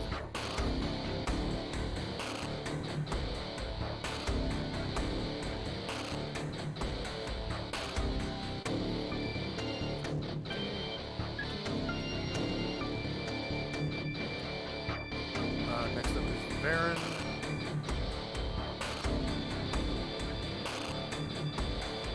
Baron is going to attack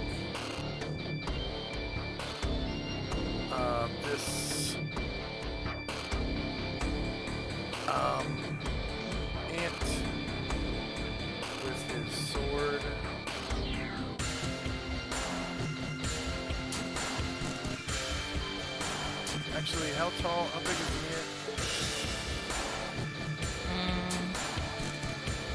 They are tiny. 2 inches long. Wow. He's going to try to trample. So the worker, both the worker ants within range get attacks of opportunity against Baron right now. Okay. And then this one has to roll a save versus paralyzation. Oh, hold on, that's the wrong one.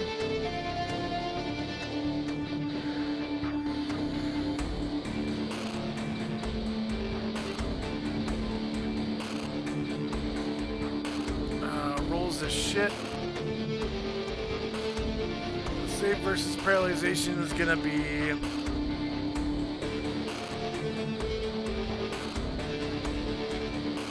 Damn it. failed because of that. Yeah. The other ant gets attacked as well. AC1 misses, so this ant is pushed to the. Oh no, he failed. Okay, so then Baron gets a touch attack, trample.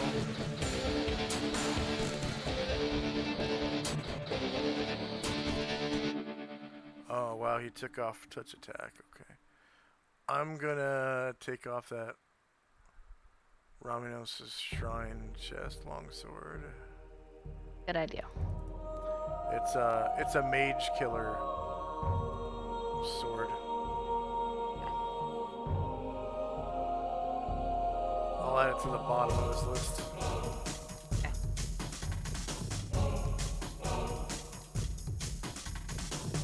It's +1, +2 versus magic users or something.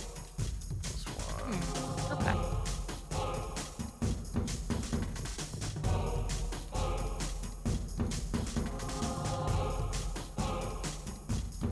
Versus mages from Raminos' Shrine.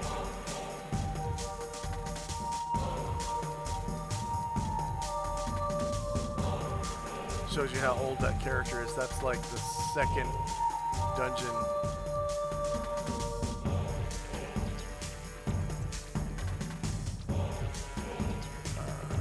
Okay.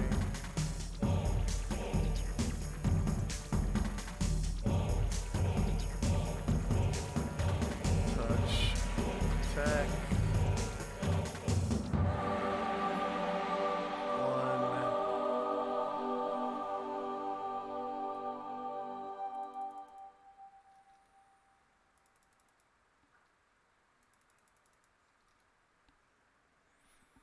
0 damage. Weight 0. Size medium. Speed 3. Type touch.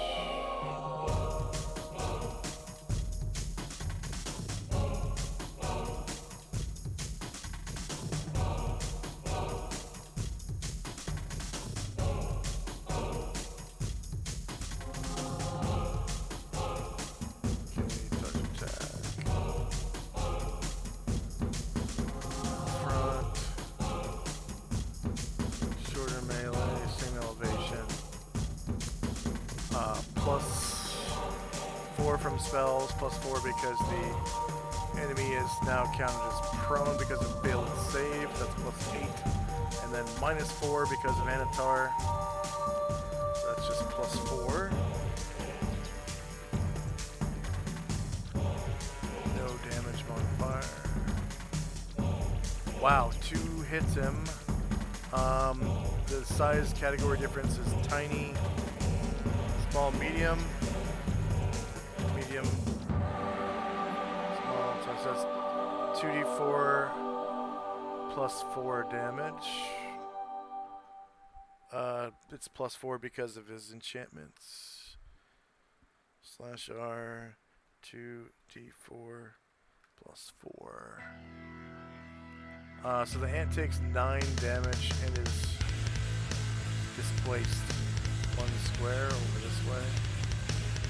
And it actually survives. Yeah.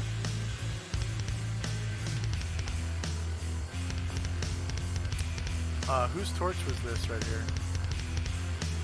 That's the dead musketeers. Ah, okay. Baron is going to stand over it.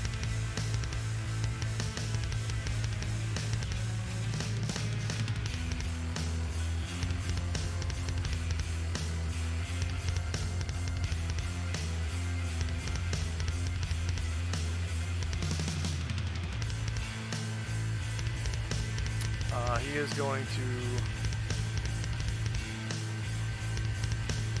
attack this musketeer right here. Yeah. +4 from enchantments, -4 from Anatar. So normal chance to hit, but +4 damage. So attack. Alabaster.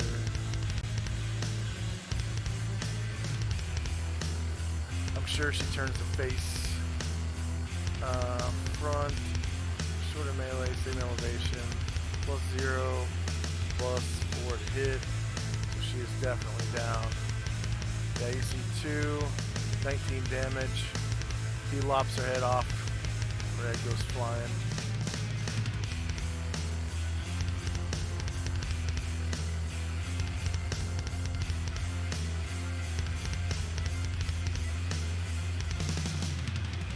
There's a spray of blood as it does so.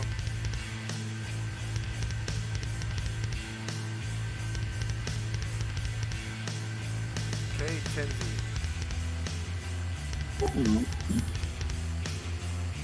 Tenzi will attack the creature in front of him using his size. Oh, okay.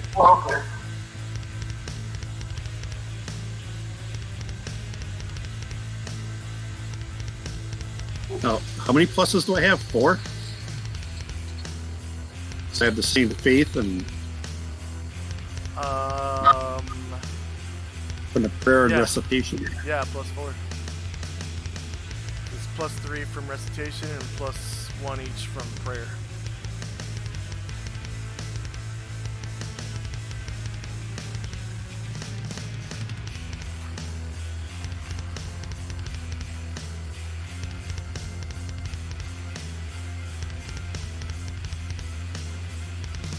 So the first one hit for 4. Okay, so you strike the brain golem with it, expecting it to do damage, and you pull the weapon back, and it leaves none. So the Sigh of Astral didn't do any damage. That is correct.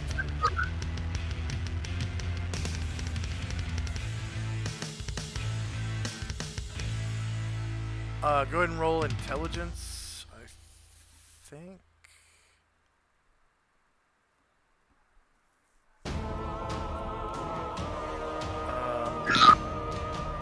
I'm just going to attack my other one first, and then we'll do the rolls. Okay.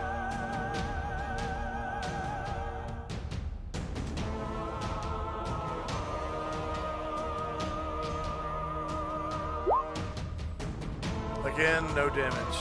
It should have hit him, but didn't. Okay, so you want me to do an intelligence check? Yeah.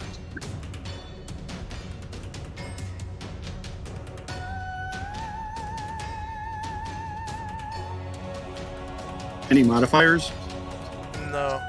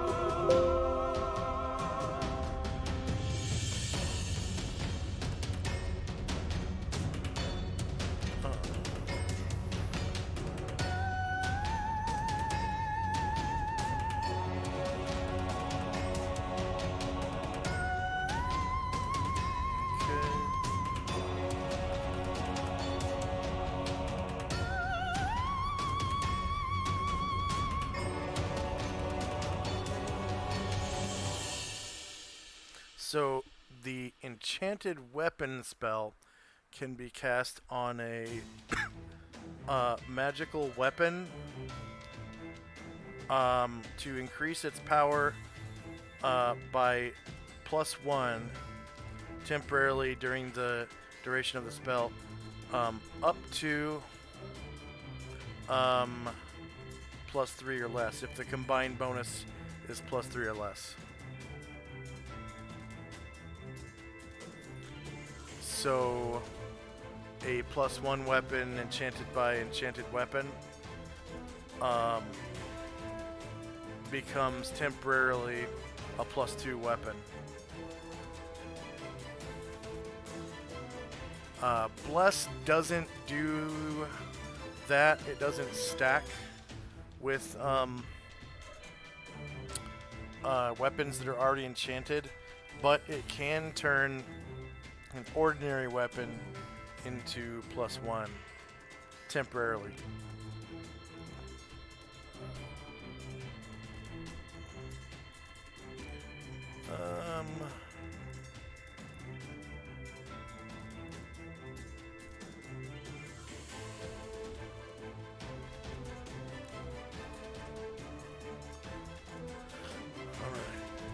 Alright.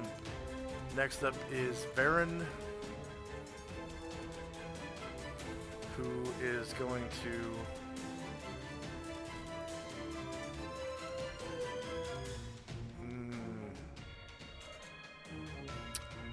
he's going to attack the IMC leader.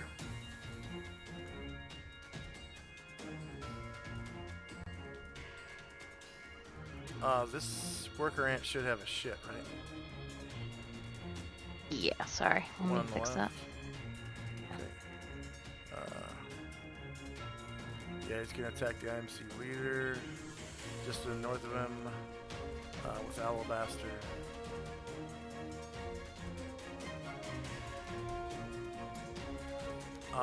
It's gonna be +0 and +4 to damage because of enchantments. -1 hits for 19 damage. The IMC leader survives. You can hear the IMC leader scream in pain. Ah! Okay, next round. Go ahead and remove all your shits. And regeneration occurs for anyone with regeneration.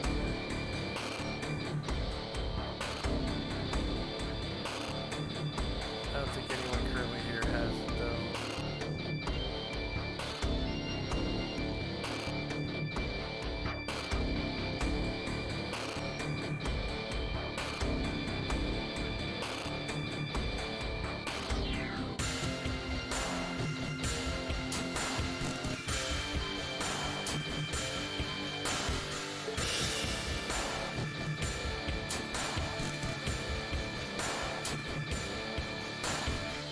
So it's attempting to close your mind. That is an action, right? Yes. So should I roll initiative? Let's see. Should I just roll medium base speed if that's what he's gonna do? Yeah. Because he's a medium creature. For Anatar, right? Yep. Okay. And his will be paralyzation, but with no penalty because no psionics were used on it successfully.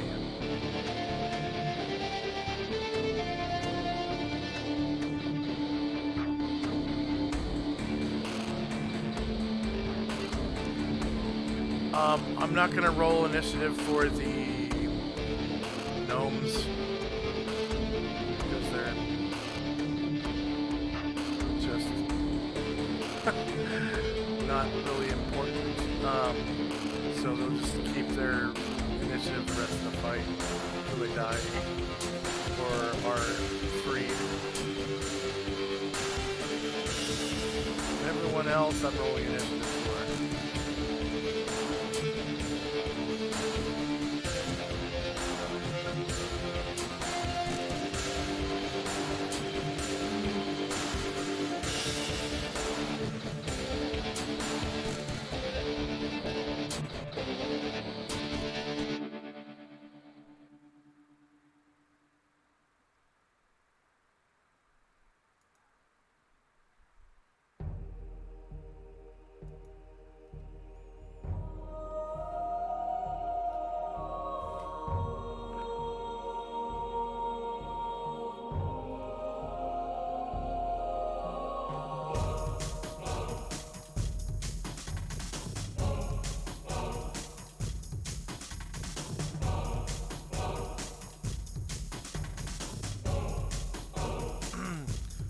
you'll notice that the Mind Flayers have 2 attacks right next to each other. That's because they have 3 per 2 psionic attacks per round. 3 per 2 rounds. So this round they'll have 1 psionic attack. Next round they'll have 2.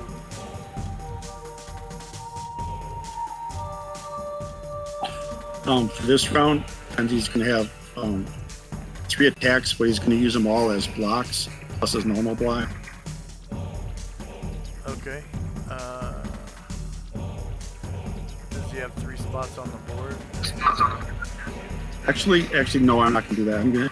I just use my free blocks. I'm going to use the Sigh of Astral to do a spell instead, so that won't be an attack. So I'll just have those 2 things. Okay. I'm adding another spot on the board just in case for Tenzi.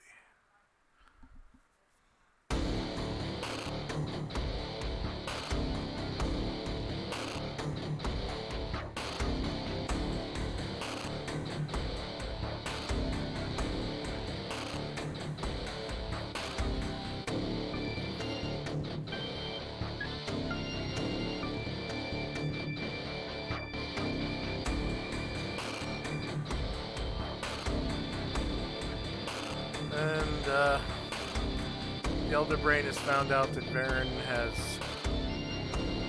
claw capabilities. And Varen is now rolling for wild fighting. Not wild fighting.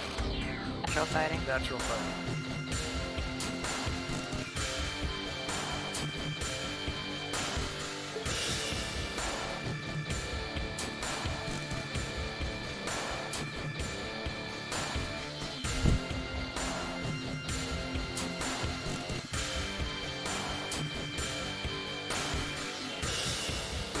Natural fighting.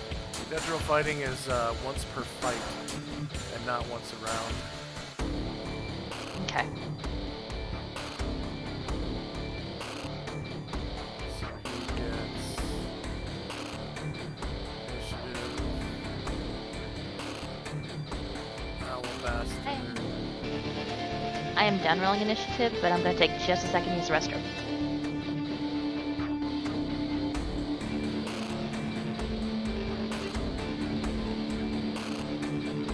Whoa, what the hell?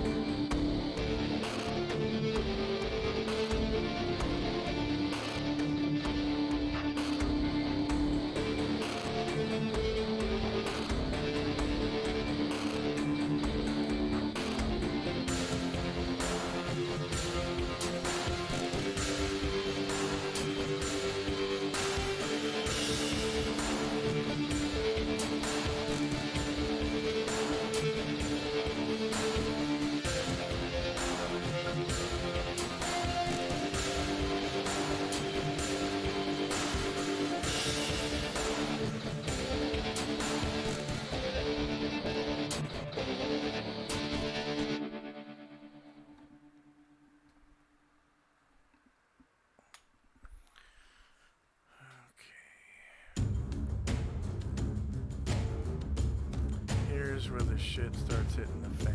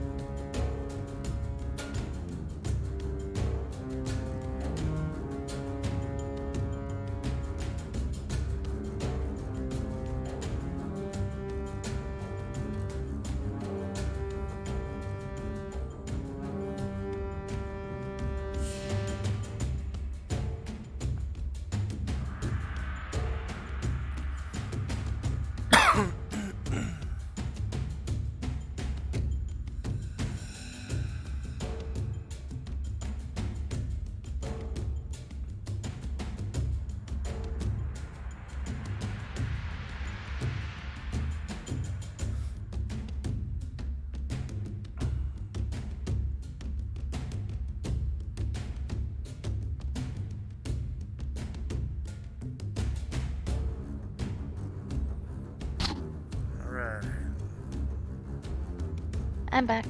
Okay, and you're done rolling initiative too, right? Correct.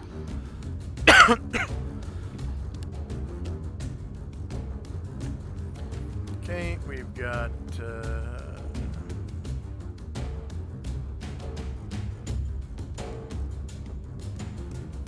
Tenzi's Blessed Watchfulness,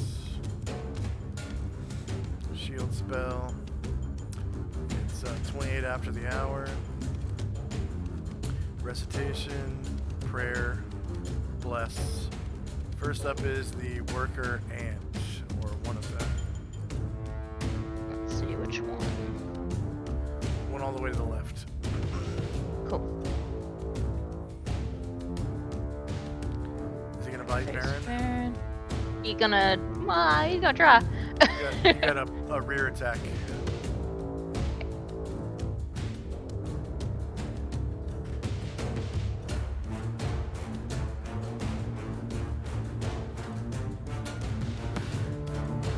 Ow, something jumped up and bit me.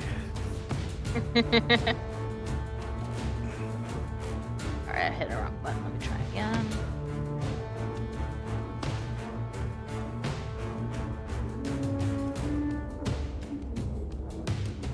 Okay, AC8 is a miss.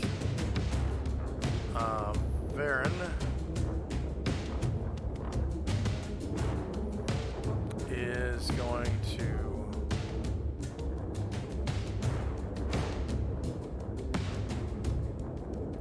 swing away at that IMC leader with his shield. Captain Panoplia. Oh, you can remove the IMC leader's shit. Let's see. Front, melee, same elevation, +0 and +4.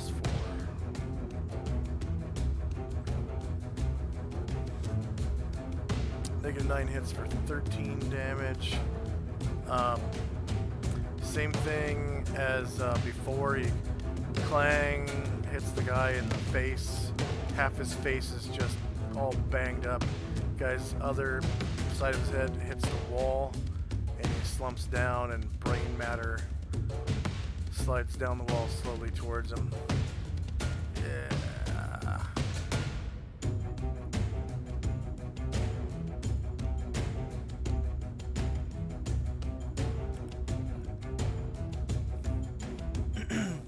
Blonde Rambo is dead.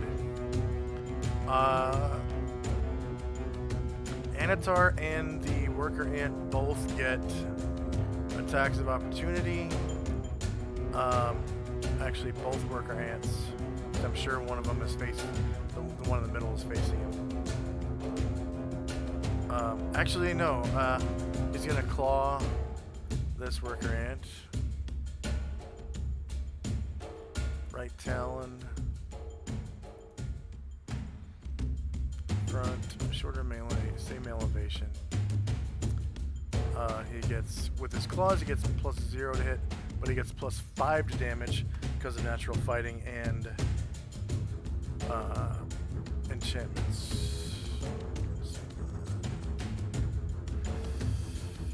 -3 hits for what the hell?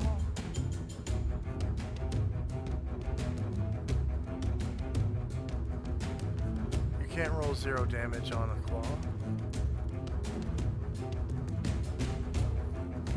They're all 5 damage. What? It didn't roll the die.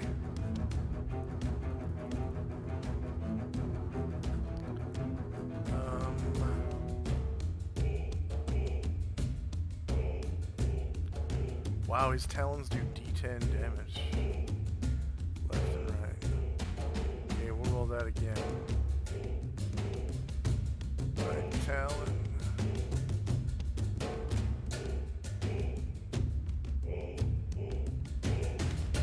Front, shorter melee, set elevation, +0, +5. And, nice and slow. EC7 misses. Wow. Varen rolled a 4. He also gets his left talon. That's right. You didn't know Varen was gonna be killed by ants. Front, short and melee, same elevation, +0,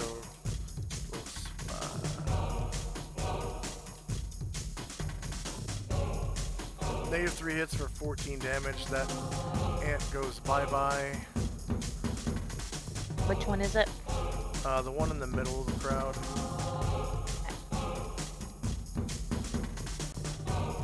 14 damage.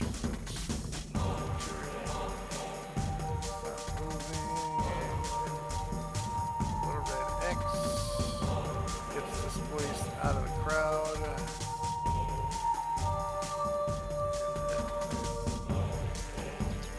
There we go.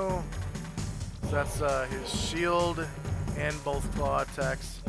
Now Anatar and the worker ant behind him get attacks of opportunity as he walks up to the IMC musketeer.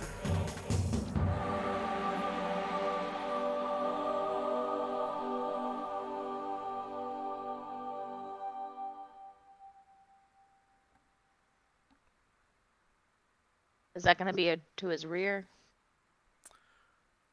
For the worker ant, yes. And for Anatar, it'll be flank.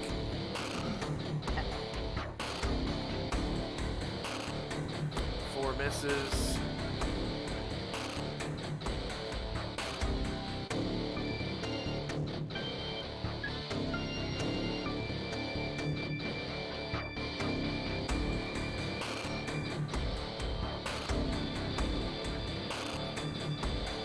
Let's see. Flank. That is his shieldless flank. You hit exactly -2, causing 19 damage to Varen.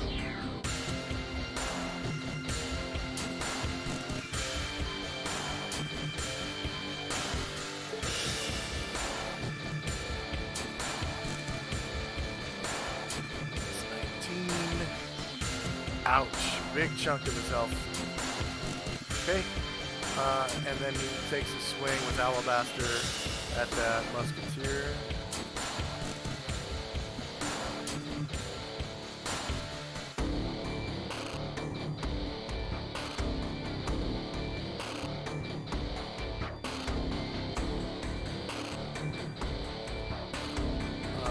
+0 to hit and +4 to damage. -13 hits for 19 damage, also killing the musketeer.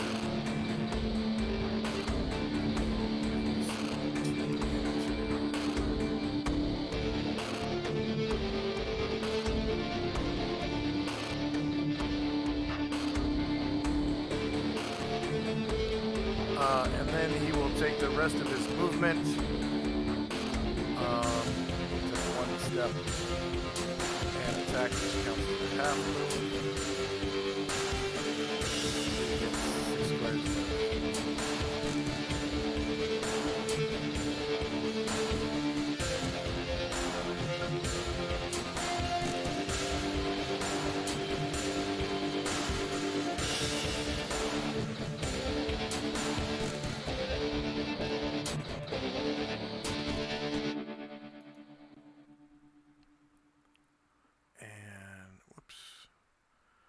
He comes right up behind you.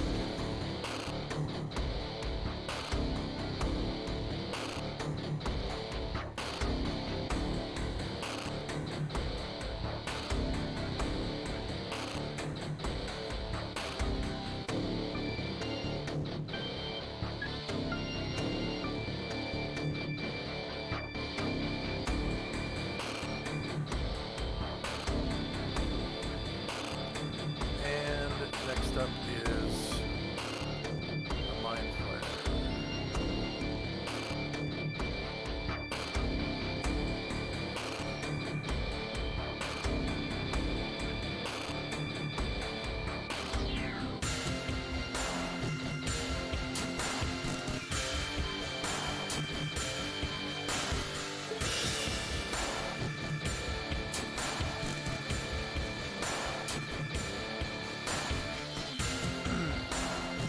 So while using Sonic, they can only take a half move.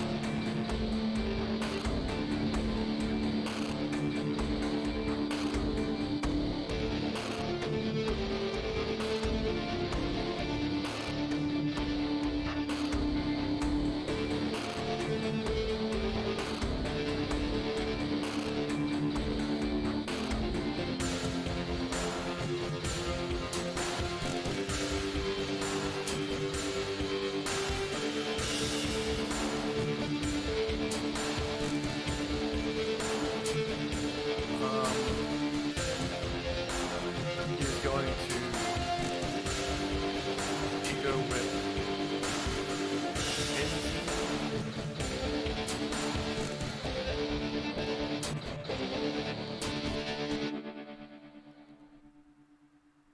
spells and powers. Tenzi should have a pretty decent mental armor class.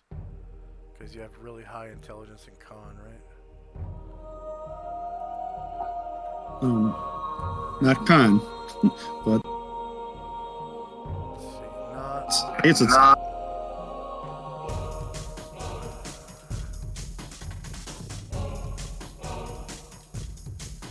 So your mental armor class is 6. That's pretty decent. yeah, but I heard somebody hit a minus 21, so That was the Not that was the the worst. brain. Yeah, that was the brain. Okay. Psionics and combat. Ego whip. 120 feet or less. You don't have any psionic defense modes. Your mind is closed right now. I'm gonna use 4 PSPs. Hits mental armor class of -2, so your mind is open. And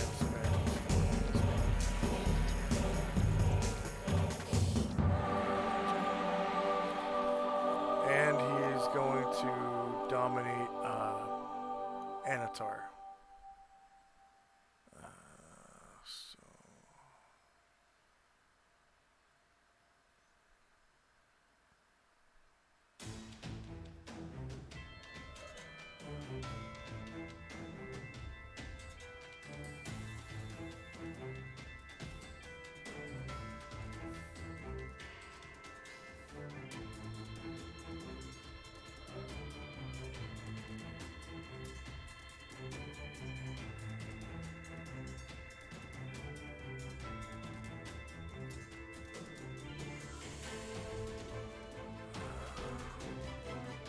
telepathy, science, domination, Anatar.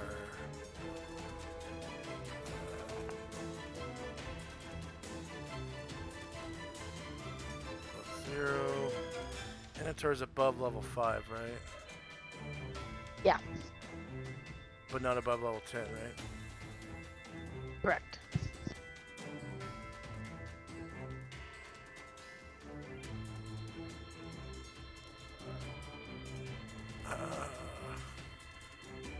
Wow, he only had to roll a 4, he rolled a 19.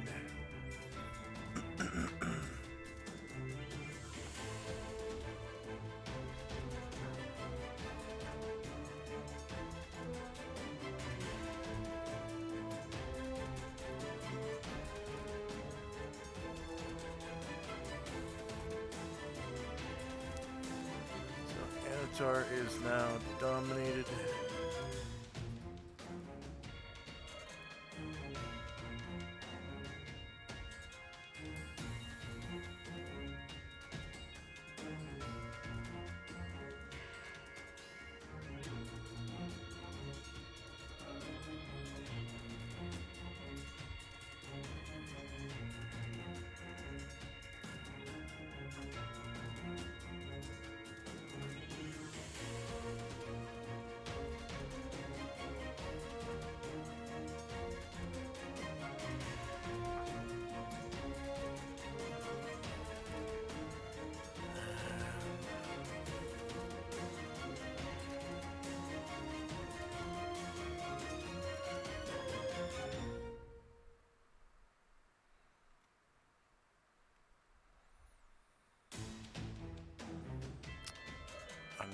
Mind Flayer.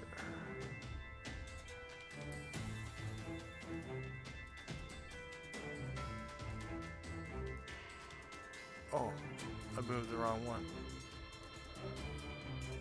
They were back to back though.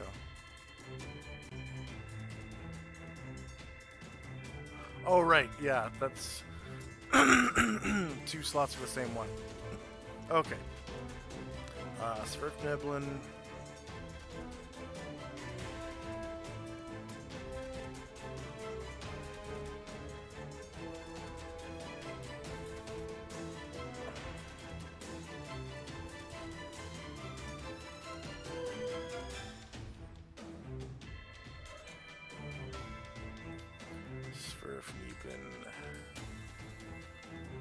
Okay, this one climbs the ladder, so that's 6 squares.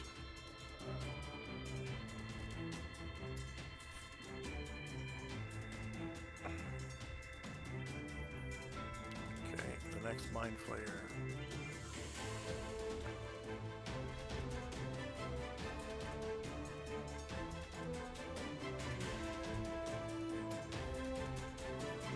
Oh, I guess this Mind Flayer will be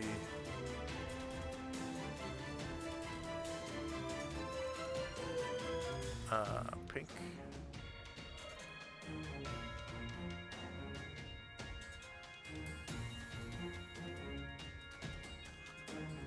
And Antar gets pink dot. Antar already has a pink dot.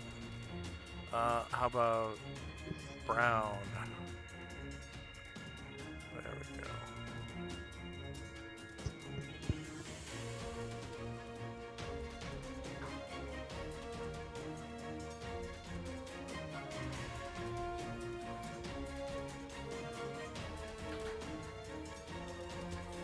Come on.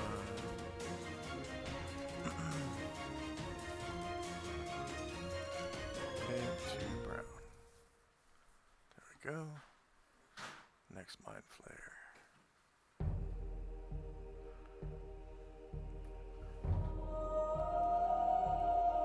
Okay, takes a half move.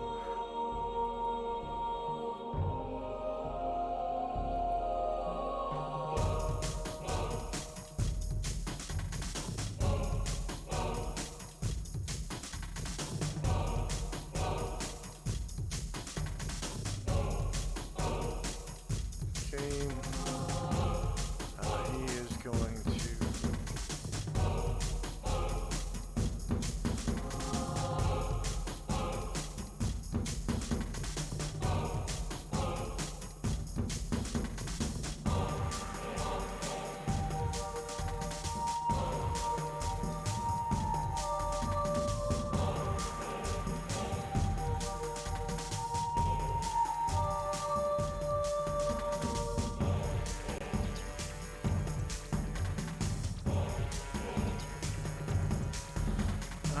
let's see. The only targets for Ego Whip would be the ants. Yeah, what the hell. Ants have intelligence of 1. I'll give them a con of 10. Yeah, intelligence 1.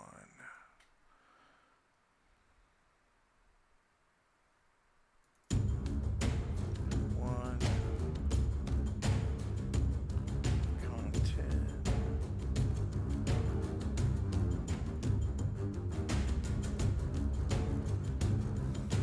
Their mental AC.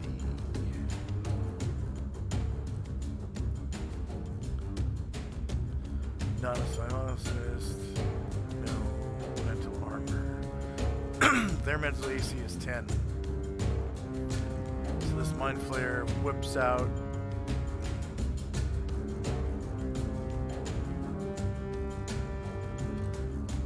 Ego Whip at the ant's mind. 20 feet. No defense mode. Closed mind. 4 PSPs. It's MAC 8 or worse. So So just barely by 2, opening the ant's mind.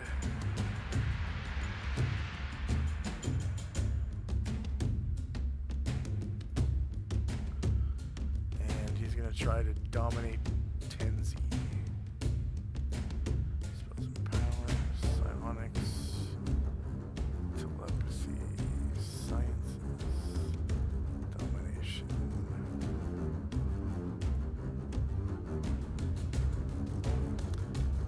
Tenzi had MAC of 6 or 4, was it?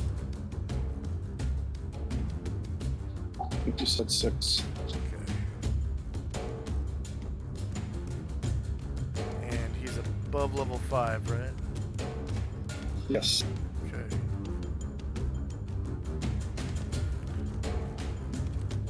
Success. He had to roll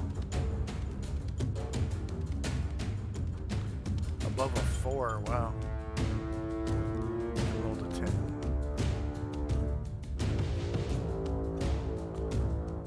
So that is gonna be the green illithid.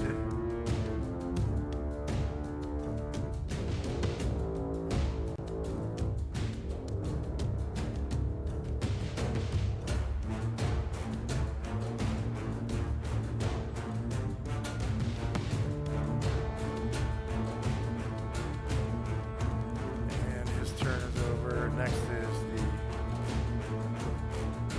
Overseer gnome.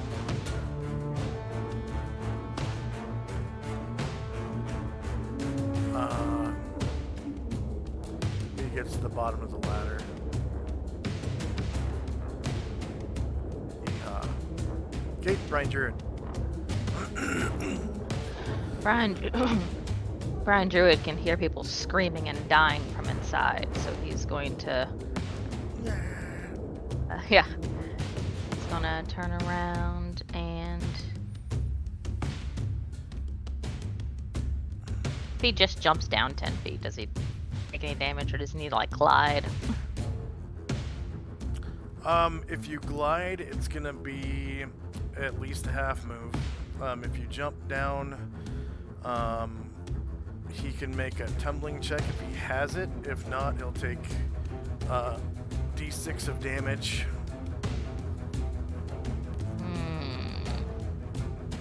Half move. I can live with a half move. Alright, so he's gonna glide down And go inside. here. Yep. Okay.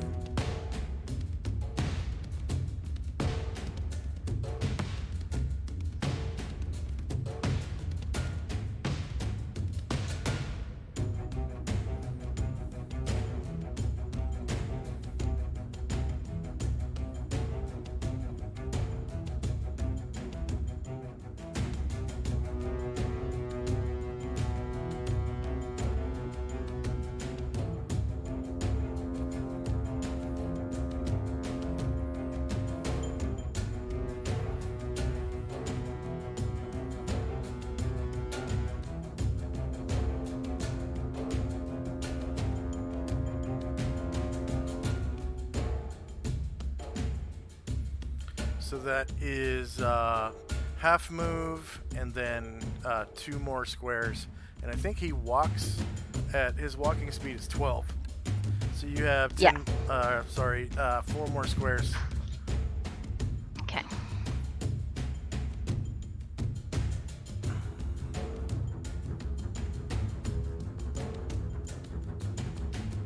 If he goes any further, he'll take an attack of opportunity.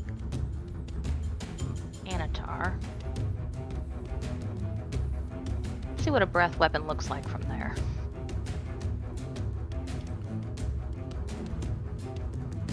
Okay. Probably looks the best from here. Yeah, I would think so. Asher. Brian Druid. Breath of Fire.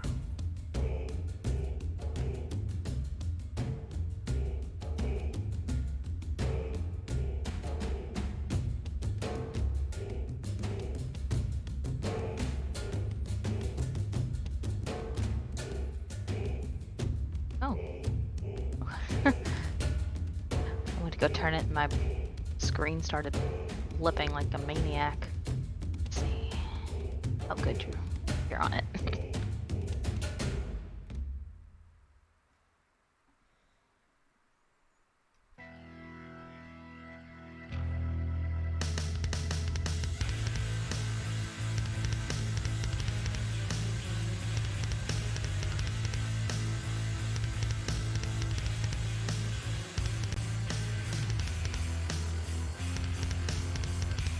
Get half of Tenzi's square, so that's not going to get Tenzi, correct? Let me zoom in and see.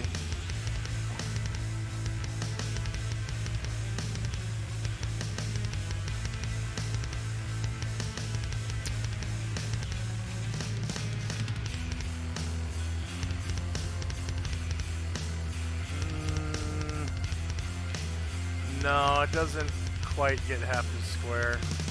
Doesn't quite Alright, yeah. get half of this brain golem square either.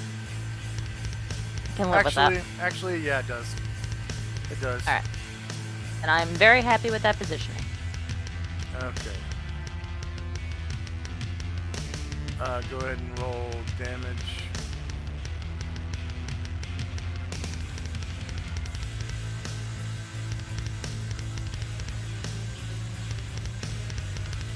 So I'm gonna roll Button.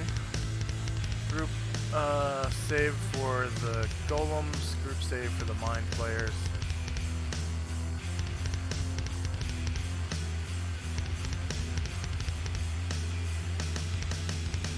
Nice.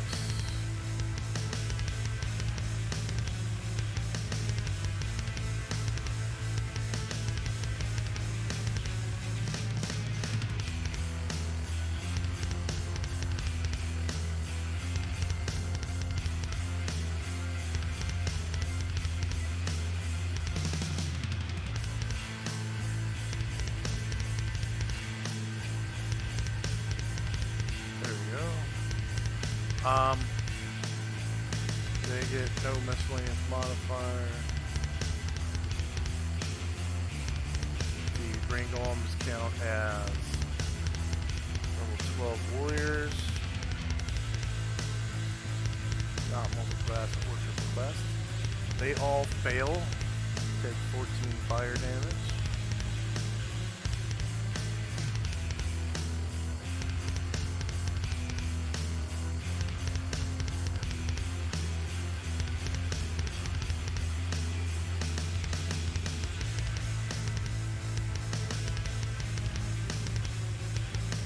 Okay, the two mind flayers are gonna save as a group as well. Breath weapon.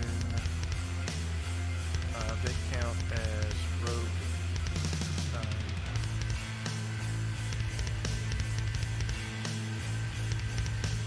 They save and take 7 damage each.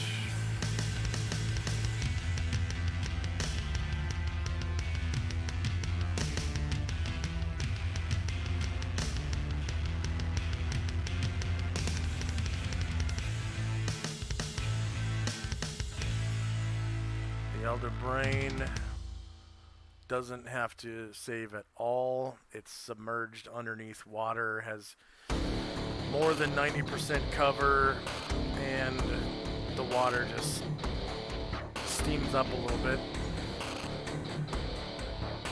Made him a sauna. Yeah.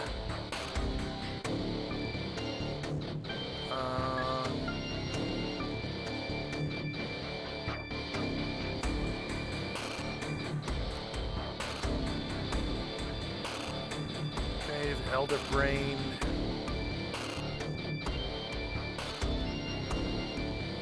is going to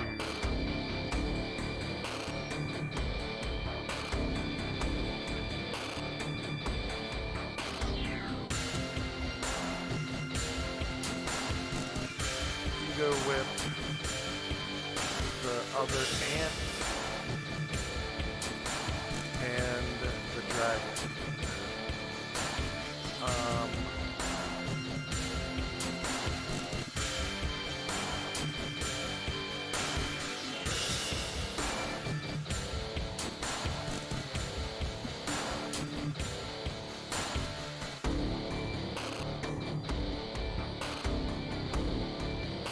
gone. Side of combat. Worker ant.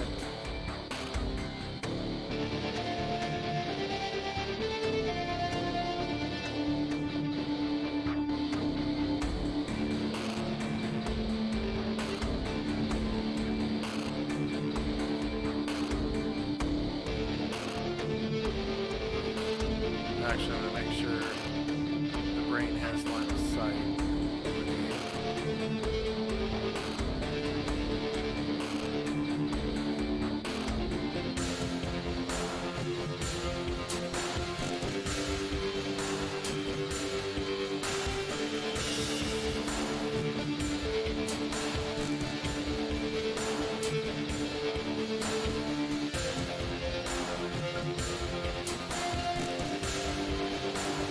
Oh, it does. Wow. Okay. Ego whip. This little ant. 120 feet or less. No defense mode. Closed bind. 4 PSPs.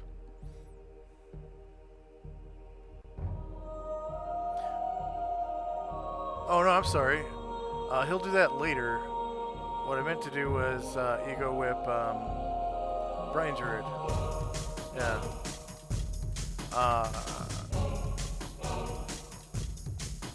Brain Druid's mental AC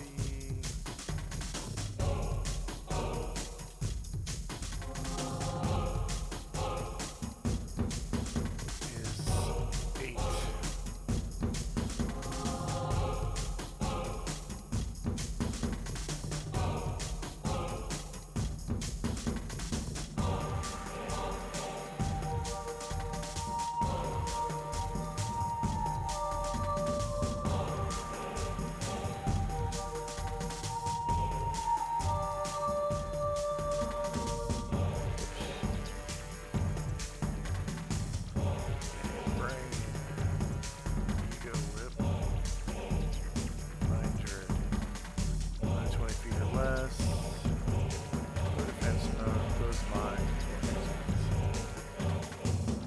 8. Definitely opens his mind. 4 PSP's gone.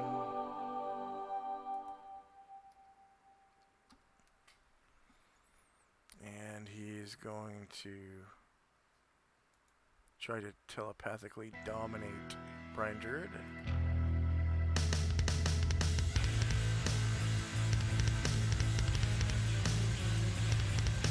Brian Druid is level 10. Success. Wow. The only way he could have failed is by rolling a 1. Brian Druid is now under the control of the Elder Brain. That's yellow dot.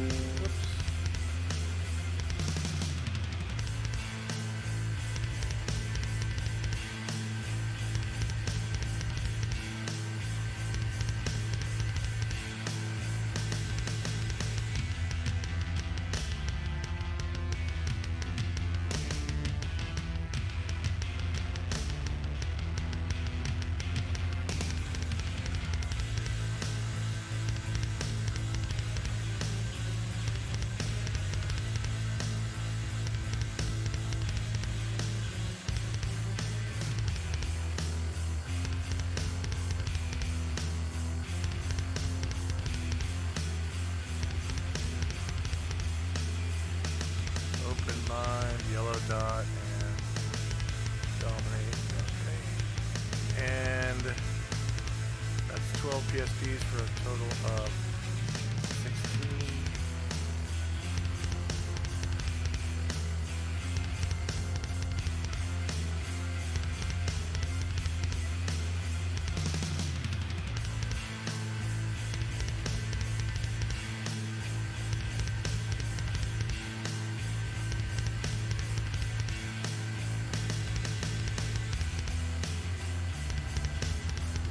Okay, the next Swerf Neblin. Swerf Neblin.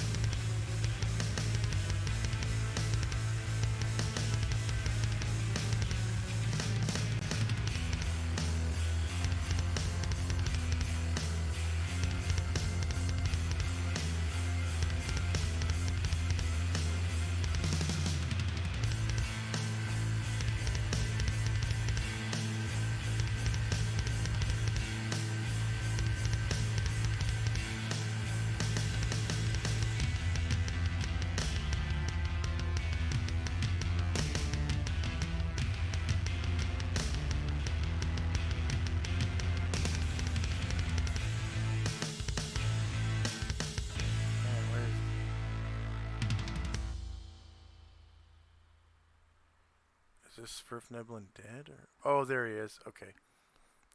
He is going to walk up the tentacles and go to the entrance.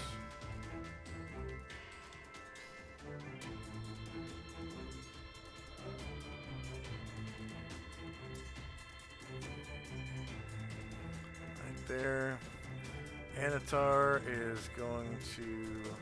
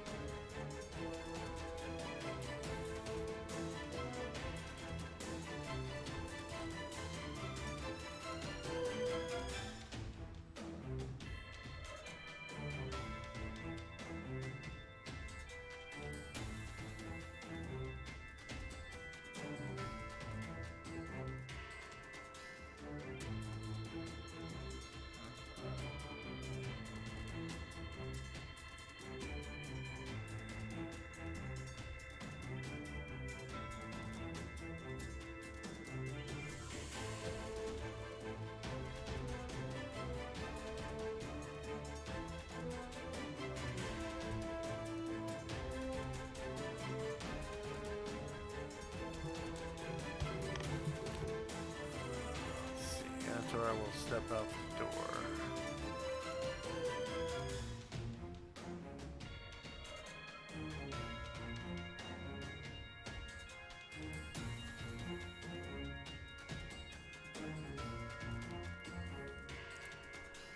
Step out the door. Right here.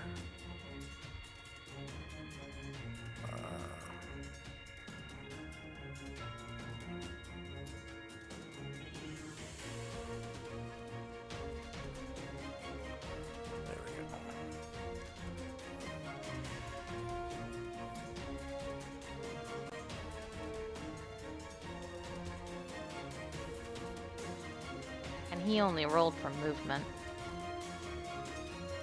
Okay. One of the worker ants is up.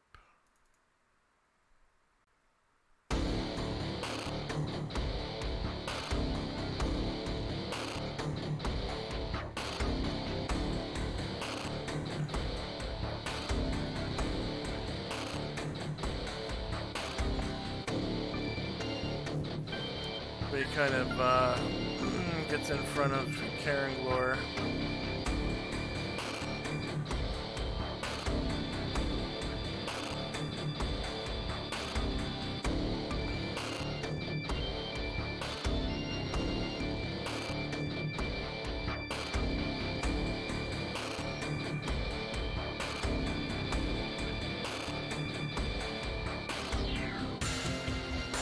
And what's the worker ant gonna do?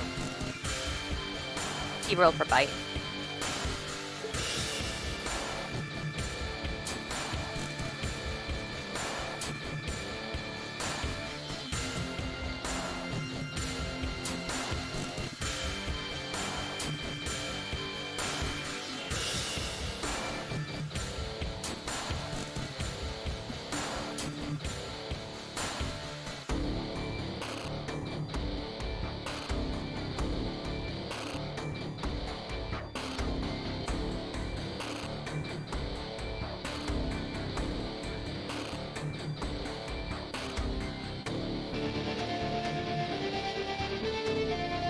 marker ants move.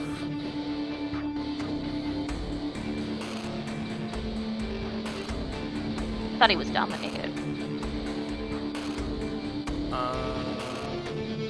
Or is he just got an open mind? Open mind. Oh, okay, okay.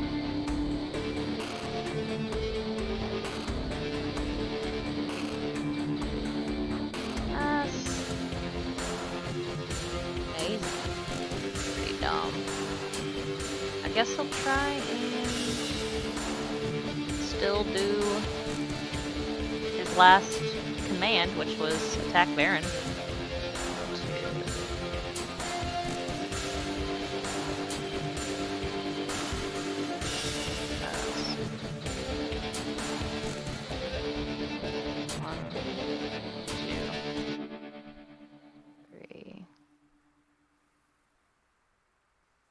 Come up behind him. Oh shit. They're gonna turn and face. Guess Tenzi's not a threat anymore. You know what? Domination gives a saving throw versus spell. So everyone who's dominated needs to make a saving throw versus spell right now. Baron, Okay. Tenzi, and Anatar.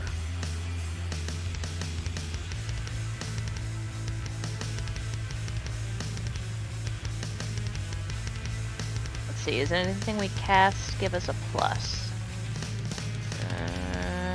Prayer gives you +1 Prayer. to saves. Yeah.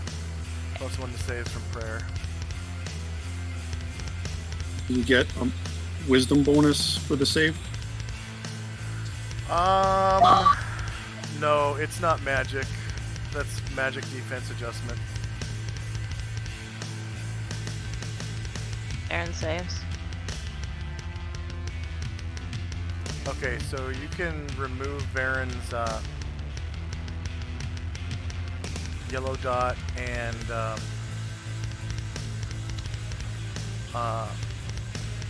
charm face. Gladly. Yeah.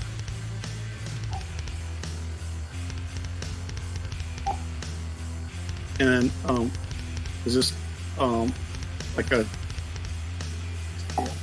charm, fear, emotion, etc.?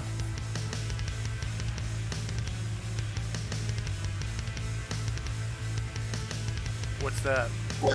I have a racial bonus for that. For what? Charm, fear, emotion. You just 100 get a saves. +1 for prayer. It's psionics. It's not magic. I'll get a +2 from Blessed Watchfulness because that's spells and effects. Okay. I'll allow that to stack with prayer as well. So +3. Thank you. 100 saves.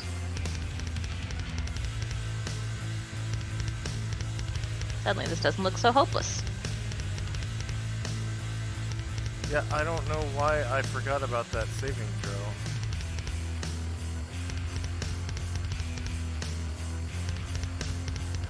Yep, Brian Druid is no longer dominated.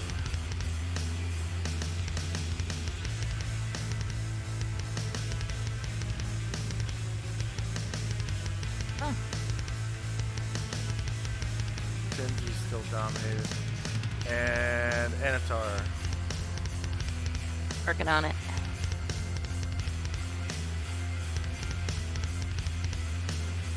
Anatar is not dominated. Okay. I don't see the result of the save yet. There it goes. Alright. Okay, so now you can move your ant. Okay. So he's not gonna want to get Baron.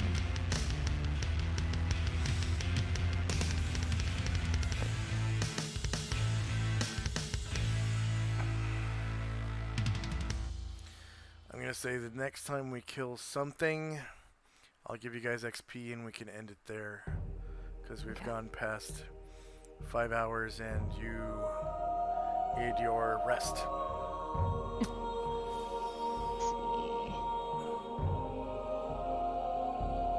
So I guess he'll come and this Bringal. Yeah, Bringal. Right here.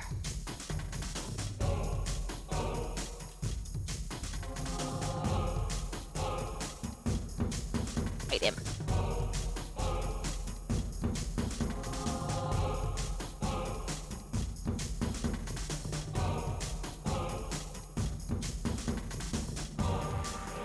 No damage.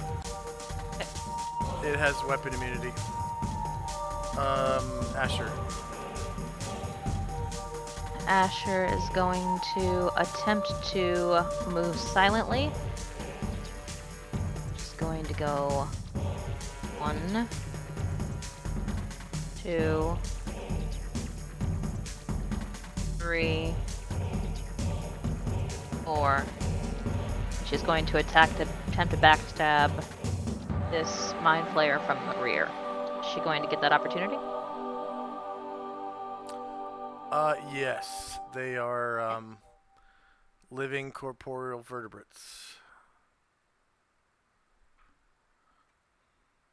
Oh, it's +4, and she gets another +3.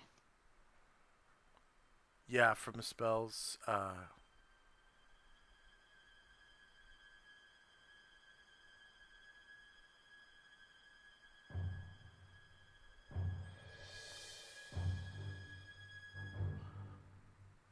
-9 for 34 damage.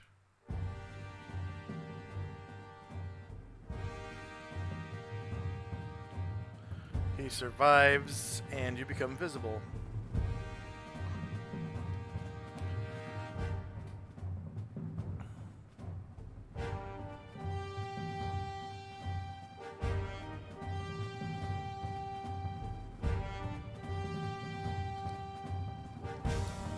His health bar will move for once. Okay, he's barely survives. Oh.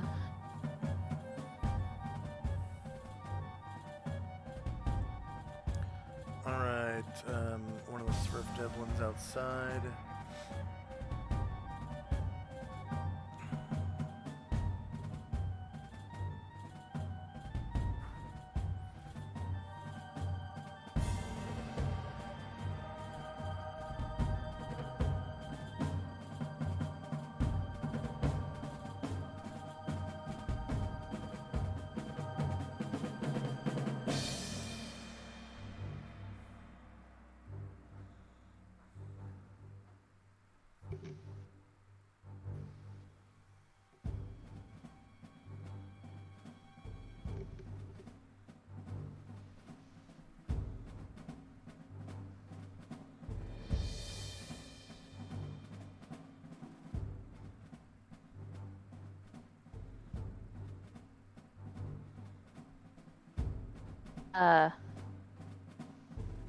Since Anatar wasn't dominated and he only rolled for movement because I wanted to attempt to close his mind, can he go ahead and try to close his mind now?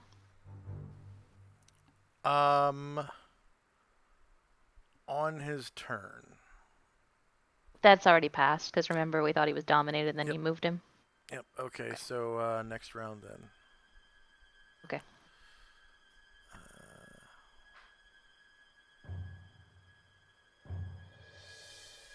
And where's this Smurf at?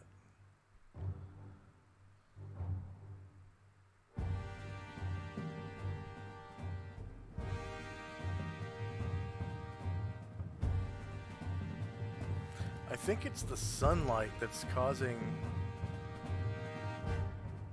me to lag. I'm just gonna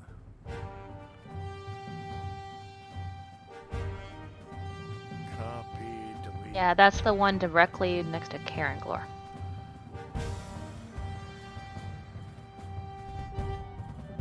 Yeah. Wow, it's amazing how that sunlight was causing me to lag. Attack. So he's got a little horseman's pick he's going to attack Caranglor with. Does Caranglor have stone skin? Yeah, he's supposed to. Okay.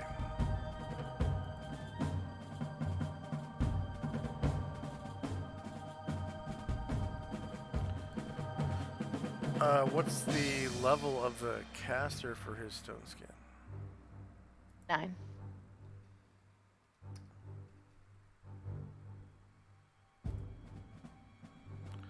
Okay, and a D20.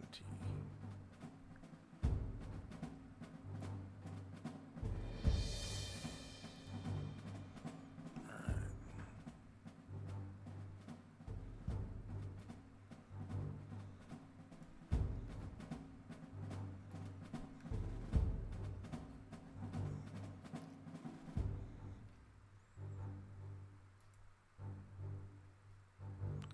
So I'm going to put that sunlight thing back up here. But I'm going to make it so that it's...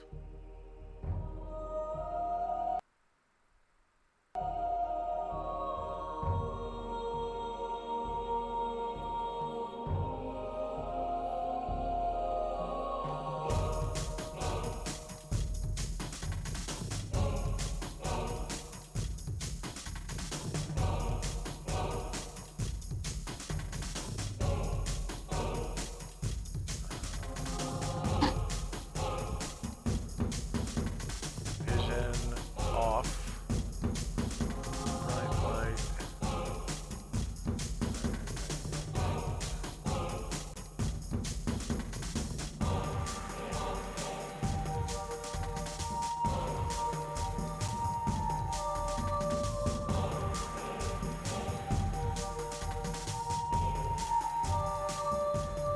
That's so weird.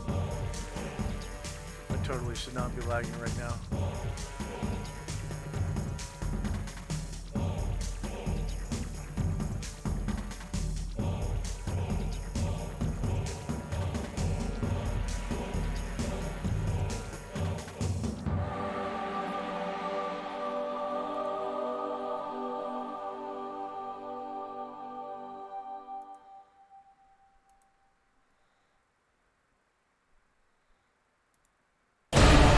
No dreams? Wow. YouTube's not lagging.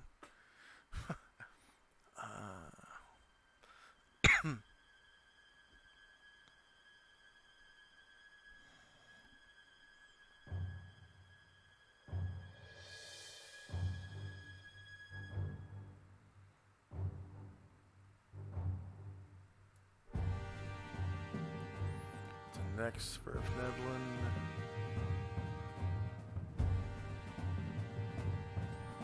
He's next to IMC leader. He's gonna attack with that horseman's pick.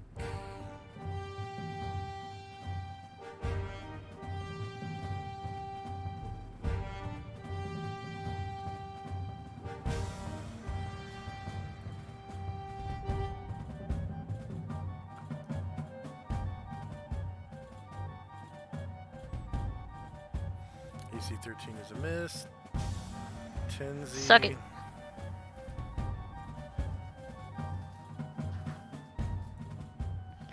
The IMC leader says, "Suck it."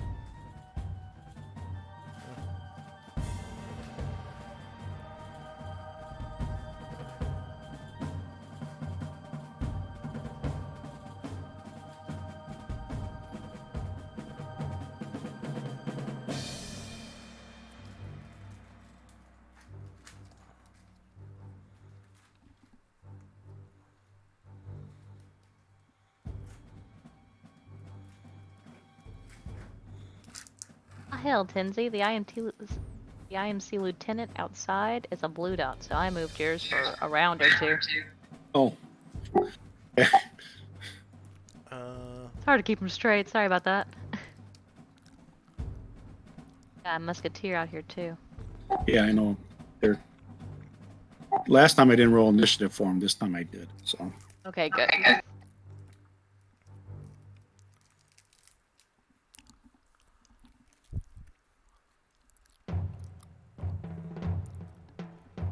I forgot what Tinsy rolled initiative for. Sigh of Ashrail. Ah.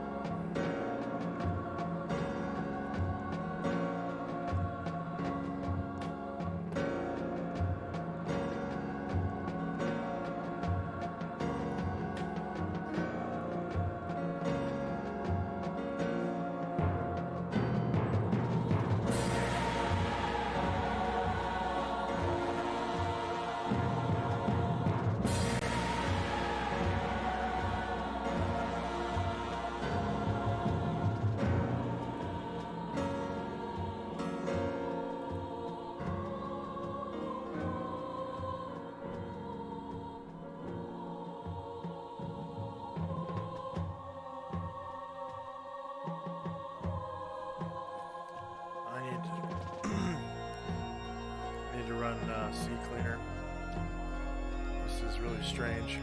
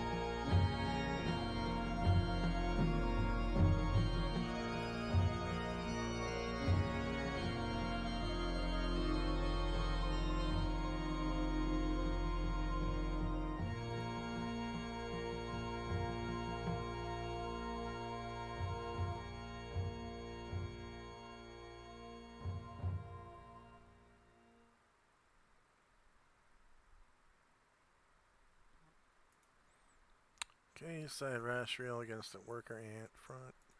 Maximum elevation. +3 to damage. +4. +4 to damage.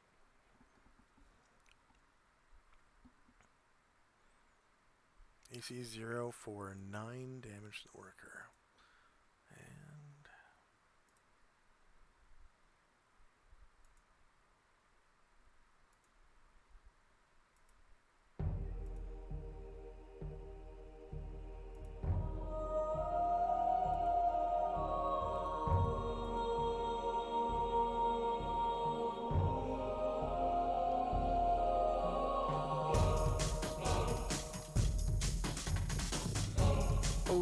Tenzi rolls a shit. So that worker has 1 HP left. Tenzi's off balance.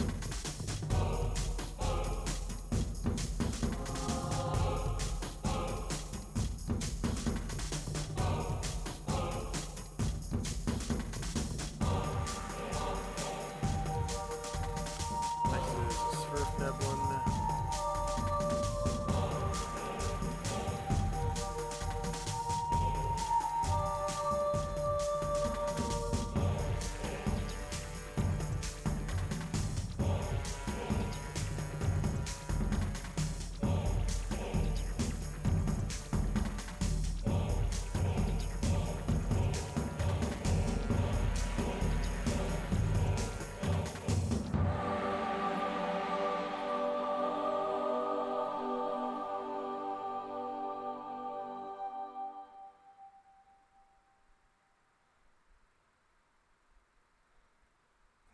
I don't see which one it is.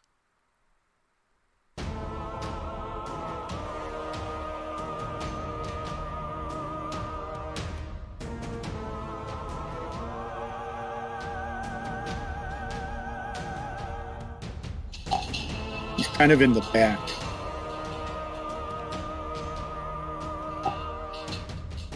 He's on the left side. Ah.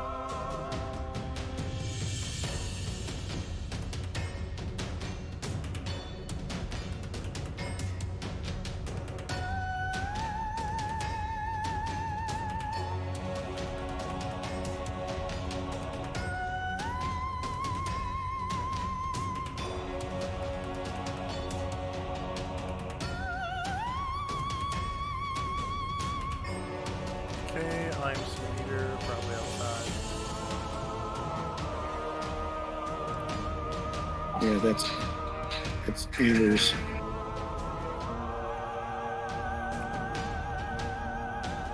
Oh yeah. Alright, so he's going to try to shoot this guy.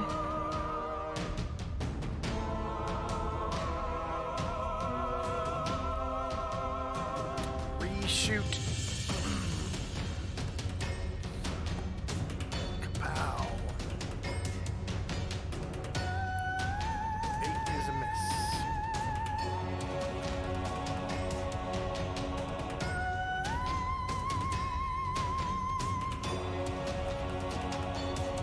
IMC Lieutenant. He's going to shoot at the same one.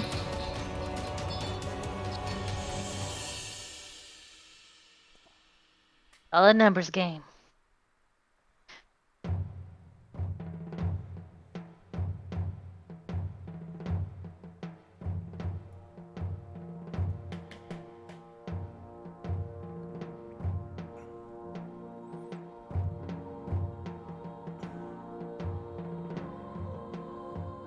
-1 for 5 damage. Hey.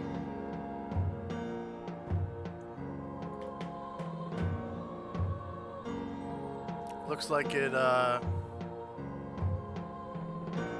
there was a damage explosion. One die did 2 damage, the other die did 3 damage. Interesting.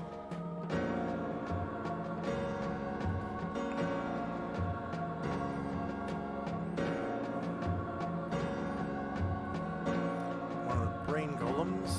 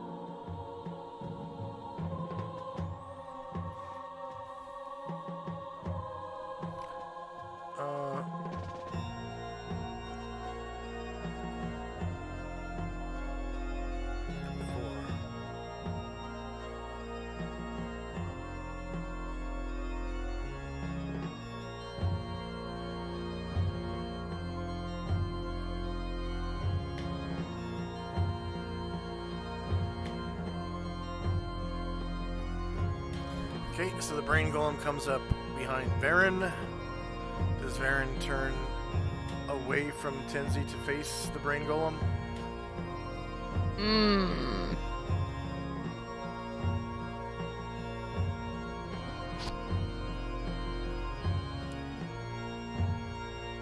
Again.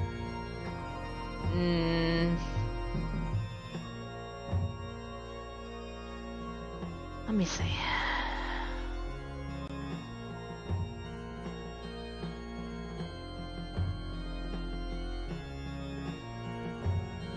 I guess he's gonna kind of turn sideways and give them both flanks. Okay.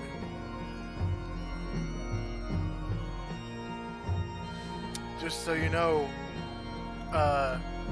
flank. He's got a medium shield. Medium Oh, shield so the doesn't flank- work with flank. Oh, okay. That's the biggest chunk of his AC. It's 8 points. Yeah. Okay. So I mean, I'm trying to think which one it's- hits harder, but I don't know because I haven't seen the brain golem hit.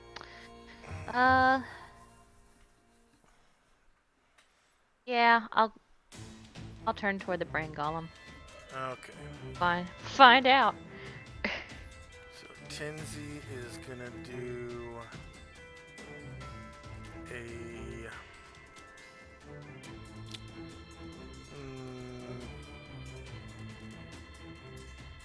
Do you have to have a running start to do a flying kick?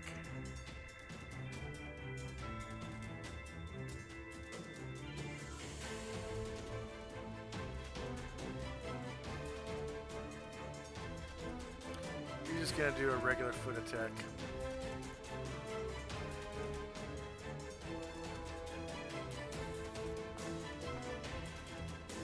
Back, rear. Melee, same elevation. Plus 4 to hit, plus 4 damage. -5 hits for 9 damage to Varen. And the brain golem attacks Varen's front with a swift punch. Front. Certain melee, same elevation. Antar's not in here. Rolls a shit.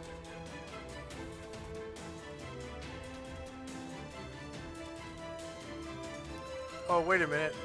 Didn't Tenzi have a shit? So Yeah, you can do yeah. that. Ah, There okay. was no damage from Tenzi. Was it 9? Okay, plus. Yeah. Okay. Mind Flare.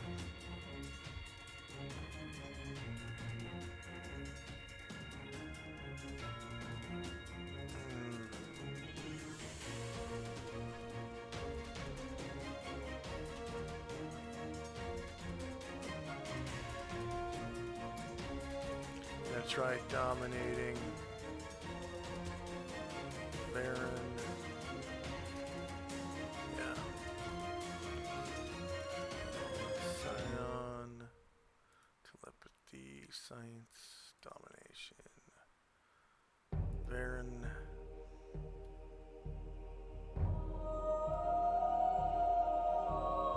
Level 10.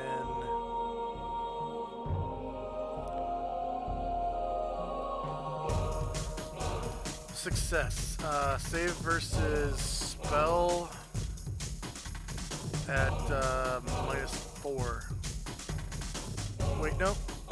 Wait. Save versus spell. Does he get his +1? +1 from Prayer. prayer, yeah.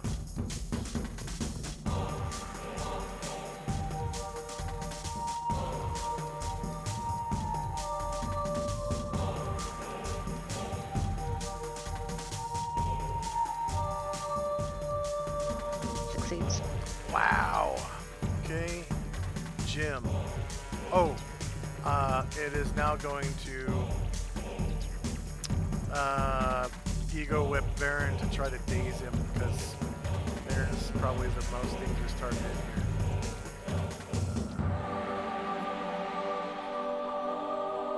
So spells and powers. Psionics. Sonic Combat. Ego Whip. Varen. 120 feet. None. Goes mine. 4 PSPs.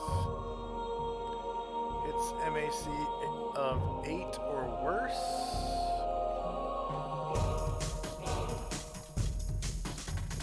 No.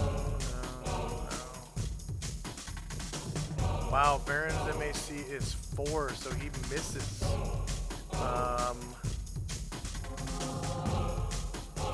person to open mine, target is dazed. Okay. Failed costs 2 PSPs. And failure on domination 6. So that's 8 PSPs.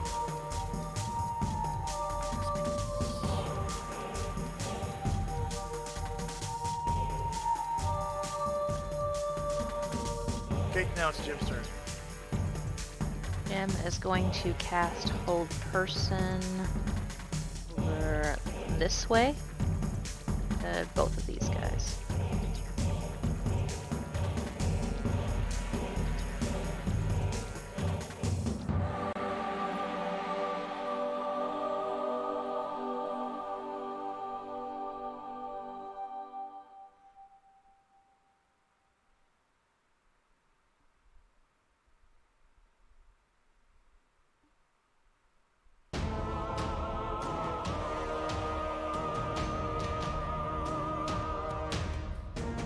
Which guys?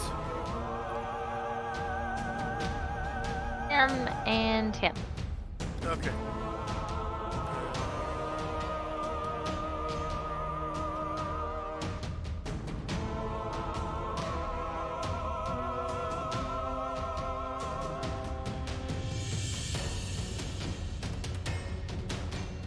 They get a save versus spell.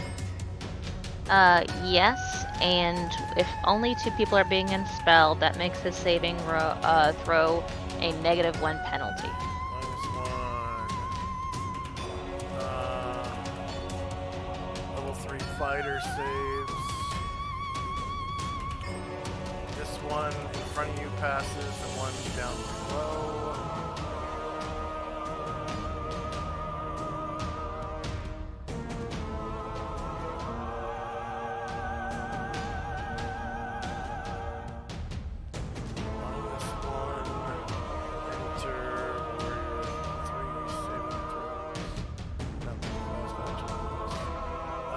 Down below is held.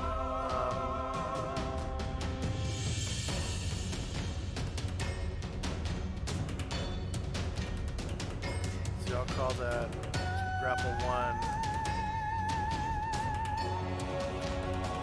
How long will it last?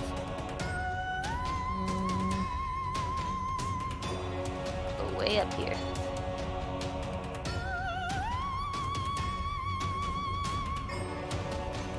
16 rounds. Okay. Grapple 1. Hold person. This one. Add.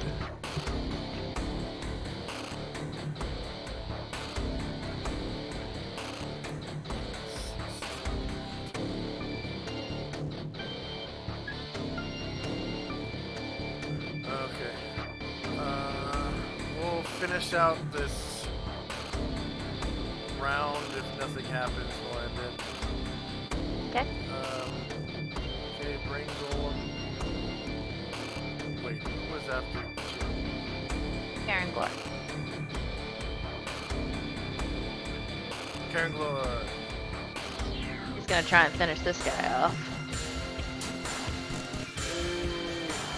Kill him. Finish him.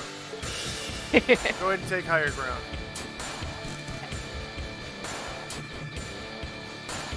You have +2, +3 from spells and higher ground. Okay, 1 second. And +3 damage as well. Yeah. Finish him.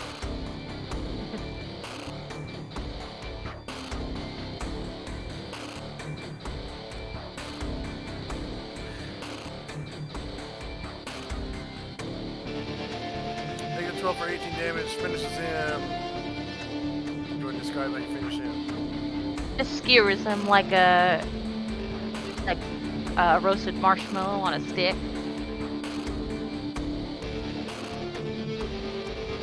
Okay.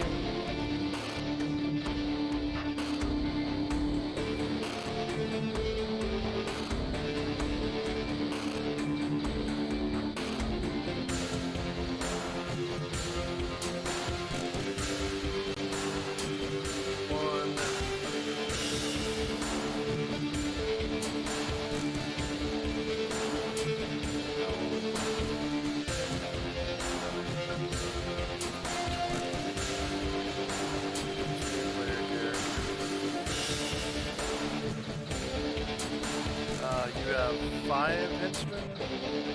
Yes. Okay. 1 creature defeated.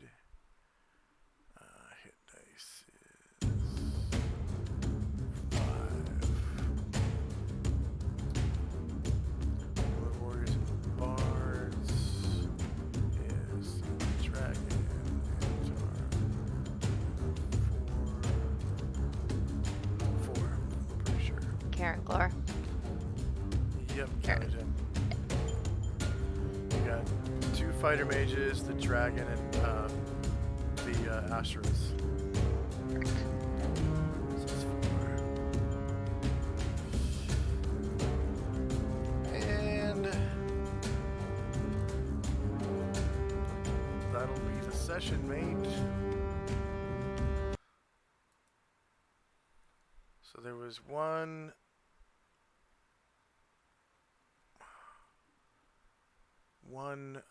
XP award of 2,000, right? Yeah. And it sneeze at? Content. Chunk of. Show on one page.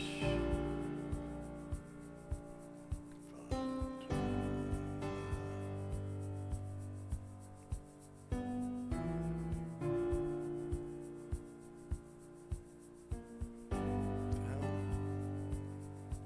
Karen Glor's in spitting distance of a level up. No. Once we bring him back to life. There's a good chance that Tenzi will level next session. Nice. He will be a high master then.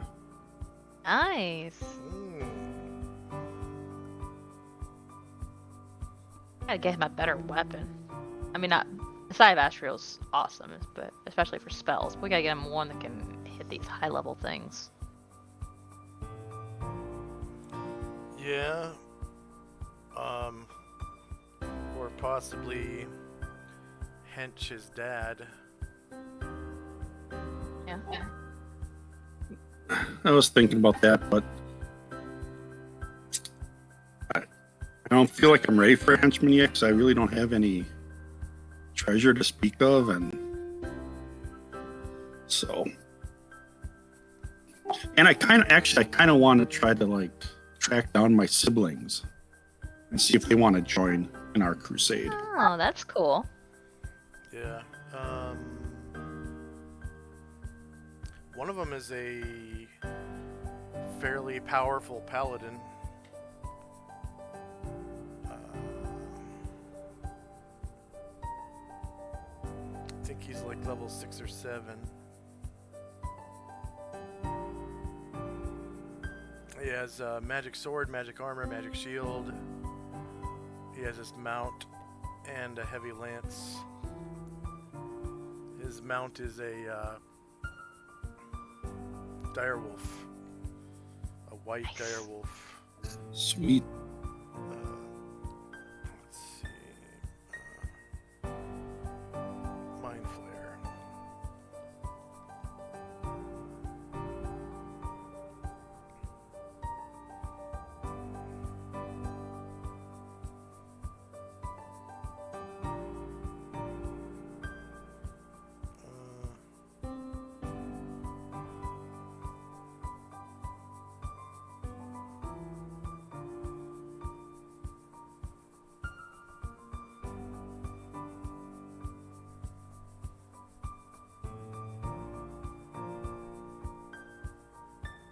Yeah, it was an award of 2,000 XP per PC with one class.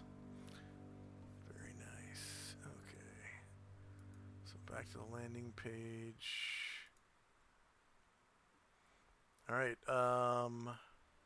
did any of the NPCs level up? No.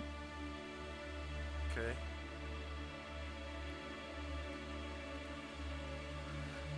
Tenzi will probably level up next session. Let me see the XP table here.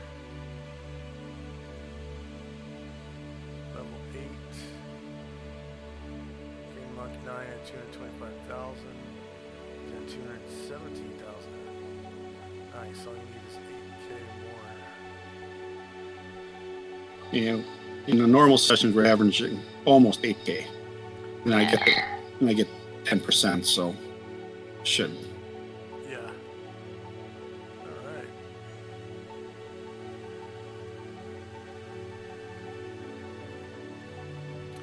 Okay. Sorry I fucked up on the saving throw on domination. I completely forgot about that spell save. There's a lot of the powers since they redid psionics. A lot of the powers have spell save, even if they work. If the check passes or whatever, there's still a spell save. So it's like magic is way more powerful than psionics because number one, with psionics you have to have enough PSPs to cast, which is really hard to do. Have enough PSPs, and then you have to make a roll, which is kind of like rolling the power score in old psionics.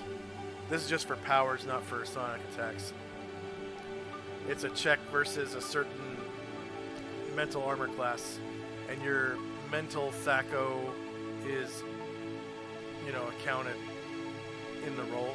So the higher your level, the more often you are successful at using the powers.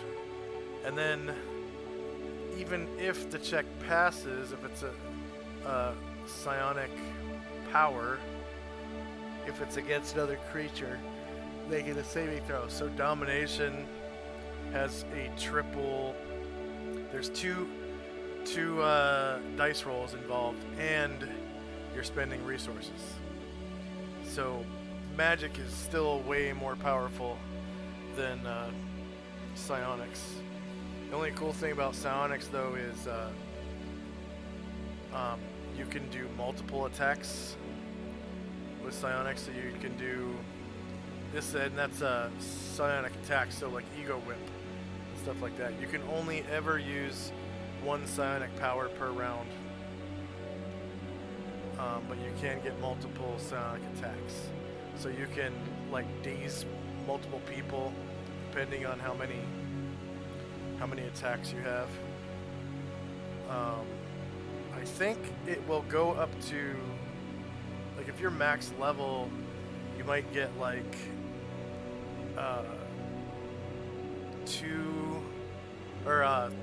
5 psionic attacks per 2 rounds, 5 per 2 at level 30, something like that. So it's not, the progression is really hard. It's not like you ever get 6 psionic attacks per round. So nothing like that. And then all the while you're spending PSPs too. Yeah. So, all right. Any questions for me or comments or anything? Sorry about fucking up the saving throw. I know I fucked that up. Okay. For our viewers, thanks for watching. Please like, share, and subscribe. I made this new landing page so that you can see our current objectives, if you want to call them that. There's a quest, and then I put up like side objectives. So the current quest is restore the avatar of Ushas to life by finding the Bell of Ultimate Balance in Tintabula and using it to restore the Wonder of the Dawn back to its proper place in Mingdao. Side objectives: explore the continent of Aprasiba, defeat the Avatar of Set and his forces, find and conquer the towers of Set, stop the slavers in Aprasiba, find and explore Megiddo, fight in or free the slaves of the Colosseum in Megiddo, and find and explore Tintabula. And then the current quest giver was Adolf indirectly. directly the quest giver was on, but he got the quest from Adolf. So he made contact with the group way back in Enervia City. If you Last summer, I remember. think. Yeah, long time ago. Like, I think it was over a year ago now. So Yeah, I think I was living in my old apartment. yeah. Yeah, it was maybe 2 summers ago. I think it might have been like last March or something. Okay. Somewhere around there. All right. And again, thanks for watching. Hope to see you next week when I DM again. This is my homebrew campaign, The Orb of Solynod Hex. We start at 10 a.m. Pacific, 1 p.m. Eastern. We usually play for at least 5 hours. Usually. Sometimes up to 8. I think we've played up to 8 hours before. That was like a couple, maybe last week or the week before. I think we played 8 last hours. Yeah. And actually on Friday night, I might play a new character in a temporary game because my regularly scheduled Friday night game is on temporary hiatus for the known future until my DM works in an office and COVID has messed up some things for his office, and so he's doing a lot of extra work on the weekend now and on Fridays. So I signed up for another game that will be temporary. That's a secret though, hush hush. I don't want the DM knowing that it's temporary. But, you know, temporary could go on for years, who knows? So, and that's my Friday night game. I think it's 5 p.m. Pacific, 8 p.m. Eastern. So hope to see you then. All right. Have a good night, and to our viewers, bye-bye. Bye.